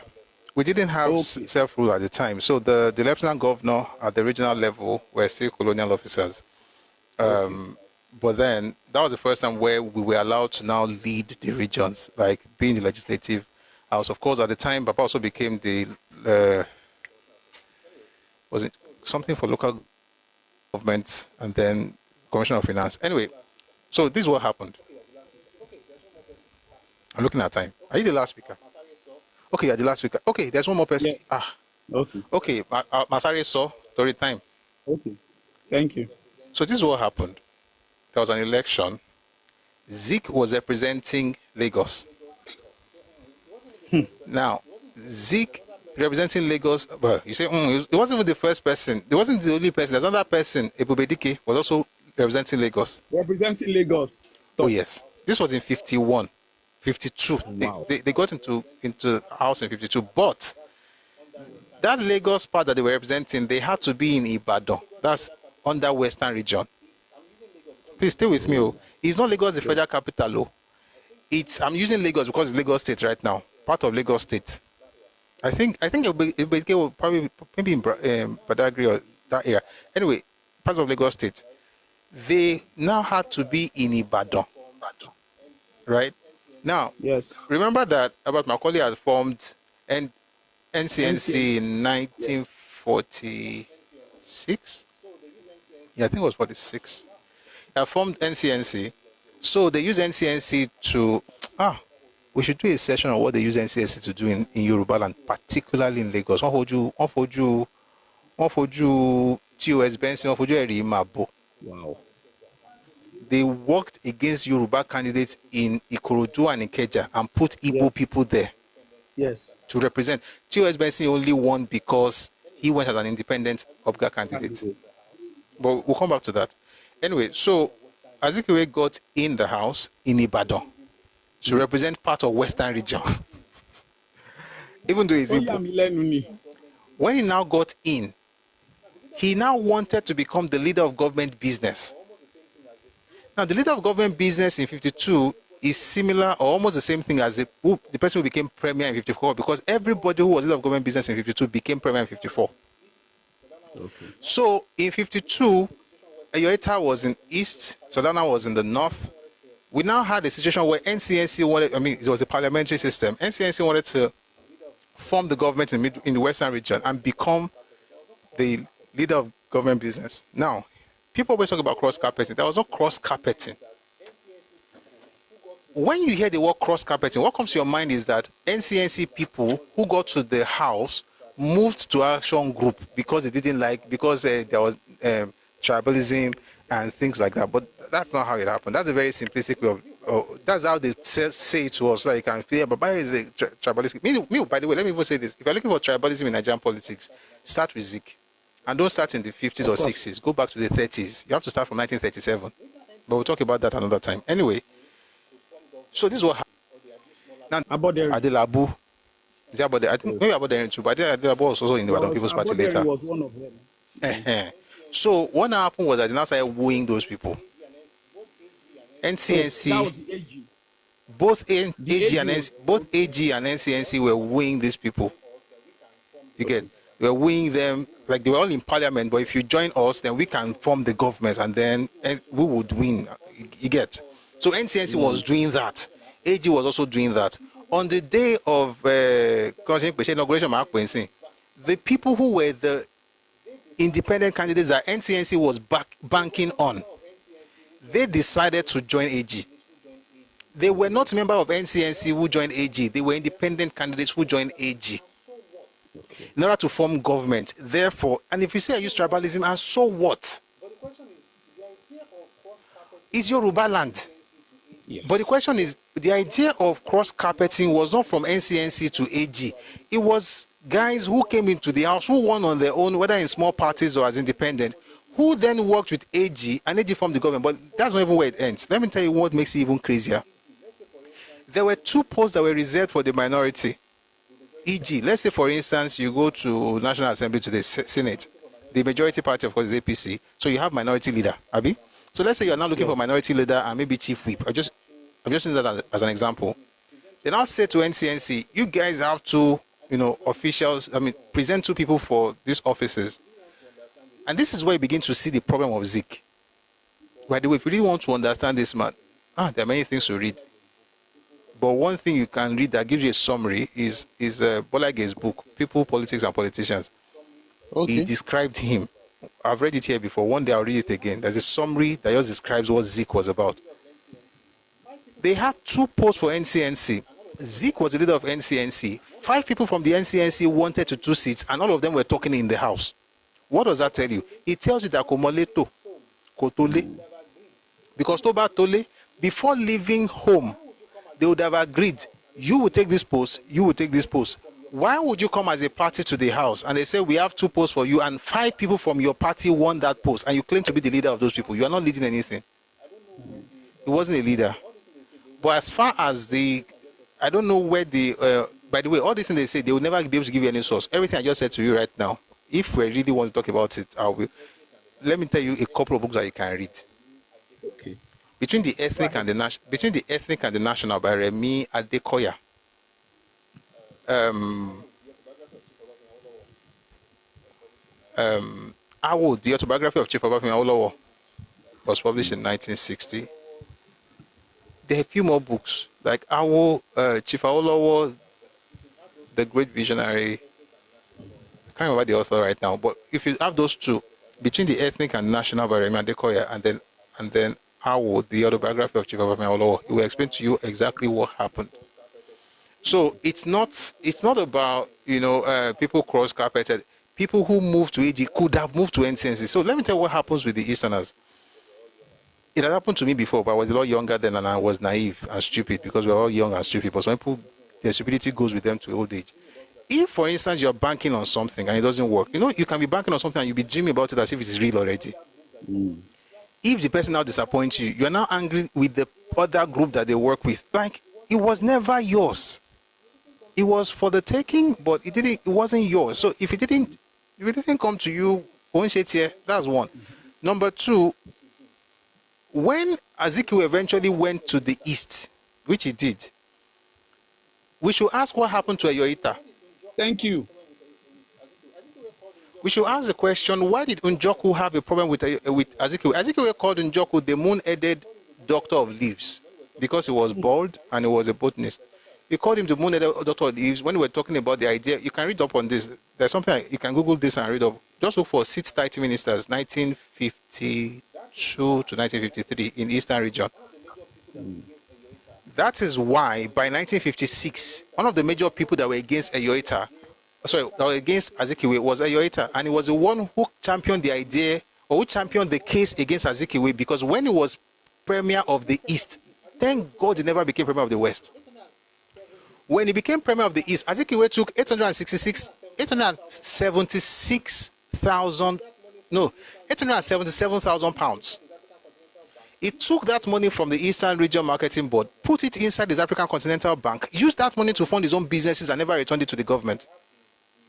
That case went all the way to the UK House of Commons. I have the debates they had on the floor of the House of Commons in 1958 on that matter. That was why they were able to get him to work with the North. Listen, I'm just glad that I never, because if he had got, listen, the West had more money than the East. If he could put his hand into the money of the East and use it in his own bank, who's to say what would have done with the Western money? Then they will say, they are taking, God bless you, they'll not take the money and put it in their own bank. That's what he did. And the crazier part is that when you put it in his bank, he now used his own companies to borrow the money to do business, to now make matters worse. Those companies went bankrupt. Anyway, second part, tribalism. Tribalism. Listen, if anybody ever used tribalism in Nigerian politics, it was Zik. And it started in the 1930s. From 37, when NYM started, the same year where he returned from Ghana and started his newspaper, all the way to 1948, Zik was consistently tribal. All the way to every time, he was consistently tribal. He will push up the Igbo people and try to downgrade other groups. Let me give you a very crazy example. There was an issue where folks were returning from Cambridge, studied law. One had a first class, the other one had a 2-2. Yeah, that's in Papa's book now. Yes, but please hold on. Story now, yes. Yeah, please hold on. The one that had 2-2 got a story on the front page of the newspaper. The one that had a first class was not reported. I want to ask you a simple question, and it was published in West African Pilot, owned by Zik. Just a simple question. What's the ethnicity of the person that had 2-2? What's the ethnicity of the person that had first class? Not you, Afolabi Richards, in the comment section. You have read the book. What Azikiwe published his paper. Somebody had a 2-2 studying law in the UK and returned to Nigeria. He had a front page. Then the one on the back, then the one that had first class, there was no report of him at all. Where do you think the first class person was from? The Yoruba person made first class. You are correct. They now started agitating like, why are you doing this? We're all part of NYM. We're all nationalists. He now looked for one small corner inside the back page and put the Yoruba that had first class a few days later. The first time somebody invoked ethnicity as a weapon, as a tool in Nigerian politics was in 1940, and it was Zik. And what did Zik say? So NYM, I don't know. nationalist organization, they had this thing in their guidelines. If there's a seat in the Legislative Council, for instance, so NYM was a movement, National Youth Movement, but it was also a party. So they used to vie for elective officers. If there was any space or any vacancy in the Legislative Council, for instance, and the leader of NYM has interest in that seat, no other person in the party or in the movement should signify interest. Like it automatically goes to him. Let me give an example. I think it was 1938 or 39, thereabout. Kofa Bayomi was the leader of NYM. Somebody was going to leave the Legislative Council, so Kofa Bayomi signified interest, and therefore he ran unopposed. In other words, there will be no primaries within the party to choose anybody. He will go because he was the leader of the party. So whatever election campaign you have to do will be to the people.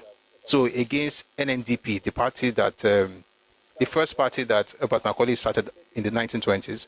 So that was what happened. Now, by 39, okay, it was 38. Then in 39 or 40, thereabout, Kofa Bayomi had to go to London. He had to go to school. And so the place was vacant. The leader of the NYM at the time was a man called Ernest Ikoli. He was an Ijaw man. Ernest Ikoli had been an editor, and Awolowo had worked for him in the 30s. Excuse me. Awolowo had worked for him in the 30s. As a matter of fact, it was while Papa was working for Ernest Ikoli that Papa was sent to cover Azikiwe's speech in 1934. Where was it? And that was the first time he actually heard Azikiwe speak. At the time, Azikiwe was 30, right? So Ernest Ikoli was the head of the movement at the time. So naturally, he wanted to go to the Legislative Council, so nobody should oppose him. But something happened. There was a man called Oba Samuel Akinsonya, who eventually, became king. Samuel Akinsonya had interest in that seat, and they made a mistake. To be fair, it wasn't Oba Samuel Akinsonya's fault. It was the party's fault. They made a mistake to have a vote since he was interested, and he won. Akinsonya won. Then later on, when I had a meeting, I was like, listen, according to the ground rules, you're not supposed to have any primaries. Since you already have an Ikoli, thank you, my battlefield, he became the Oba of Ishara Remo. Since you already have Ernest Ikoli, the leader of the organization, wanting to go, there shouldn't be anything. So they were like, oh, okay. So they called Oba Samuel Akinsonya and told him that, listen, guy, on a normal day, we're not supposed to do that primaries, because the chairman, the president has already signified interest. So let's do the normal way and follow the rule of the party. Let him go. You support him. He said you support him. And that was it. Until much later, whether he changed his mind, no. Whether Azikiwe got to him, no, I don't know. But what do we hear? Azikiwe went and said and published in his newspaper that the reason, this is why I said tribal, the first person who used tribalism in Nigerian politics was Azikiwe. This was in 1939 to 1940. He said the reason they didn't want Akinsonya to become representative at the Legislative Council was because he was Ijebu. Forget the fact that one of the major people supporting Ezekoli was himself an Ijebu. That's Awolowo from Kene. He now told everybody he used that Ijebu thing to break NYM. By the time it was done, Ijebu people and Igbo people did not vote. In fact, they pulled out of NYM. They almost stoned Papa Awolowo at the time. When you hear this thing of, most of the things they accuse you of is a projection of self. Is what they do. They accuse you of that so that you don't even get to see their own issues. So there's nothing to blame them for because you didn't even see it. Enigma, oh, that's what we do here. We post bank accounts. We're not. If you want to put money there, you can put it. So I can have some resources to lecture you and your people, because clearly you guys need it more than anybody here. You are steeped in stupidity. Where was I? Whatever they are saying is a projection of self. They are not saying it because it's true. They are saying it because it's, you know what they say, attack is the best form of defense. They attack you because then you just like, okay, more just leave them. But on a normal day, there's nothing in it. So when you talk about tribal politics and they say, AWO, what did AWO say that made him tribal? AWO said, in a complex country like Nigeria, you have to understand that you are first from your ethnic nation before you start talking about Nigeria as a whole. The Igbo man hates that. You know why? There's nothing at home. There's nothing to be proud of. And guys, I am being as gentle, as calm, as gracious as I can be, but it's the truth. The Igbo man has nothing to be proud of back home, so he has to claim what is yours. And if you deny him of that thing, then you are a tribalist. Don't listen to him. He's trying to steal what belongs to you. If he is not a tribalist, tell him to open his house today. Forget what happened in 1951. Tell him today to allow Fulani to do whatever they want to do in Enugu. And by the way, for Yoruba people, every time they come to you and say, we had a Fulani mayor in Enugu in 1951, remind them that there were many Igbos in Ibadan in 1951 as well. Who was one of the people that caused trouble again later on when they were throwing maize all over the place in 1962. Anyway, don't let anybody gaslight you with all this funny history. And that stuff, that thing you read on, I don't know, there are Yoruba people who go and make documentaries. To be fair, what I'm sharing here, it takes a lot of study. So sometimes we will not be open to certain information, and then knowledge is progressive, so maybe that's why they made what they made. But in reality, anything that makes you see the Igbo as the sole victim of everything in Nigeria is a lie. Is a lie. Thank you, Prof. The same Fulani man that they didn't allow to represent them in the Eastern legislature, it was just the mayor of Enugu. He didn't go to the legislature. So all these things they say, don't mind them. Just like I always say, with all these things, love everybody, be gracious to everyone. I'm not fighting anybody. But when it comes to this space that is Yoruba land, it's not for the taking and it's not to share with anybody. I can allow you to do what you want to do, and then but once you begin to stretch your hand to be saying, oh, I know something. By the way, I've said it several times today. I'm saying it again. My protest to all this thing about Igbo or Igbo is Igbo is to start spelling Igbo as IBO. My pronunciation will not change. It will be Igbo, which is how Igbo people actually pronounce it. They don't call it Igbo, but it's not Igbo either. It's Igbo. So it's Igbo, but the spelling will be IBO. You know why? Because whatever demon enters some people to be saying that they have Ile-Ife, Igbo, Igbora, Igbomina, whatever demon enter them will make us also change the spelling.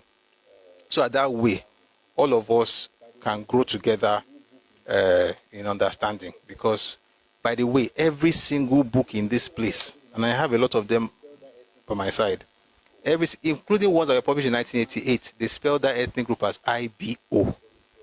So it is IBO, but it is pronounced Igbo, because that's actually how they pronounce it. It's Igbo. I can respect you with pronunciation because that's not the problem. The real problem is that you are using spelling to take over what belongs to other people. You are a thief. You're a father of your to be honest, your leaders are thieves. We're thieves. I don't know if the ones now. I think the ones now, let's be gracious to them. But the older ones, if you read, were you here when I read the report from 1964? The plan they had from 1944. Listen, 1945. Onyema said the Igbo domination of Nigeria is only a matter of time. 1949, Azikiwe, who is supposed to be the non-tribalist Zik of Africa, was the one saying that the God of Africa has specially created the Igbo race to liberate the children of Africa from the bondage of the ages, creating the idea of a super race. I started using words in that speech, in 1949 speech at Aba. He used words like manifest destiny, which is, of course, an American phrase. We won't go into it, but start using words like master is specially created, as chosen. Then in all of that, he was still adding that we're victims. They hate us. It's in the same speech. That speech, there's one source, but that source has been doctored. 1949 Azikiwe speech. Azikiwe, I'll stay on this man for another 1 minute. Azikiwe was the leader of NCNC, became the president of Igbo State Union, but worked against Egbe Omoduduwa, that's Yoruba's organization, and then decided to form another Yoruba organization for Yoruba people called Yoruba Federal Union in Yoruba land. And he said Egbe Moduduwa was a fascist organization of Adeyemo Alakija. This is it. That's the person calling you tribalist. That's the person calling Awolowo tribalist. Tell him his father.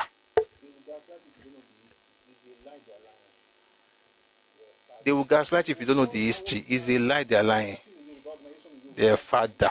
You will call AWO a tribalist for starting the Yoruba organization in Yoruba town, but you will have Igbo organization in Yoruba town, but you are okay, but you are against him in his own land.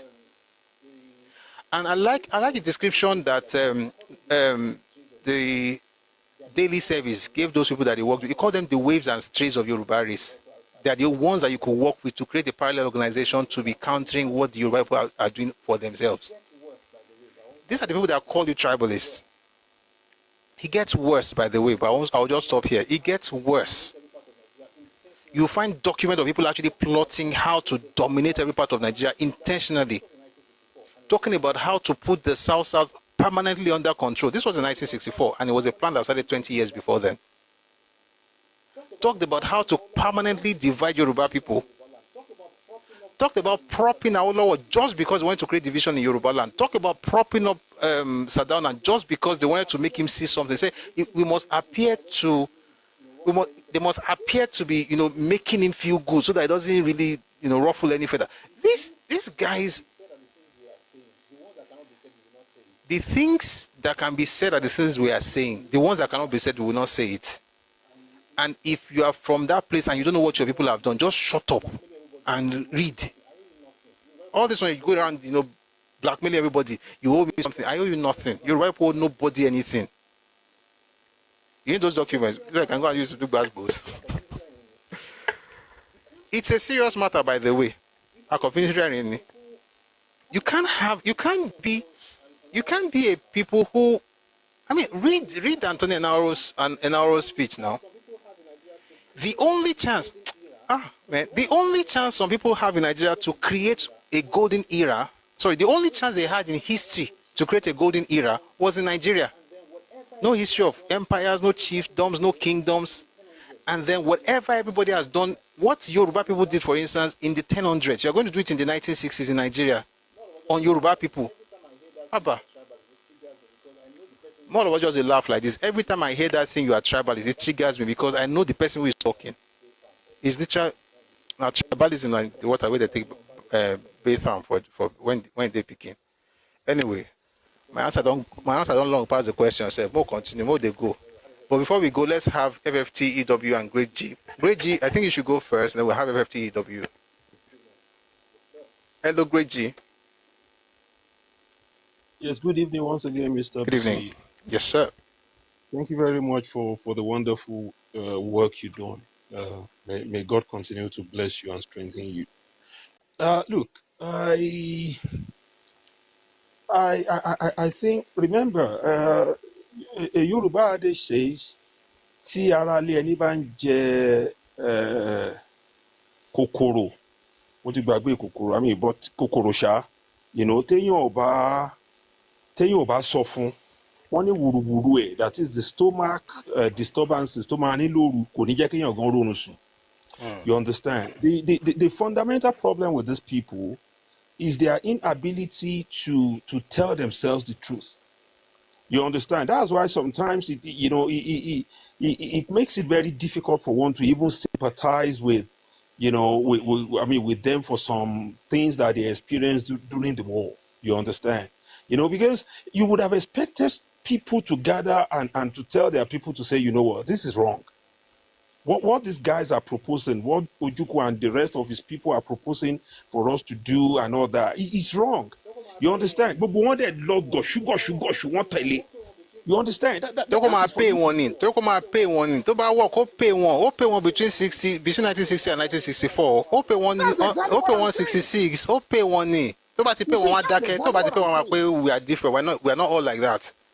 Hey, sir, that is exactly what I'm saying. That is why it's difficult for one to really sympathize with them, because literally pay okay. Because a couple of you lost their lives now. At our pictures they confirm further. Propagate our propaganda. Expect sympathy from everybody. You understand? The same thing is what is happening right now. And these people don't call their people to order. You understand? And the way that Shane law, I mean, I don't wanna sound like as if I'm catastrophizing, but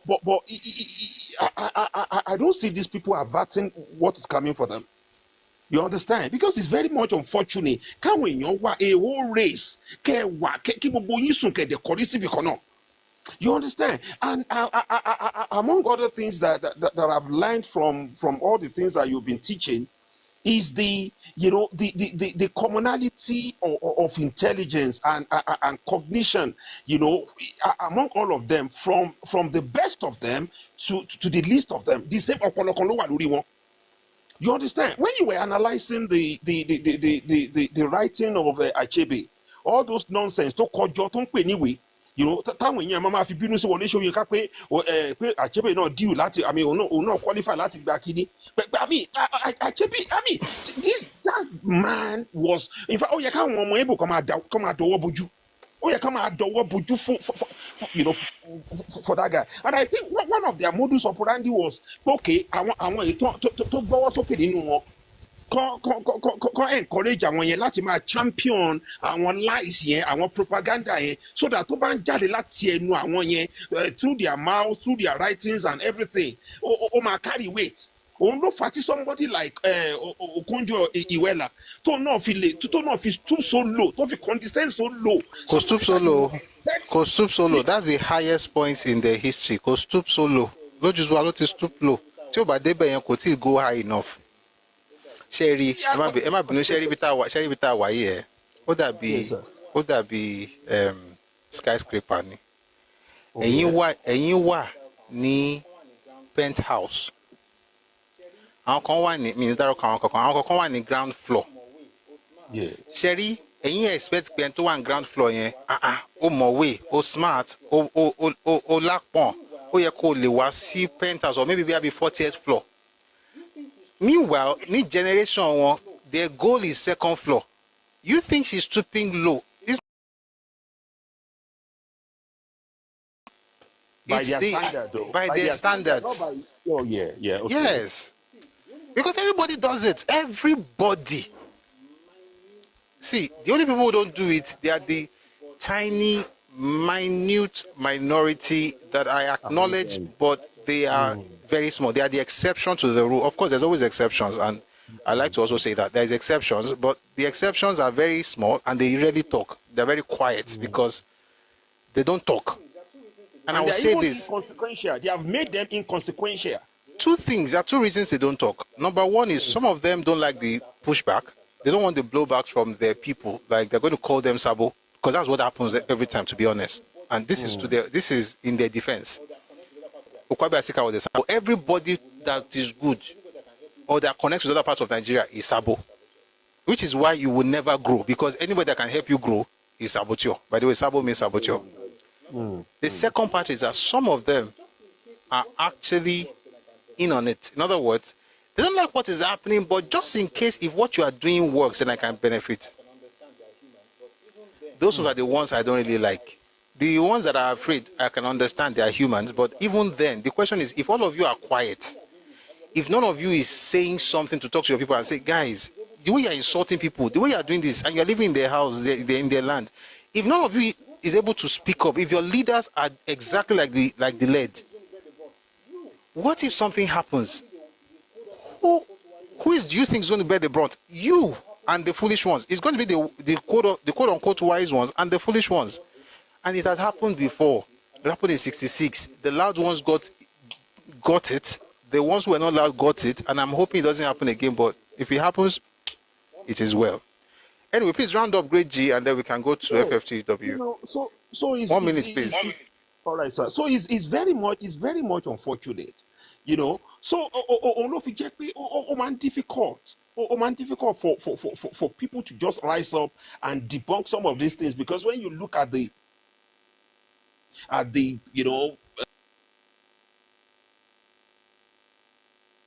quote and unquote the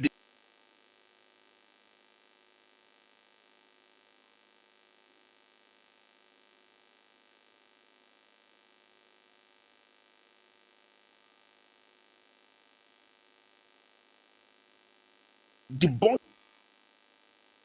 all these things, bringing about, facts and figures from different authors notable authors, honestly, Mr. Busui, I just pray that God will continue to, to back you up and equip you with everything that you need, bless you with more wisdom, enlarge your coast beyond your widest imagination, and Sean, God bless you, sir. All right, sir.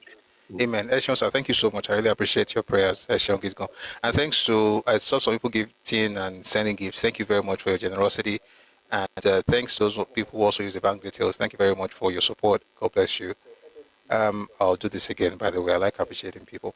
But let's have one more person and then we'll be ending the live in a bit. So FFTEW. FF. Your acronym concept don't pass what? FFTEW. Be like sentence. Good evening. Yeah, good evening. Yes, sir. I'm a regular customer here and I really enjoy what you're doing. Thank you. I'm histrophile, so I like history a lot and you've been educating me. So basically, I will not take much of your time because time has gone. But, whenever you recommend books, I've not read all of them, but I used to pick them one by one. So I'm on Chimachebe's book and there are some things that I've read. I'm just in partner, but there are some things that I've read and I feel like if most people, because most of the history people talk about Biafra war and these things, they come from this book. How come people have read this book and they don't raise questions like that? For example, there was one part in the part one where he was saying that he was quoting somebody saying that the Delta people are weary of the political domination of the Igbo people. This is something that is all over the books. Did he deny it or not? I've not even gotten there, but he denied it. He will tell you what people are saying. He will not deny it like those people are stupid. When you are looking at someone and say, this is, basically I say, no, you are stupid, you cannot say anything. I can see you are stupid. In other words, they try to convince the Eastern minorities that their claims are invalid. They are the only victims of everybody. But please continue. Then the next one was, for example, the idea that Igbo people come to other parts, especially in Yoruba land, and they say, why are you speaking Yoruba? Why is Olamide speaking Yoruba? Why is Ashake speaking Yoruba? Right here in this book, Chinachebe himself, I can't just see why there was one place I jotted down. He quoted, I can quote him saying that he said, when someone loses their culture, they've lost everything. That if anybody decides not to let his own culture die, that is okay. But you cannot tell people not to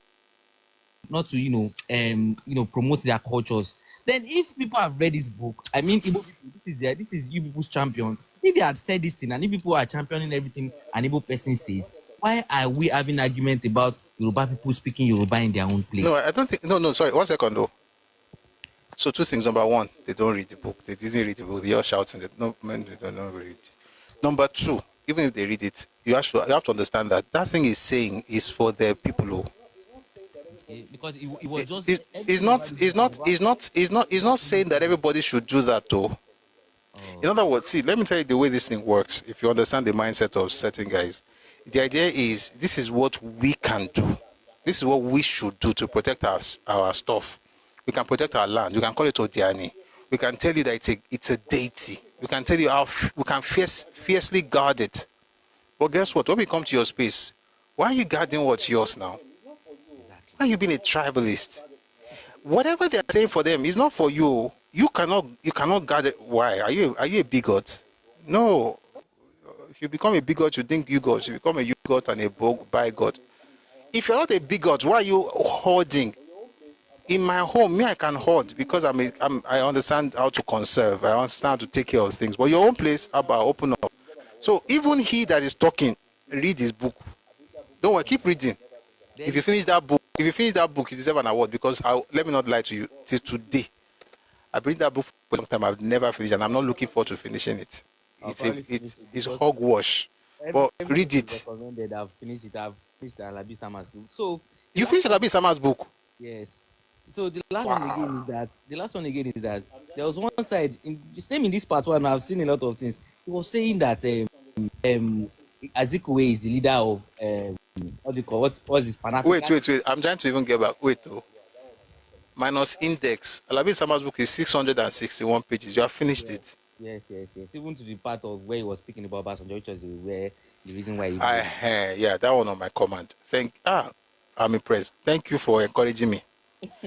So there's this side in the Chinachebe's book, The Decline. So he said that the original idea of one Nigeria was pressed by the leader and the intellectuals of Eastern region. And this by saying this because the other part, he actually not that intellectual by Eastern region is actually talking about only Zik because he praised Zik a lot and about Zik bringing the American idea into Nigeria. A lot of people seeing him as our champion, our hero of Pan-Africanism and stuff like that. So my point is, if here you've already praised one Nigeria, why is Chino Achebe himself and his kinsmen, why do they not want to break out later in the future? Are we not one Nigeria anymore? No, so we're so again, it's I think the mistake that we make as Yoruba people is that we expect consistency, we expect congruence, we expect that we don't expect double standards in conversations like this, but that's literally what it's all about. So you believe in one Nigeria? Oh boy, I have to go. But let me just say to answer your question, you believe in one Nigeria, to pair. To pair, you break it up. That's the idea. And when I say to pair, it means that if you are the one who let's go into this. What time is it? 7:47. I'll do this in 3 minutes. Is a lie. But I have to leave here before 8. Seriously, because so that I can rest. So let's go back into this history. Who was the person who moved the motion for independence in Nigeria? It wasn't Igbo. It wasn't NCNC. It was Antonio Enaro. He was a member of AG, Action Group. He moved that motion in 1953, asking for Nigeria to be independent in 1956. The East liked the idea, which is great. The North did not like it. And they talked about the idea of what was this thing? As soon as practicable, that's what the North said, because they didn't have all the things that they were behind. When in 1954, this is 53, in 1954, during the Constitutional Conference, when Awolowo brought the secession clause, who was against it? Zik. Why? Because Zik was 10 years before that meeting. There was a plan by the Igbo State Union. They have a caucus, Igbo National Caucus within the Igbo State Union. 10 years before the meeting in London, there was a plan to dominate Nigeria. I'm not even joking about this. Listen, if you are young or you are Igbo, maybe you don't know about this, and I'm not blaming you for it. I'm just saying that this is what has happened in history. Now, there's no need for you to fight it and say, it's a lie, it's a lie. You can ask me for sources. I promise you I'll give you. No, I won't give you the books, but I'll tell you the books. Right. But here's the point. By the time I was asking for secession clause, what it means basically, 1 second, sorry, somebody wrote my name in the comment section. The reason Hausa did not like the Antonio statement is simple now, is because they felt they were behind. There's a book I can recommend to know why they say that. The book is My Life. That's the autobiography of Ahmadu Bello. They talk about the fact that they were behind in everything. They didn't have as much education. They were not ready. I don't know if that's even a good idea, but at least that's their own reason. You may not agree, but that's their reason. Now, when we're going to have the secession clause, Zik was vehemently against it. And then he gave this speech, this fantastically ridiculous speech in London, where Awolowo was like, let's be like the USSR. It's a conglomeration of different nations. Zik said, by the way, Zik was actually very happy that he was able to win the argument, but it destroyed people's lives. And this is what he said. You find this online. You don't have to buy a book. You see it online. Just look for 1954. You know what? I'll see if I can. If I remember, I'll put it in there. But check it. You'll find it. Zik was like, oh, something happened in Texas. Justice Chase Salmon gave a judgment. And he talked about the indivisibility and the perpetuity of the union. Therefore, we must have it in Nigeria. That was how we got the word indivisibility and perpetuity. That same word, or those two words, the synonym of those two words is what you have in the 1999 Constitution, indissolubility. We've been carrying that word since 1954 because of Zik. And people say things like, why are you blaming him? You can just change it. How? I'll give you an example. Nigeria was a federal state until Iransi. Iransi destroyed everything, abolished the federal, by the way, he abolished the regional system. Gowon did not abolish regional system. Gowon created states. He abolished regional system, made it unitary. When Hausa person now be, when Fulani person now get there, you can't tell and say make it change them. When you don't see what you they enjoy, when you put everything together, you don't go change them now. You have to everybody out to fight in order to change anything. The point I'm trying to make is that when you go through history, what Zeke did, how he ran the old stuff, what all those things he was doing. So I was saying in 1954 was against secession. I'm going somewhere. That same year there was conversation about Southern Cameroon. Was 53. Sorry, 53. There was a conversation about Southern Cameroon breaking away. Zeke was against it, but eventually was able to get what they wanted. Of course, they had to wait 8 years to eventually leave in 1961. I'm going somewhere. That same thing that was against secession comes back to Nigeria, was against Yoruba people having their own regions, even while he was the leader of his own, sorry, having their own ethnic socio-cultural organization, even while he was the president of his own ethnic socio-cultural organization. He was against the East breaking away. I'll give you the last one. 1957, there was a meeting. You find all this in the book by AWO. AWO, the autobiography of Chief Awolowo, but they are corroborating books. But read that one first. AWO, the Midwest, something happened in 1952. We won't go into the details. Something happened in 52. They were to break away. AWO was okay with it. AG was not. When AG eventually agreed, they talked with Sadana. They agreed to do something about it. They talked. I'm going somewhere else. They talked to Zeke. Zeke went to England, and Zeke had a fantastic idea. You know what? They had a meeting before they left Nigeria. I'll say, make the Midwest come out Western region. Make COR come out Eastern region. Make Middle Belt come out Northern region. So everybody will be all right. Zeke got to that place and gave his brilliant idea. You know what he said? He said, as far as it's concerned, nobody should touch the Eastern region. But you see that West, we have to break it into 4. We have Western region. No. We have Lagos. We have Central Yoruba State. We have Midwest. Then we have Cassava and Kola North State, comprising of Abeokuta and Ijebu provinces. That was Zeke's brilliant idea. Zeke was not a Pan-Africanist by any chance. And that was why he had issues with Kwame Nkrumah. One of these days I will have a session on that thing. But, That was it. I'm almost done. One day we're going to have a session on this whole Pan-Africanist idea and what happened between him and Tafa Balewa on one hand. What happened between him and Kwame Nkrumah. All this Pan-African thing. It's just branding. There's nothing there. Zeke was a jingoist. Was an ethnic jingoist. But you see, the thing is, I don't think it's a problem. But you see, it was about his people, but was always fronting as Pan-Africanist, and then against everybody who is for their people. Therefore, he always denied being for his people, which is why I don't respect him. There's so much more to say, but thank you, Ronke, for reminding me. Time to law. I go major to tell you. Yeah. So But we have 30 seconds, please. Yeah. So when he was saying that he was Zeke were the one doing the one Nigeria, then he said in the book he said Awolowo and Badana up for drag because he said that they were the one that objected one Nigeria. That is that.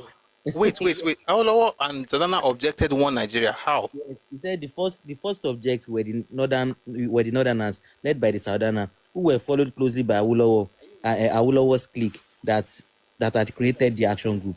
Wait. Are you reading? Yeah, I'm reading from what he actually wrote. Hold on. Read the paragraph. So he said it started from the idea that the original idea of one Nigeria was pressed by the leaders and intellectuals from the Eastern region. With all their shortcomings, they had the idea to build the country as one. Just stop. Now lie. Let me explain. Oh God. I like, you know what we're going to do, and one of these days, you just be reading and just be tackling this nonsense because now rubbish, but now lie. I'll explain. The concept of Nigerian unity is not the Nigerian idea. It's a British idea. That's the first thing that we all have to understand. Nigerians did not come up with want to be Nigeria. It was a British idea. That's one. Number two, the first set of people who moved for independence were Yoruba people. The first set of nationalists in Nigeria were in Lagos. And they were Yoruba, the first set of movement. The first set of people who countered whatever the British were was were doing, the first set of people counter what the British officials were doing were Yoruba people. Apart from what happened in Enugu, there's hardly anything that Igbos did anything against. But all that about women riots, there was nothing like about women riots. It happened in Nekorabasi. They are Ibibio women, not Igbo. Everything, and that's true, by the way, I'm not joking. Aba women riots did not happen in Aba. It happened in Ikorabasi. Ikorabasi is a place in Akwa Ibom State. See how far it is from Aba. It's Akwa Ibom State. They are Ibibio women. Now, lie, all this, they just a lie. Everything are propaganda, but let me finish by, I can't even finish. I'll just say what I can say because of time. The people who championed those causes were Yoruba people. The person who formed the first, the major nationalist organization in Nigeria was a Yoruba man, Abat Olayinka Macaulay, the grandson of Sam Ajayi Crowther. Later on, the idea was not for Yoruba people, it was a nationalist party. And then when NYM was formed as well, it was a nationalist party. There was nothing like Igbo anything. Let me tell you something. When NYM was founded, which was the first youth movement organization that was politically conscious, and it was a nationalist organization, there were 4 major people in that party that they were like the quartet. Everybody looked up to them. N.S. Sikoli, H.O. Davis, Samuel Akinsoya, and Nnamdi Azikiwe. Nnamdi Azikiwe came back from Ghana in 1937 to join them. It wasn't Igbo people that were fighting for Nigeria to be anything. He grew up from Lagos, Yoruba people, bringing different people, not thinking of tribe or anything. Let me tell you something. What made people start thinking of tribalism in Nigeria? If you really want to keep it a buck, what really got people to start thinking of tribalism in Nigeria was Igbo State Union. If you don't believe me, read Crisis and Conflict in Nigeria by A.H.M. Kurt Green, or you look for the speech by Anthony Naoro, 12th August 1968. Nobody cared about tribalism until Igbo State Union arose. They were not the first ethnic association in Nigeria. It was IBBO that started there. IBBO was the first, and kudos to Igbo, IBBO people, kudos to you guys. They were the first ethnic association in this country. Igbo came later. Once they appeared, it was about taking over. That domination thing is real. Let me humor me for a second. It was so bad that in 1945, when Yoruba people started Egbe Modudua in London, the Igbo people led by Jaja Wachukwu were against the idea of Egbe Modudua in London. Meanwhile, the Igbo State Union was already in London since 1943. And the Igbo State Union in Nigeria, or the Igbo Federal Union, whichever you call them, they were already there before the 40s. But they were against. Awolowo had to organize a meeting to speak to the Igbo, to explain to them the charter. It's in his autobiography, to explain to them what Egbe Modudua was all about. Why should I have to explain that to you? They were going to have a meeting, they scheduled a meeting. A day before that meeting, they said,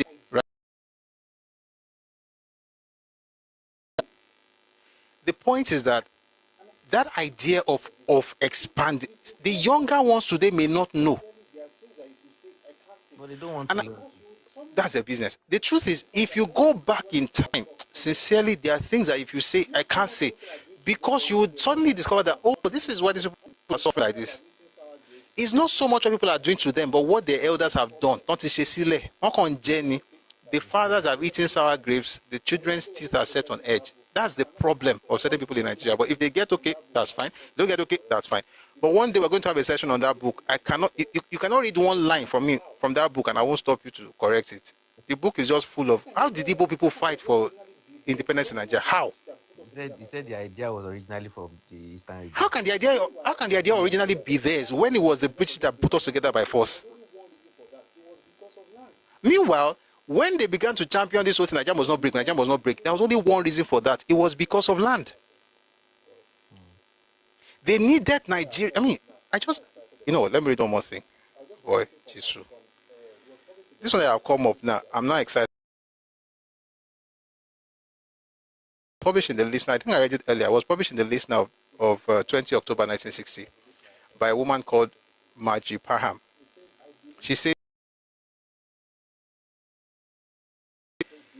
it says, I believe that the Igbo are the main force for unity. Let me first start from the beginning. It says, beneath these difficult restraints, regional differences are great. I believe that the Igbo are the main force for unity. They need unity.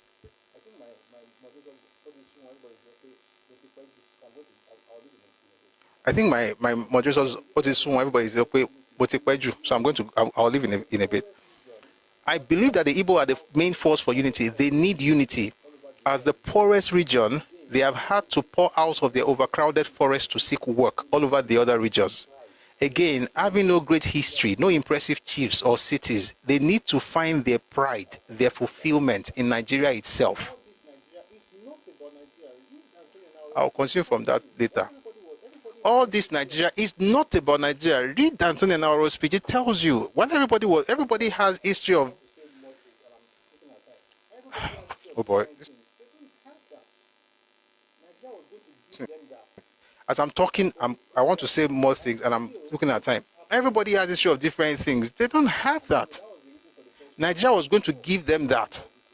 That's what they thought until the British happened in 1959. And by the way, that was the reason for the first coup of 1964. It was planned by Ojukwu, it just was not executed. And the only reason it was not executed was because David Ejo and Yakubu Gowon reported to General Foster. Listen, Ogun, it's long. Don't let anybody come and lie to you and tell you anything is a lie. Well, we'll have another session. I know we'll discuss the things you. I mean, keep reading. Me, I can't even read it because it makes you want to puke. The guy was lying like all of it. How did Igbo fight for Nigerian unity? Were there Igbos as part of the movement? Of course. You can't say now that Ezekiel was not part of the nationalists. Of course, it was. Although when he went in 1940, is it 47? They went to London. They contributed £30,000 for Baba. Baba traveled, came back. They said, Baba, come and give us accounting. He said, is it because I'm Igbo? Well, lie. That's what he said. If you permit me, well, just I can't permit you again. We have to go. I'm not asking any question. I just want to admonish people that I'm like this old education we're having is not because we hate Igbo people or we don't like our Igbo friends. Do you understand? I have like 2 or 3 of my friends that are Yoruba that I'm discussing with them as if they are Igbo because they are defending Igbo with their life. So I'm letting them know that I don't hate these people. I don't hate anybody. I'm just telling you, you don't have to let people use whip sympathy to gain whatever they want to. So I'm admonishing Yoruba people. This is not for us to hate anybody, but know your history, know where you are coming from, so that we can know where we are going to. We cannot build a nation on lies. So that's just it. Thank you. Thank you. Let me say this before we close. Thanks to all the speakers who came up. Thank you very much for sharing your thoughts. And everyone in the comment section, thank you very much for supporting. Thank you for power tapping and sharing the live and being here. It's a blessing to know that you are here and supporting what we're doing. Thanks to all the gifters. Thank you very much for your hearts and caps and roses and coins and universe and lions. Thank you very much for your gifts. I really appreciate your generosity. These things help to keep us going. We do have these sessions every weekday, Mondays to Fridays, and it takes a lot. So thank you very much for supporting what we're doing here, including those who have used the bank details up here as well. I know somebody came and said, "Oh, you're putting bank details," because I can. And by the way, it's also a blessing that it's people here who actually essentially instructed me to be doing it. Although I didn't do it Monday, Tuesday, Wednesday. I just remember today I was like, let me do it. Because, I mean, if people say they want to support you, it makes no sense. It's stupid for you to now say, I don't want it, though. Oh boy, I want it. I want it. And thank you very much for being a great support for what we're doing. God bless you guys. God increase you on all sides. Having said that, before we go, some of the things that I say, I know sometimes they may sound a bit harsh. And by the way, I'm suppressing a lot of things. If you notice, sometimes I say something and I'm like, and I stop. It's because waiting won't come out no good, so I go take them inside. Try to look for an easier way of communicating. This is me trying my best with the things I know to not say things about people in a way that will now, destroy relationships. I really am trying. But please understand, if you are Igbo, it's Nigeria's history. You were taught that you were the only victim. It's a lie. You are an aggressor. You cause wahala. And maybe it's not you. Maybe it's not even so much about you, to be honest. Because the more I look at, when I started researching this, I'll tell you something. I believe, and I still do believe for many Igbo people, that they are victims of propaganda. It was so bad that your parents were made to watch stage productions full of lies. Stage plays, and it's all lies for the script. Supervised by Ojukwu himself. If you don't believe me, let me recommend the book where you find it. The Nigerian Civil War by John CNG. Let me tell you the page. 1 second.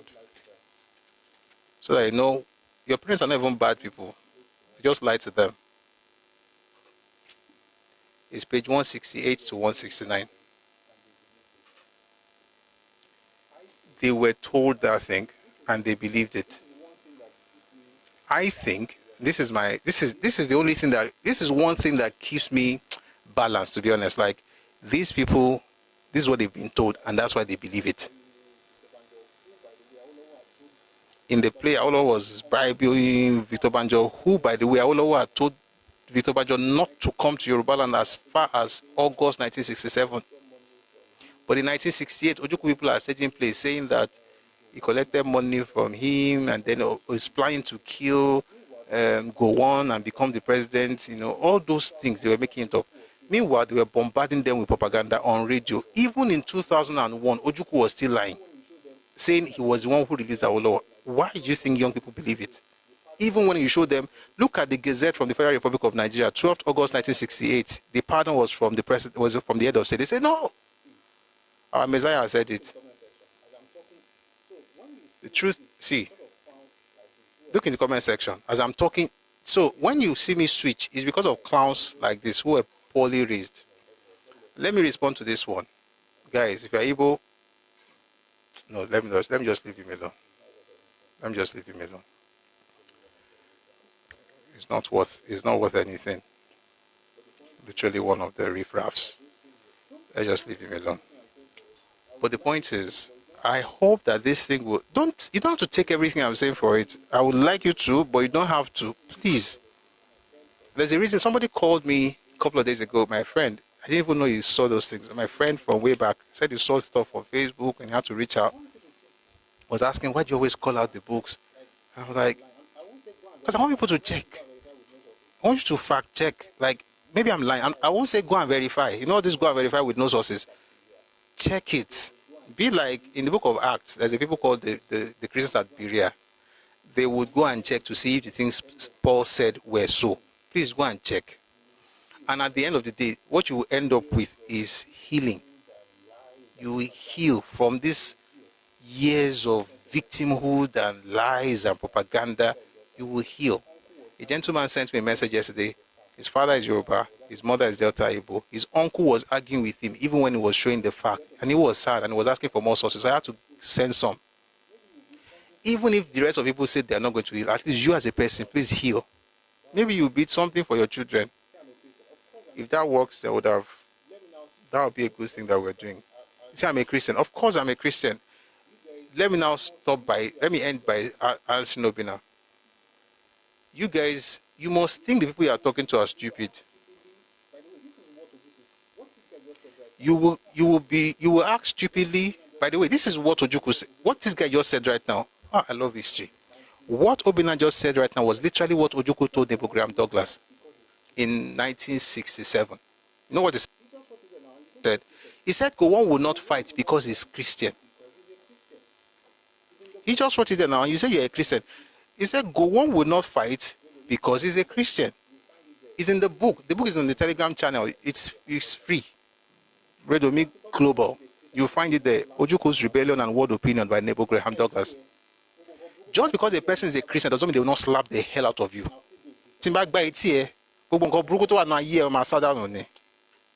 And I'll still be a Christian after slapping you. And that's not violence. It's reset. All right. Let us end the session.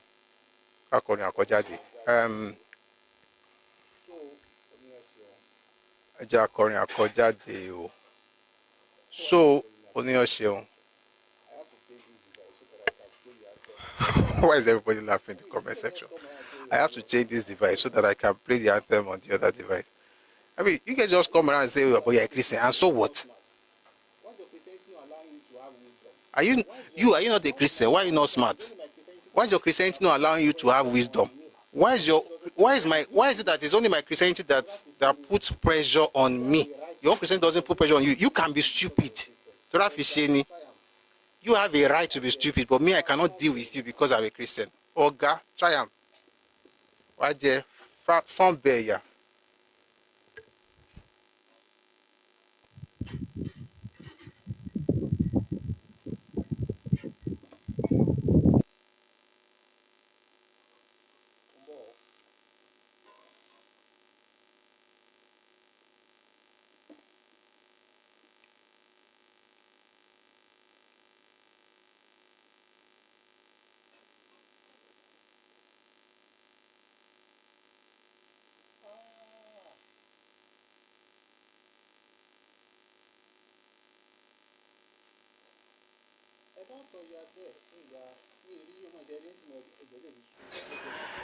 Doctor, you are there. Hey, yeah. Me, you my sharing some that is true. A Jama Bruno, go in Lola. I'm okay, my queen, that's a party. Marty, in the leg. Talon just I make. Shame on a very cool. Anyway, everybody will be alright. Guys, I love everybody sincerely, and I always say to people, hate no one, love everybody, but stand for your space and own it, and don't apologize for speaking up for your space. Anybody who calls that bigotry should go and open their own house. They shouldn't lock their house because they are not bigots. They should open their houses and be stupid. The point is not to hate others. The point is not that there's something I hate about. I don't hate anybody. It's a waste of energy. I don't have that. How much strength do I even have to be wasting on people, on hating people? But when it comes to this place this is the only thing we can give our children. Okay? You hold on to it. The person who is calling you a bigot, he holds on to what his own father, he calls it Odiani. They worship land. That's what you have. Protect it. Love people. Like I always say, if you're Yoruba, even if you're not Yoruba, you're Lagos, Ibadan, Akure, Ado-Ekiti. Listen, Yoruba land is blessed. It's been like this for millennials, and it will continue to be like that. If we have had what we've had, we have straight unbroken history of a millennium at least. And if we can have that of prosperity in our land, we don't mind you coming to prosper in Yoruba land. We are going to protect this space. If you have a problem with that, that is entirely your business. And the next thing you can do, get on the next bus, and then I'll see you from here. I can't see you where you're going because we will not meet again. But God be with you till we meet again. Thank you very much. We'll be again tomorrow at 1 p.m. Ife time, West African time. We're going to continue with the conversation on starvation. Like I said, it's a very, very charged topic, but it's also an important topic. And so tomorrow, we're done with currency, we're done with 20-pound policy. We're discussing AWO and Biafra. So tomorrow we're going to go into the starvation and all of those things and the things that have been said about Papa. And then from there, we're going to, if we don't do that tomorrow, then we'll go on Monday, we'll talk about how the federal government rebuilt the East. Because we did. Let nobody gaslight you. By the way, the first statement on that session, I just got it. Where's my book? Sorry, Enkole.